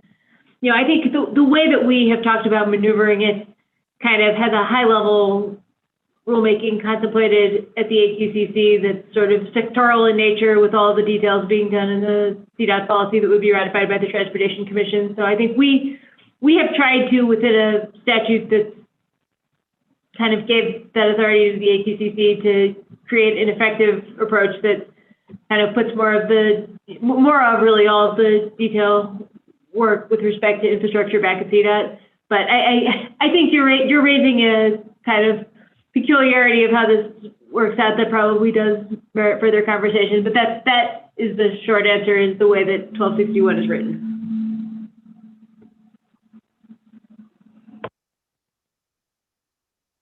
Thank you, Director Liu. We'll go to Commissioner Hickey and then Stanton, please. Thank you, Director Liu, for that discussion. Commissioner Tebow's question, of course, is pertinent. I would use a pattern developed recently by the Public Utilities Commission to deal with this very issue. They scratched their head and said, how are we going to use what the AQCC comes up with both as rules and findings in our determinations about the electricity system? And so they developed little patterns to require the AQCC to provide some reports. In fact, they set up a joint meeting where the commission didn't come before the PUC, of course, but staff did. We could think about setting up a co-meeting potentially, or at least requesting reports from the staff before we make a major decision. So we could develop a special process, I think, that better informs us about what they're doing, and so that we can explore the boundaries of what we can do in parallel. They are the bosses about this, I think, but we have a lot of authority, and we can develop a special set of rules for this to make sure we can exercise that authority appropriately with due diligence.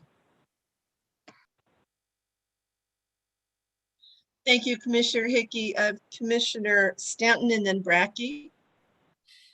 Thanks, Chair Stewart. I agree with Commissioner Thibault and also Commissioner Hickey. I thought she had a very good idea that we be kept very close and be able to get interim reports. What my bottom line dark concern is that we be presented with a fait accompli after the rulemaking.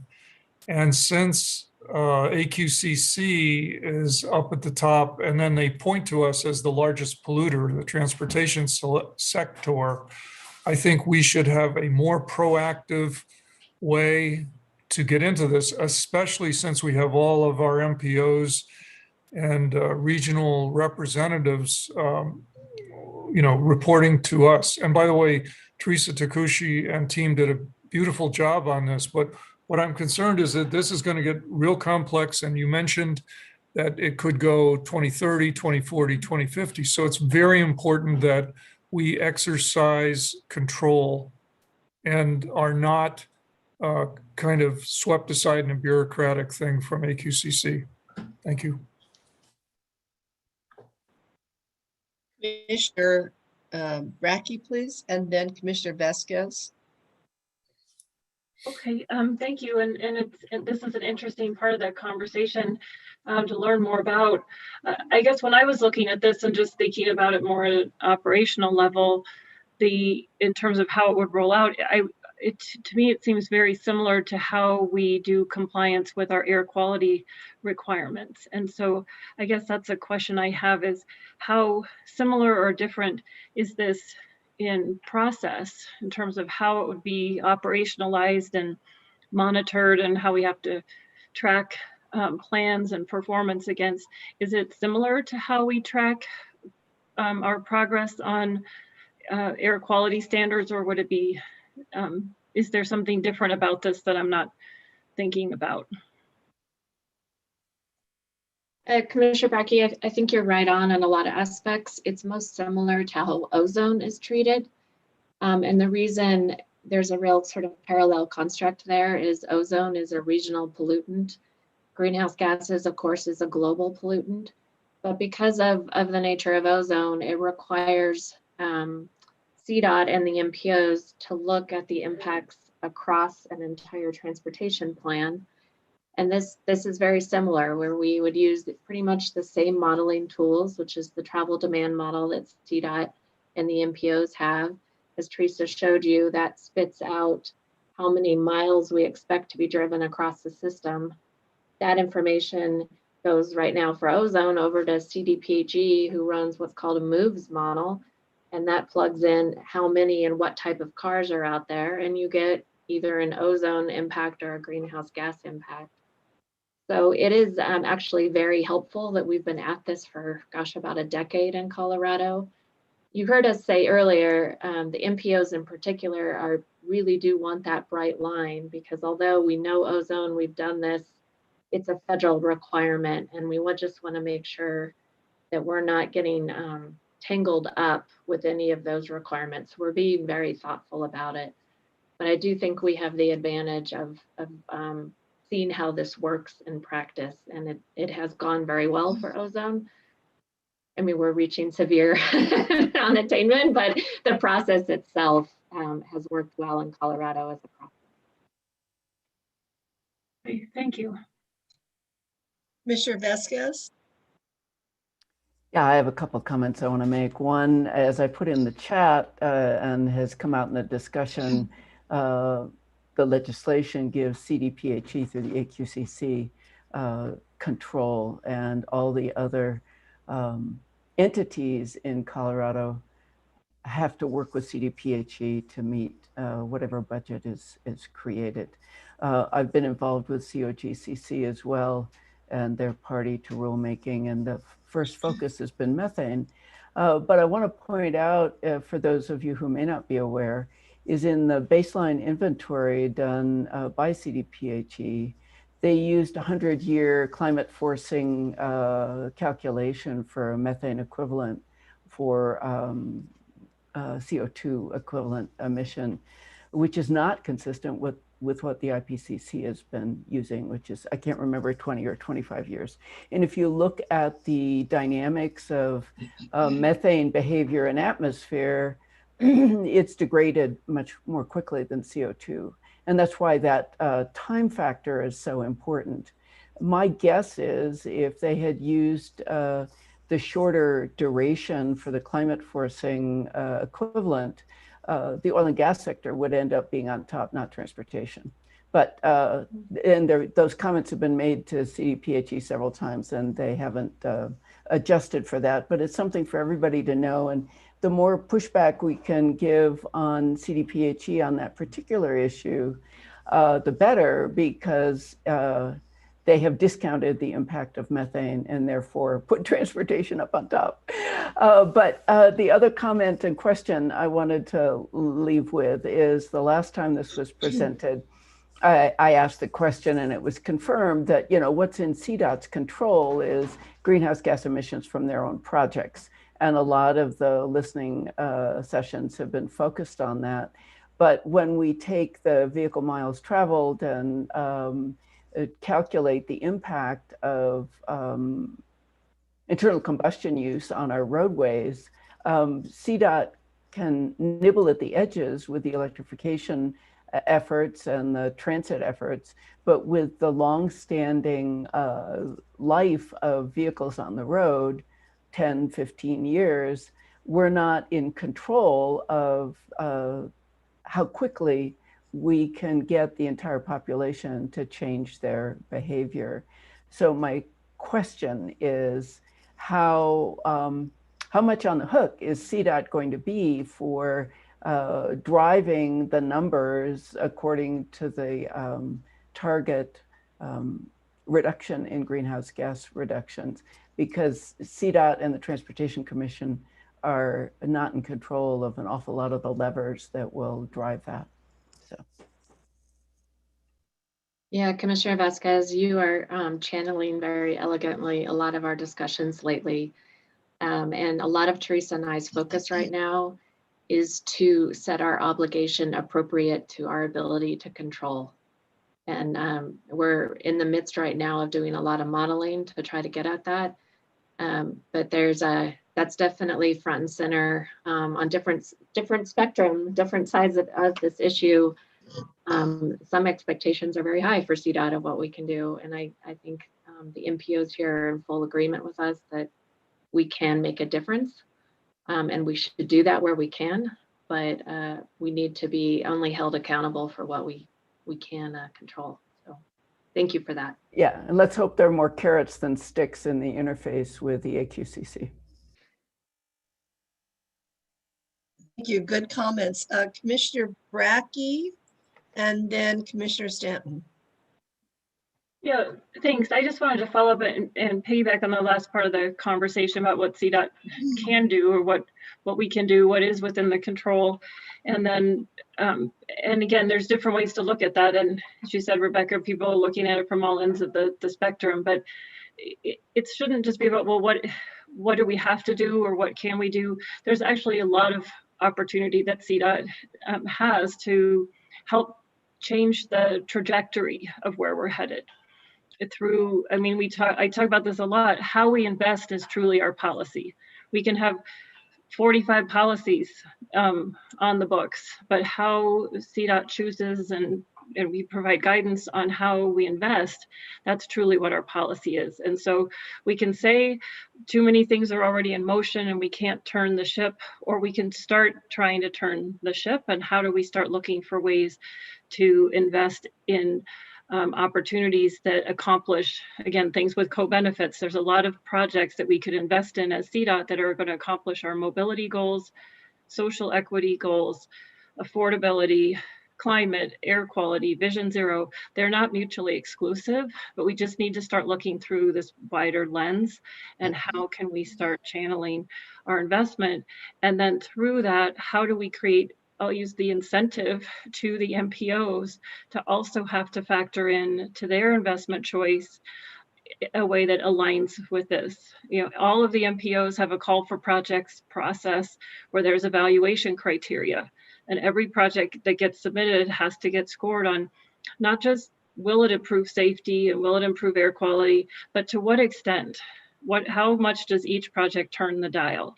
And I think CDOT is in a position to provide leadership in that space, not only in terms of how CDOT's investing the CDOT dollars, but how is CDOT helping to encourage the MPOs and others to invest in a way that requires greenhouse gas emission reductions to be on par with the other evaluation criteria like safety and air quality, access to jobs, all of the other important criteria that are there. So to me, again, we might not be able to do it alone, but we have a really important part to play in starting to turn the ship and to lead by example with all of our stakeholders. So I truly appreciate the work that you all are doing. And I've listened into a variety of those stakeholder meetings. And I know how complicated this is. So I just appreciate you taking it on. There's not an easy answer for this, but we've got to start doing what we can, at least to start nudging our way into a different trajectory for the future. So thank you for the opportunity to comment. Thank you, Commissioner Brackey. Commissioner Stanton?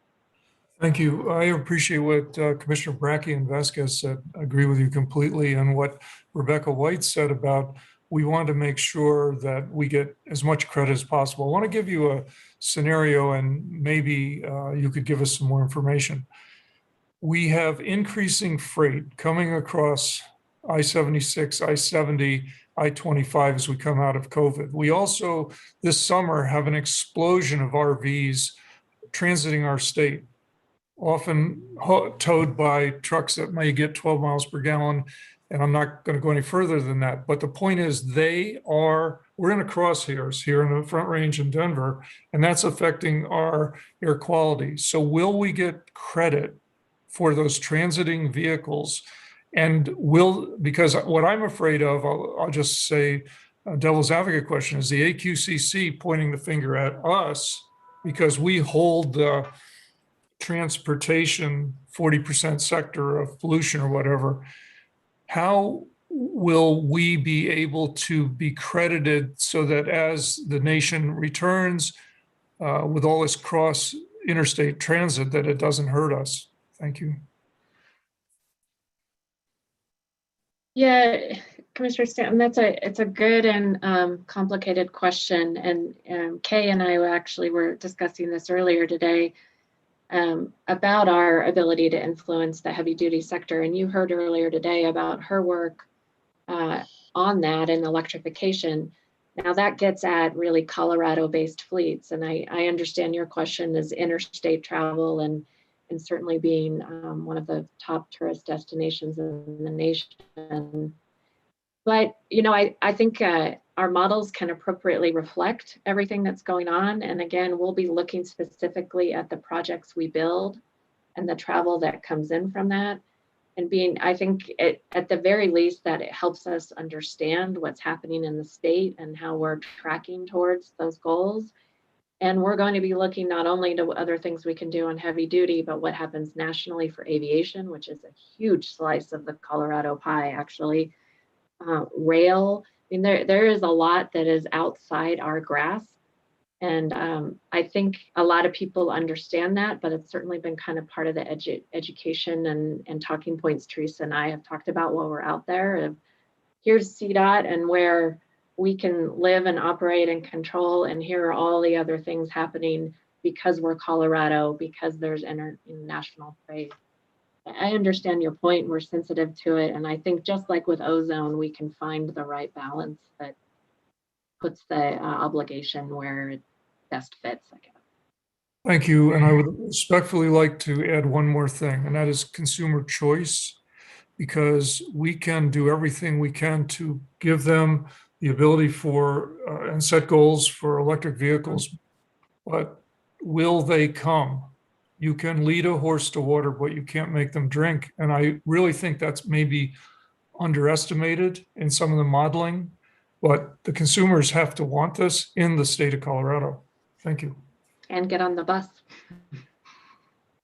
And how do you encourage them getting on the bus post-COVID? That's a big piece of this. It's been a struggle to figure out how they're certainly willing to get on an airplane. How do you get them on the bus? How do you get them in a carpool? Commissioner Beatty. Yeah, I'd like to see it where they look at our projects and how our system works and what we can influence. I have concern that there's going to be asking us to do more than we can do as CDOT, especially when we don't have enough funding to truly maintain just what we have now, let alone all the expansion and other transit services and all that we need. This ties into, I think we do need to work with CDOT in what we do with planning and looking at how can we move some more freight to rail traffic. I saw the Tennessee Pass line was put into be reviewed for bringing that line back on from Pueblo to Grand Junction. That's being pushed out to have to go through a full review again to be reopened. The environmental impact is without using a train to move freight, you're probably adding 500 trucks per train that have to then drive. So it's being fought by the environmentalists saying we don't want the train to go over Tennessee Pass again. I understand not allowing oil or things that could spill in an accident, but there are some of those issues that we need to look at as a state. If we truly want to reduce freight, because they are larger users and they're farther out on electrification, we need to be working with rail and planning and doing some statewide planning on how to help improve that system and how it can integrate with those things. Because for every unit train you get, you're taking, I'm guessing, about 500 trucks off the road for the distance of that train. So there's those sorts of things, and the train is more efficient. They still pollute, but not comparable to trucks. So those are things that as CDOT, we need to look at those bigger picture issues, even the freight air cargo issues. If some of those things could be by freight rail, or things that would, unfortunately, air is used because of speed to get it across the country. But just things to look at and inject into the conversation with the air quality on how we try to address something when we really only have kind of a small piece for all the individual choices. So thank you. Thanks. And then Commissioner Vasquez has said federal infrastructure dollars may help. And I think we'll have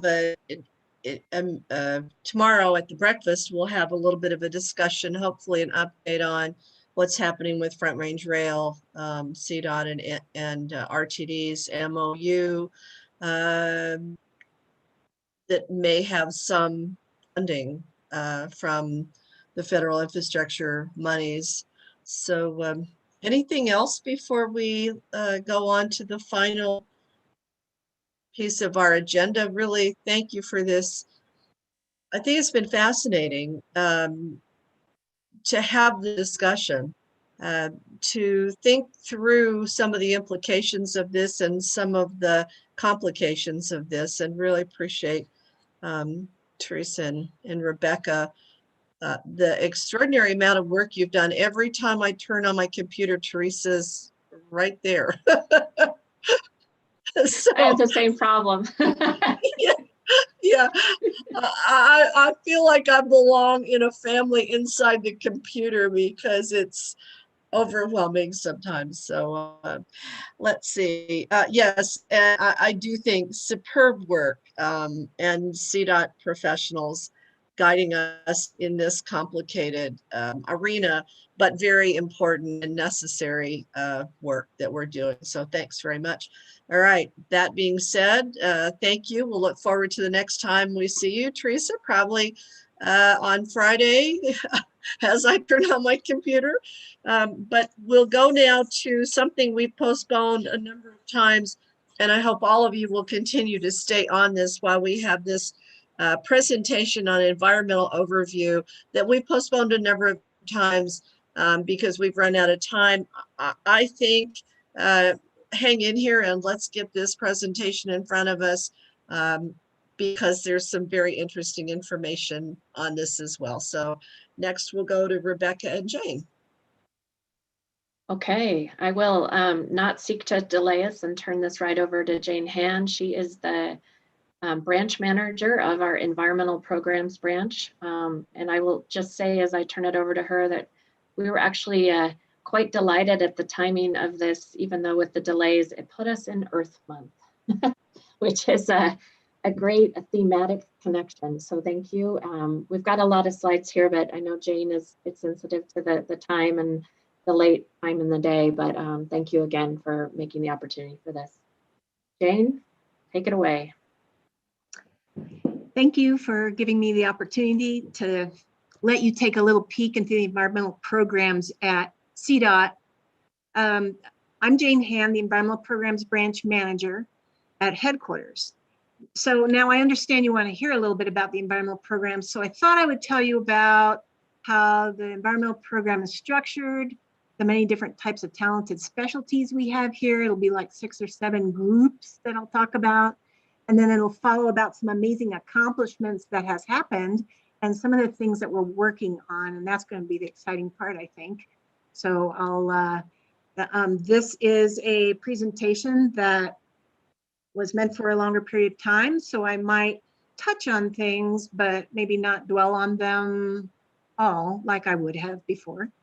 But feel free to put in questions in the chat or on a particular topic that you would like to have covered, or maybe even one that you'd like to hear more about in the on a future date, because I can certainly tailor some of this stuff.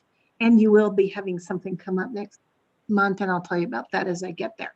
So I just think that this team that we have here that's showing on this slide, it's not a centralized program. So even though I'm with headquarters, each region has a program with a program lead. And Region 1 actually has 2 program leads, one for environmental, one for planning, but the other regions have an environmental and planning manager. And so that's how that's set up. This is a team of brilliant specialists, a group of people that support each other, do great work, and try to have fun along the way. So if we just kind of roll on to the next slide, I'll talk a little bit about the structure. So first, we've got 40 plus regulations that we have to watch out for CDOT. I mean, that's a lot of landmines if you think about it, that we can trip on. So the headquarters program is responsible for developing environmental policy, procedures, training, stuff like that. We also have staff that help support the regions as additional environmental staff to their program. So headquarters has the only paleontologist, the only archaeologists, and then sundry of other landscape architects, water quality, biology, et cetera, that help support, as well as NEPA program leads. The regions deliver the projects. So they do planning, design, construction, and they manage the resources all along our roadways. They are the ones that really understand their areas, their communities, their neighborhoods, the ecosystems in their regions. Next slide, please. So the first group of people that I wanted to talk about are the NEPA specialists. And these are folks that basically deal with the National Environmental Policy Act. And that's kind of an umbrella where all these 90+ regulations are covered, and NEPA makes sure that the processes are followed correctly. One of the really important processes is public engagement. And I have a picture down in the lower left-hand corner, which is the I-270 project planning and public outreach. They've used these virtual meeting rooms in this COVID time to interact with people, and it almost feels like you're in the room, because you can go right up to one of these displays, you can click on a video and watch it. And so, you know, we're working on getting more of this capability in-house. We've also got these manuals that are presented here. There's the first one's the Environmental Stewardship Guide. The middle one is the Environmental Linkages Program. And this is one that's kind of like pre-NEPA in the planning process, so that environmental effects are taken into account. And therefore, unlike times of old, these planning efforts now do not need to be redone in the NEPA process, and it saves time and effort if done correctly. And by the way, we do it pretty good. And then the NEPA manual here, which has taken many years to develop, but it is amazing. It's not only being used by other DOTs, but it's referenced as a quality manual. There's a hazmat program that considers substances, waste, and contaminants. It helps protect our worker health and safety, our liability as we do projects and do work. There's also the EJ and Title VI considerations kind of fall in this group as well. Next slide. So this is some of the notable successes that this program has done. These virtual meeting rooms I just talked about. We are a leader in streamlining processes using programmatic agreements in the nation. We developed a de minimis process for Section 4F, which Section 4F is about protecting public recreation areas, wildlife preserves, and historic properties. And that used to cause people to shudder when they heard they had a Section 4F process on their project, but this de minimis streamlined it amazingly, and we have shared that with others, that process. We're developing a GIS map of Section 6F, and that is Land and Water Conservation Act property or resources where those public funds were spent. Well, up to now, you know, they've done it back of the envelope, and sometimes right at the end of a project, somebody found that envelope and said, uh-oh, you guys got a problem on your project. Here's a 6F property. Well, now we'll have a map, and it's going to be used by Colorado Parks and Wildlife to help coordinate with us as well. We already talked a little bit about the NEPA manual, but I just wanted to say that it is referenced, our manual is referenced in the AASHTO Recent Practitioner's Handbook for preparing high quality NEPA documents for transportation projects. Our manual, so, you know, yay for that. And then we've done some templates for some of these smaller NEPA projects, and that has shortened the process a lot by using these templates, because the regulators know right where to go to review their part. And That's saved a lot of time, and it's been an innovative process we've shared with others. I already talked about the PEL program. We do have some on-demand webinars on our website that we host, and other DOTs reach out to advise for how, when you have a PEL, how do you roll that into NEPA in a very efficient way? And so we answered a lot of questions across the nation on that. The Environmental Stewardship Guide is a clear statement of our environmental ethics. And one thing we do that's part of that is the annual environmental awards. Tomorrow, you will be seeing the awards that have been granted this year. And so there'll be a presentation, in honor of Earth Day this month. Troy Halusko will be doing that presentation. And so I hope you enjoy that.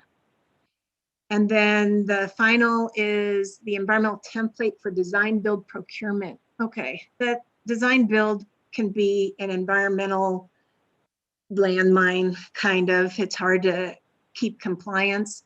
Well, we have built the first in the nation tool for innovative contracts that outline a better way of contracting, or the contract language to protect environment for these fast moving projects.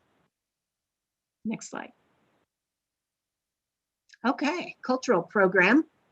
We've got a group that works with communities, agencies, and Native American tribes to make sure transportation projects are delivered in a way that minimizes the loss of the community's identity.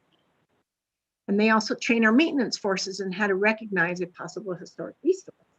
So the top line of pictures shows the irrigation ditches, some old bridges, and even rock walls. So if they come across these kinds of things, the maintenance forces will come and ask us about if there's anything that needs to be done before they do their work. Archaeology, you've seen some information about pit houses, perhaps. That's happening down at the 550-160 project. Later on in the year, we're going to be having a presentation to bring you some of the findings of the data that's been gathered and analyzed for that dig. It's the biggest in CDOT history. And then we have all kinds of fossils all over. This is just an example picture of fossils, but there's dinosaurs too. Next slide. Notable successes. We have our programmatic agreements for historic resources, streamlines the historic process clearance, and is being used in training across the country as an example of how these kind of PEAs and streamlining should be done for historic resources. Our staff, the little picture there, staff a couple of years ago won the Stephen Hart Award from History Colorado for initiating and developing collaborative mitigation program. And what this really means is that we have a compliance program that's the very best in the state. We have become leader in creative mitigation, and I'll talk about one in a minute. And then the Archeo site here down in Durango, the largest in the history. And we also coordinated with the local Native American youth tribes to educate their youth regarding their history and culture as an opportunity for them as we worked through the archaeological dig. Next slide. So there's more notable successes. You may have heard of the 46 bridges that have been put on the most endangered places list. This is bringing recognition to the historic bridges that we have. And we are looking at these bridges. We've got a bridge management plan that we are building, and it's a little more about what more we can do and how we can protect these bridges in place if possible. And so we're looking at that more. Just these bridges were also featured on TV, CBS 4 interview. Shoshana, Michael Collins, the state bridge engineer, Kathy Heicher, don't know if I said that right, Eagle County's historian, and Lisa Schock, the CDOT headquarters historian, was interviewed during this program, and that was in February. But Lisa is offering to come to TC next month to show a short clip of this video and to talk a little bit about the program. So, you know, look forward to that. Historic bridges, you know, they're mostly substandard old bridges. So they're being replaced a lot, but we have a phase 1 bridge historic management plan that has evaluated all the bridges so we can do this in a very strategic manner. Region 2 did a project that was really cool. They had an old building that was just rubble, and they used those stones, the decorative stones, in a trail nearby as pool mitigation. We also, and this is the other cool thing, Georgetown Historic Rock District fall mitigation. They matched the rock fall protective netting color with the native rock. So did you know you can take a rock to Home Depot and they'll match the color for you? Well, that's what we did on that particular project. And then we conducted a historic streetcar study, and there are horse-drawn and electric streetcars in many communities across the state. They were essential in building many areas, including mining districts. And this will result in a programmatic agreement for streamlining late discoveries of tracks on. Next slide. All right, so we've got a bunch of air, noise, greenhouse gas, and sustainability activities that happen, and staff that do this. The air quality program has mainly focused on criteria air pollutants by the Clean Air Act, including carbon monoxide, particulate matter, ozone, lead, nitrogen dioxide, and sulfur dioxide. But, you know, we also have a greenhouse gas reduction program that's going to give some more focus on the carbon aspects of it, as well as how CDOT operates and maintains a transportation system. You just heard about that. We have a sustainability program that provides innovative greening government executive goals. We looked at cost savings and energy use. We support the EV charging network, tracks recycling and reuse of materials, and has evaluated greening construction practices, as well as other sustainable actions. And our noise abatement program evaluates unwanted and excess sound in changes of traffic noise levels or during construction activities. Next slide. So notable successes, we have quite a few here. The air quality program level analysis that we've developed, there's a new one out, 2019. It's one of the most detailed air quality guidance documents among state DOTs. You just met our greenhouse gas, well, you've met in the past our greenhouse gas climate action specialist, Teresa. She's out here. And we just also did a major update to the noise analysis and abatement guidelines. It did a lot of really positive things. It changed policy, added guidance, and it included revision, and it included new topics such as how to deal with reevaluations and wall optimization. But it was so good that Federal Highways praised this revision as a big accomplishment and mentioned possibly nominating this document for an award. So hopefully that will happen. And then sustainability stuff, we've invested in community solar garden subscriptions. We have online training for sustainability in different job classifications. We are supporting the electric vehicles charging stations. We had energy audit and resulting savings from that. We have reclaimed asphalt pavement and reused that. And we have other programs for anti-idling kinds of things in sustainability. Region 2 wanted to mention about their ILEX project. It's the first ever voluntary cleanup for hazmat, and that builds trust with our health department regulators. And so they wanted me to talk about that. And then We do have a hazmat database subscription, which saves a lot of time and money because now we can run those ourselves instead of contracting that out. Next slide. We have biological resources and endangered species, wetlands, wildlife protection, which includes bats on bridges. And why bats on bridges? Well, we have some of the bats, there's a few of the bats that actually might be listed as endangered in the next few years. And so we are doing an inventory, and CPW has come out and done a training of our bridge inspectors to identify where bats are roosting.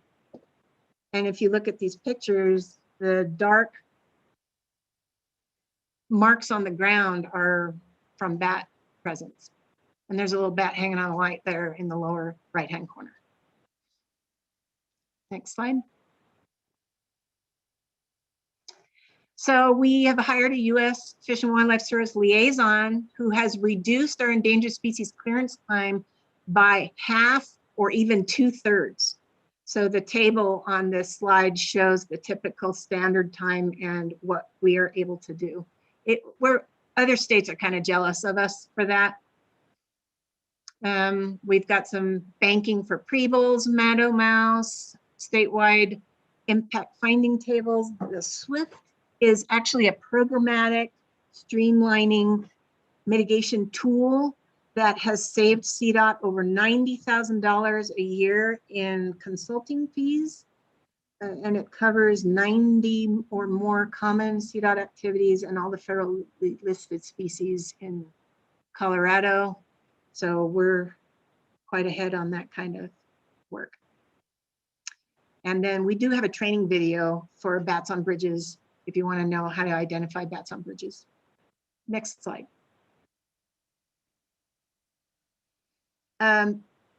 We've done a lot of work with pollinators, with in lieu fee mitigation program for the lynx, which is innovative and the first in the nation. We have wetland mitigation fund pre-purchase mitigation credits that has really saved time, money, because you can buy them in bulk, and then if we only need 1/10 of an acre, they don't charge us a premium for that. So we have those as a revolving fund, and as we spend them on projects, we will buy more. We've had successful prairie dog relocations, most recently down in Region 2. And there's a nice wildlife overpass where we've done a study on State Highway 9 on how that has worked, what's worked well, and we're incorporating those lessons learned on our I-25 GAP project, where we're having some other wildlife transportation overpasses. Keep going. Okay, water quality program. We have a permit that has actually 7 programs. There's 6 shown here, but one of them is industrial. The industrial program doesn't really even work unless there's a batch plant on a project. So those are very small and once in a while that we do those. But we've got pollution and sediment prevention. Permanent water quality is for those ponds you might see along the roadway or storm scepter vaults. Public education and outreach. We have to reach out and minimize stormwater contamination in our rivers and streams by education. Pollution prevention and good housekeeping is mostly on our maintenance facilities to make sure they stay clean. Wet weather monitoring, we put samplers around the state and we collect stormwater, and then we analyze it for contaminants to see what's coming off the roadways. And then finally, illicit discharges is basically by others into our right-of-way that are not permitted for that reason. And we have a process to address those. Next slide. Notable successes. So we had this old water quality training facility, you might remember from the other location of our office. That was built because of an audit. We were kind of pushed to build it, but it actually became such an amazing facility for training. We were training regulators, we were training DOTs from other states, we were training, contractors and consultants and our own staff, of course. So we rebuilt a new one when we moved. It's now in Aurora and it's got a new name, but it improved the classroom and the facility, and we're just doing even more wonderful things with that to help the water quality program. And then the second one here, EPA just bragged about us. That's true. We actually were able to clean up Straight Creek from sediment impairment to the point where the creek is now considered an attainment. And who ever heard of that? I mean, that was amazing. So now we're using what we learned on that to keep Blackboard Creek from going into an impairment situation. And I think we'll be successful there too. We've had an audit, but our program was strong enough to not get fines for it. We continue to improve on it. And so, you know, we're doing better and better, and the regulators are looking at us to see how we can, you know, even help them out with some of their challenges. So I've just been given a little poke to speed things up a little bit. We're doing technology to help out. We've got good partnerships out there. Next slide. Landscape architects. We do urban design. We look at stabilizing roadways, and we also consider visual resources. Keep going. Notable successes. We've got a visual impact assessment guide that's simplified federal highways guidance. So now we get more streamlined and actually cheaper visual impact assessments on projects. So it's been well. We do a lot of support with stormwater management, improvement with re-veg specs, which closes out projects sooner, so our liability is less. And we're just helping with projects in many other ways. Next slide. We did emergency planning. We have the Transportation Environmental Resources Council that's out there. That is a cluster of agencies and organizations that we work together. They're regulatory, they're MPOs that are involved in these. And because we had that, when there was floods, we were able to get all these regulatory agencies together to respond within a day and a half. We had them all together in the room. So because of those relationships we built. We also have amazing fire response. And here's a little picture of some regrowth that's happened after a fire. So next slide. The River and the Road book was developed out of Region 4. It was presented to Transportation Commission from the Big Thompson flood, but we can get you a hard copy if you like. And you can go to their webpage at the River and the Road and you can see an electronic copy. And then we worked on fires, had great success, and we're really great at collaborating across boundaries. Next slide. So there's 3 slides on future features. And I'm not sure how quickly to go through this because these are pretty cool stuff, but we're working on a bunch of things that are going on. We're building a paleo statewide database, which not even the regulator has. So we're feeding into that. We are looking at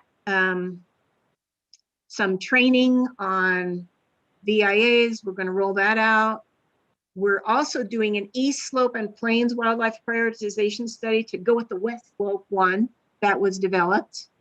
We've got a phase 2 and phase 3 bridge management plans to further refine bridge preservation.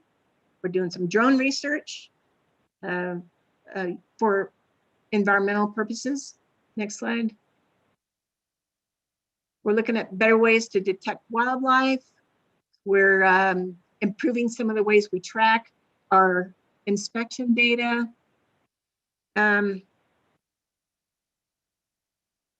We're just doing some good work here we have training videos that are available to help people that are online.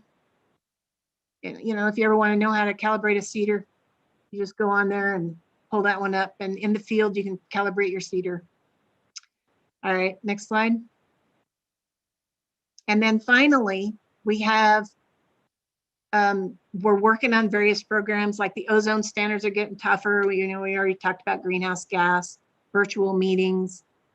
We're working on living snow fences and pollinator work with some of our land management agencies like Colorado Land Board. And we're just working on a lot of really cool things here. So, you know, I just want to know if anybody has any information that you would like to hear more about, or if there is something that you would like us to pay attention to. You know, if you could chat them out, that would be really helpful. Yeah.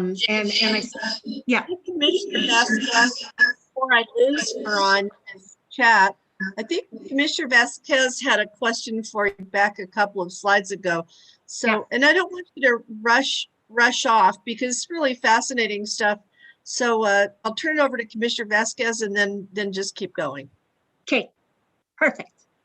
Well, first of all, I just want to thank you for all the detail that you've shared with us today. This is one of my favorite topics, and I know it's been postponed more than once. So I'm so glad we got to it and that most of the commission was able to stay and hear it.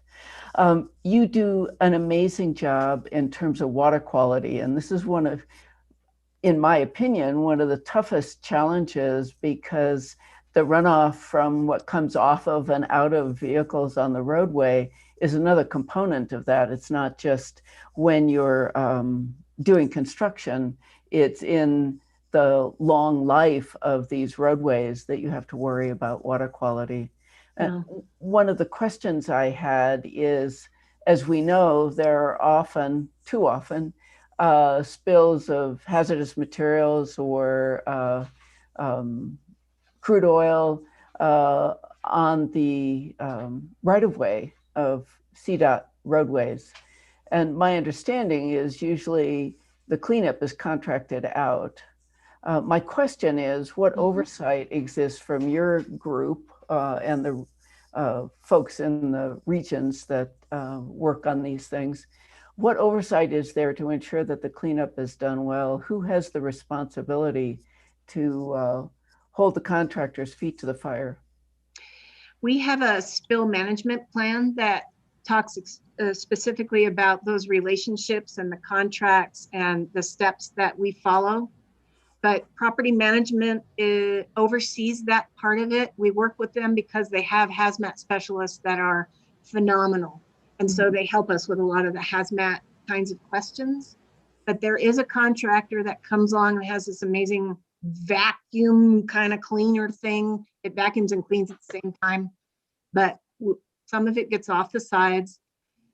So we give the person that did the spill an opportunity to bring in their own cleanup crew, but we have somebody that will be in there within a period of time if they do not get there when they're supposed to.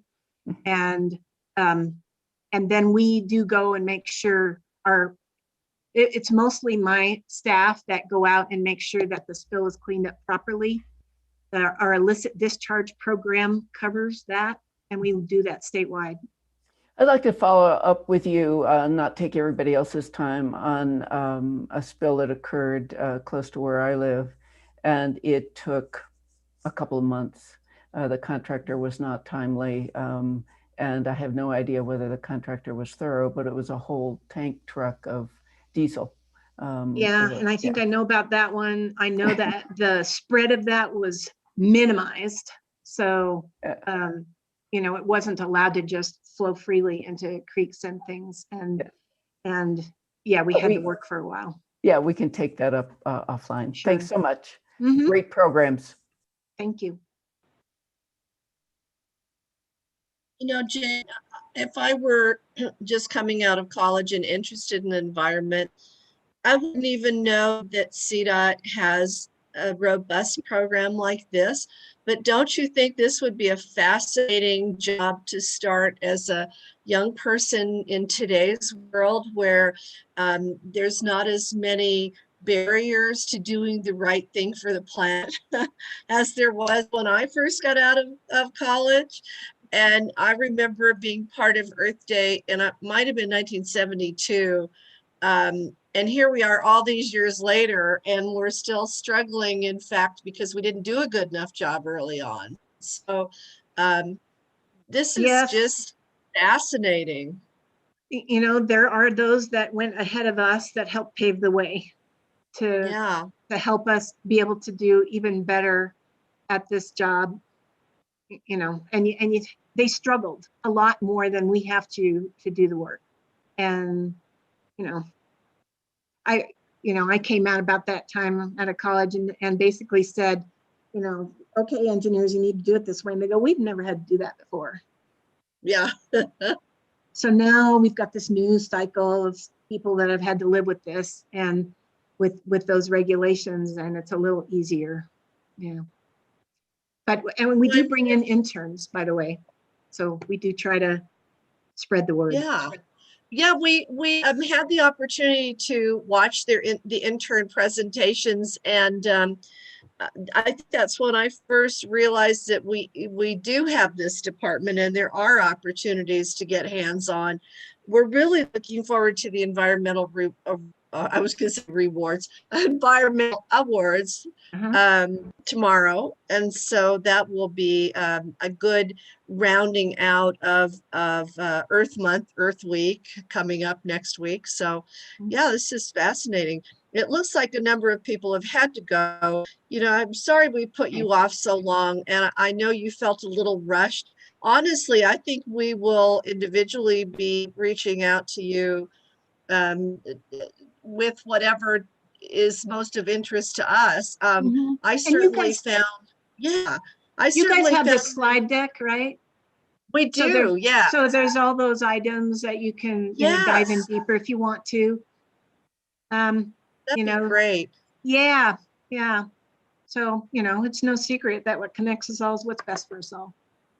Yeah, exactly. So before we close this out, we've got a few people left. Is there anyone who has any final words for Jane? And she represents a whole group of dedicated environmentalists that I didn't even realize worked for CDOT. And just recently, I'm ashamed to say. No, I mean, this was awesome.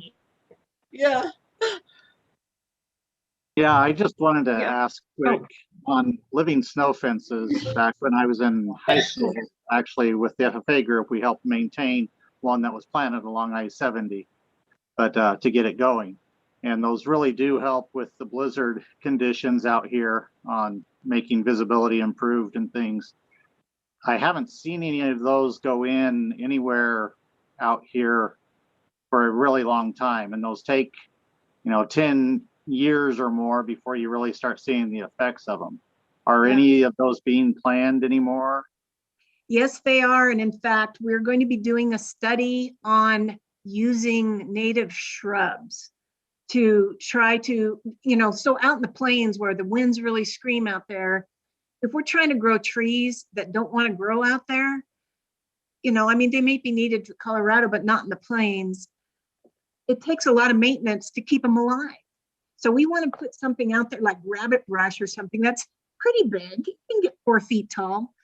But how then, do we plant them in 3 rows? Do we plant them right close to the road or further back? Or, we're going to be looking at a study to use native shrubs out there that don't take so long to get established, but that might take a lot less maintenance and won't just die off once we stop watering them. So yes, there will be more. The cedar trees do seem to work pretty well once they get going. Which trees? The eastern red cedars, the ones they have along I-70. Occasionally we do get hailstorms and things like that do still knock them out, but I think they'd sometimes knock out even whatever you'd plant that's native. So they do work better than the fencing that we have to keep replacing. So and they get bigger and they do work better. A lot of the other trees, they don't last real long because of our dry arid climate that we're in. So we are a high plains desert. So, but just was curious about that. Thank you. Just to quickly add there, Jane and I have also been talking about whether we could do anything for some dust storms, or at least the dust is closer to the roadway. So I think we'll be studying that as well, because we've seen some pretty awful brownouts that I think resulted in a fatality recently and up on I-25. So that's another thing we're going to look at, if there's certain species that could help catch a little bit of the dust too. Yeah, dust storms are another factor. Unfortunately, I don't know if trees would help much, or, you know, right, just because of the conditions that those events happen in. They're drought, long-term drought conditions, and very high winds, and yeah, they are bad. We've had several in our area, for sure. But it's good to look at. There may be something that would help. I would be interested, but a lot of times where the dirt is, you probably may not have an area to put trees, so, or shrubbery, or definitely worth looking at to try to improve it.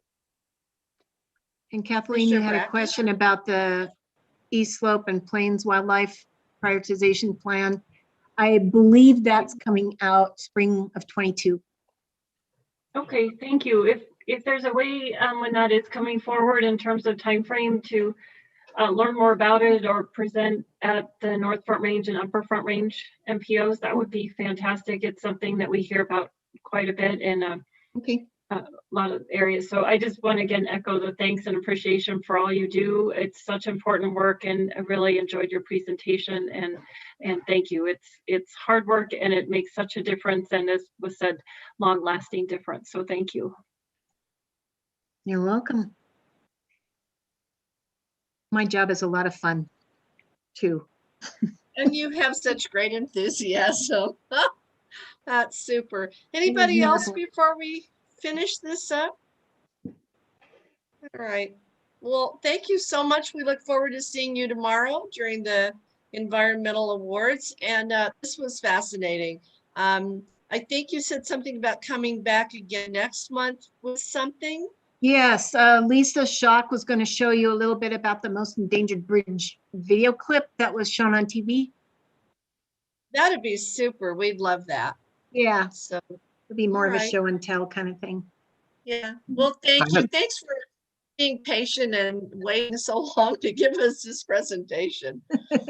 I know it ran a little long. I'm pretty good at scaling it back, but you know, went long. So yeah. Just had one quick question on the archaeological dig. Yeah. How were the expenses of the archaeological dig covered? Was that through project? It was project funded. It was a mitigation as part of that project. How much does that sort of a thing run? It was a lot. It was millions. It was millions, and we can have that information for you. So they're doing the final analysis on the artifacts that they found as in association with these structures, and they're going to present to you guys at some point kind of what the findings were, and they can talk about funding at that time. But I think it was several million. And I think there was some recognition that the likelihood was high that they were going to run into something. And yeah, we had done preliminary. Had the tribes to make sure everybody was okay with what they were doing. Our tribes really like our lead archaeologist, though. They trust him. They invited him to a repatriation ceremony where they had found a burial, and so he was invited to that to participate. Nice. And they just trust him, and it's great. Yeah.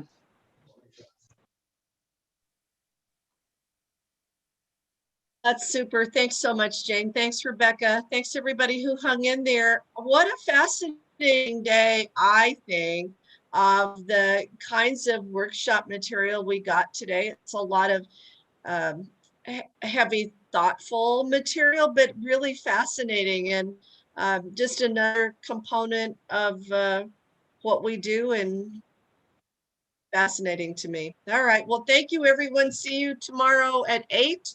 And then onward to the Transportation Commission meeting at 9. Thanks so much. All right, thanks. Thanks, everybody. Bye-bye. Good job.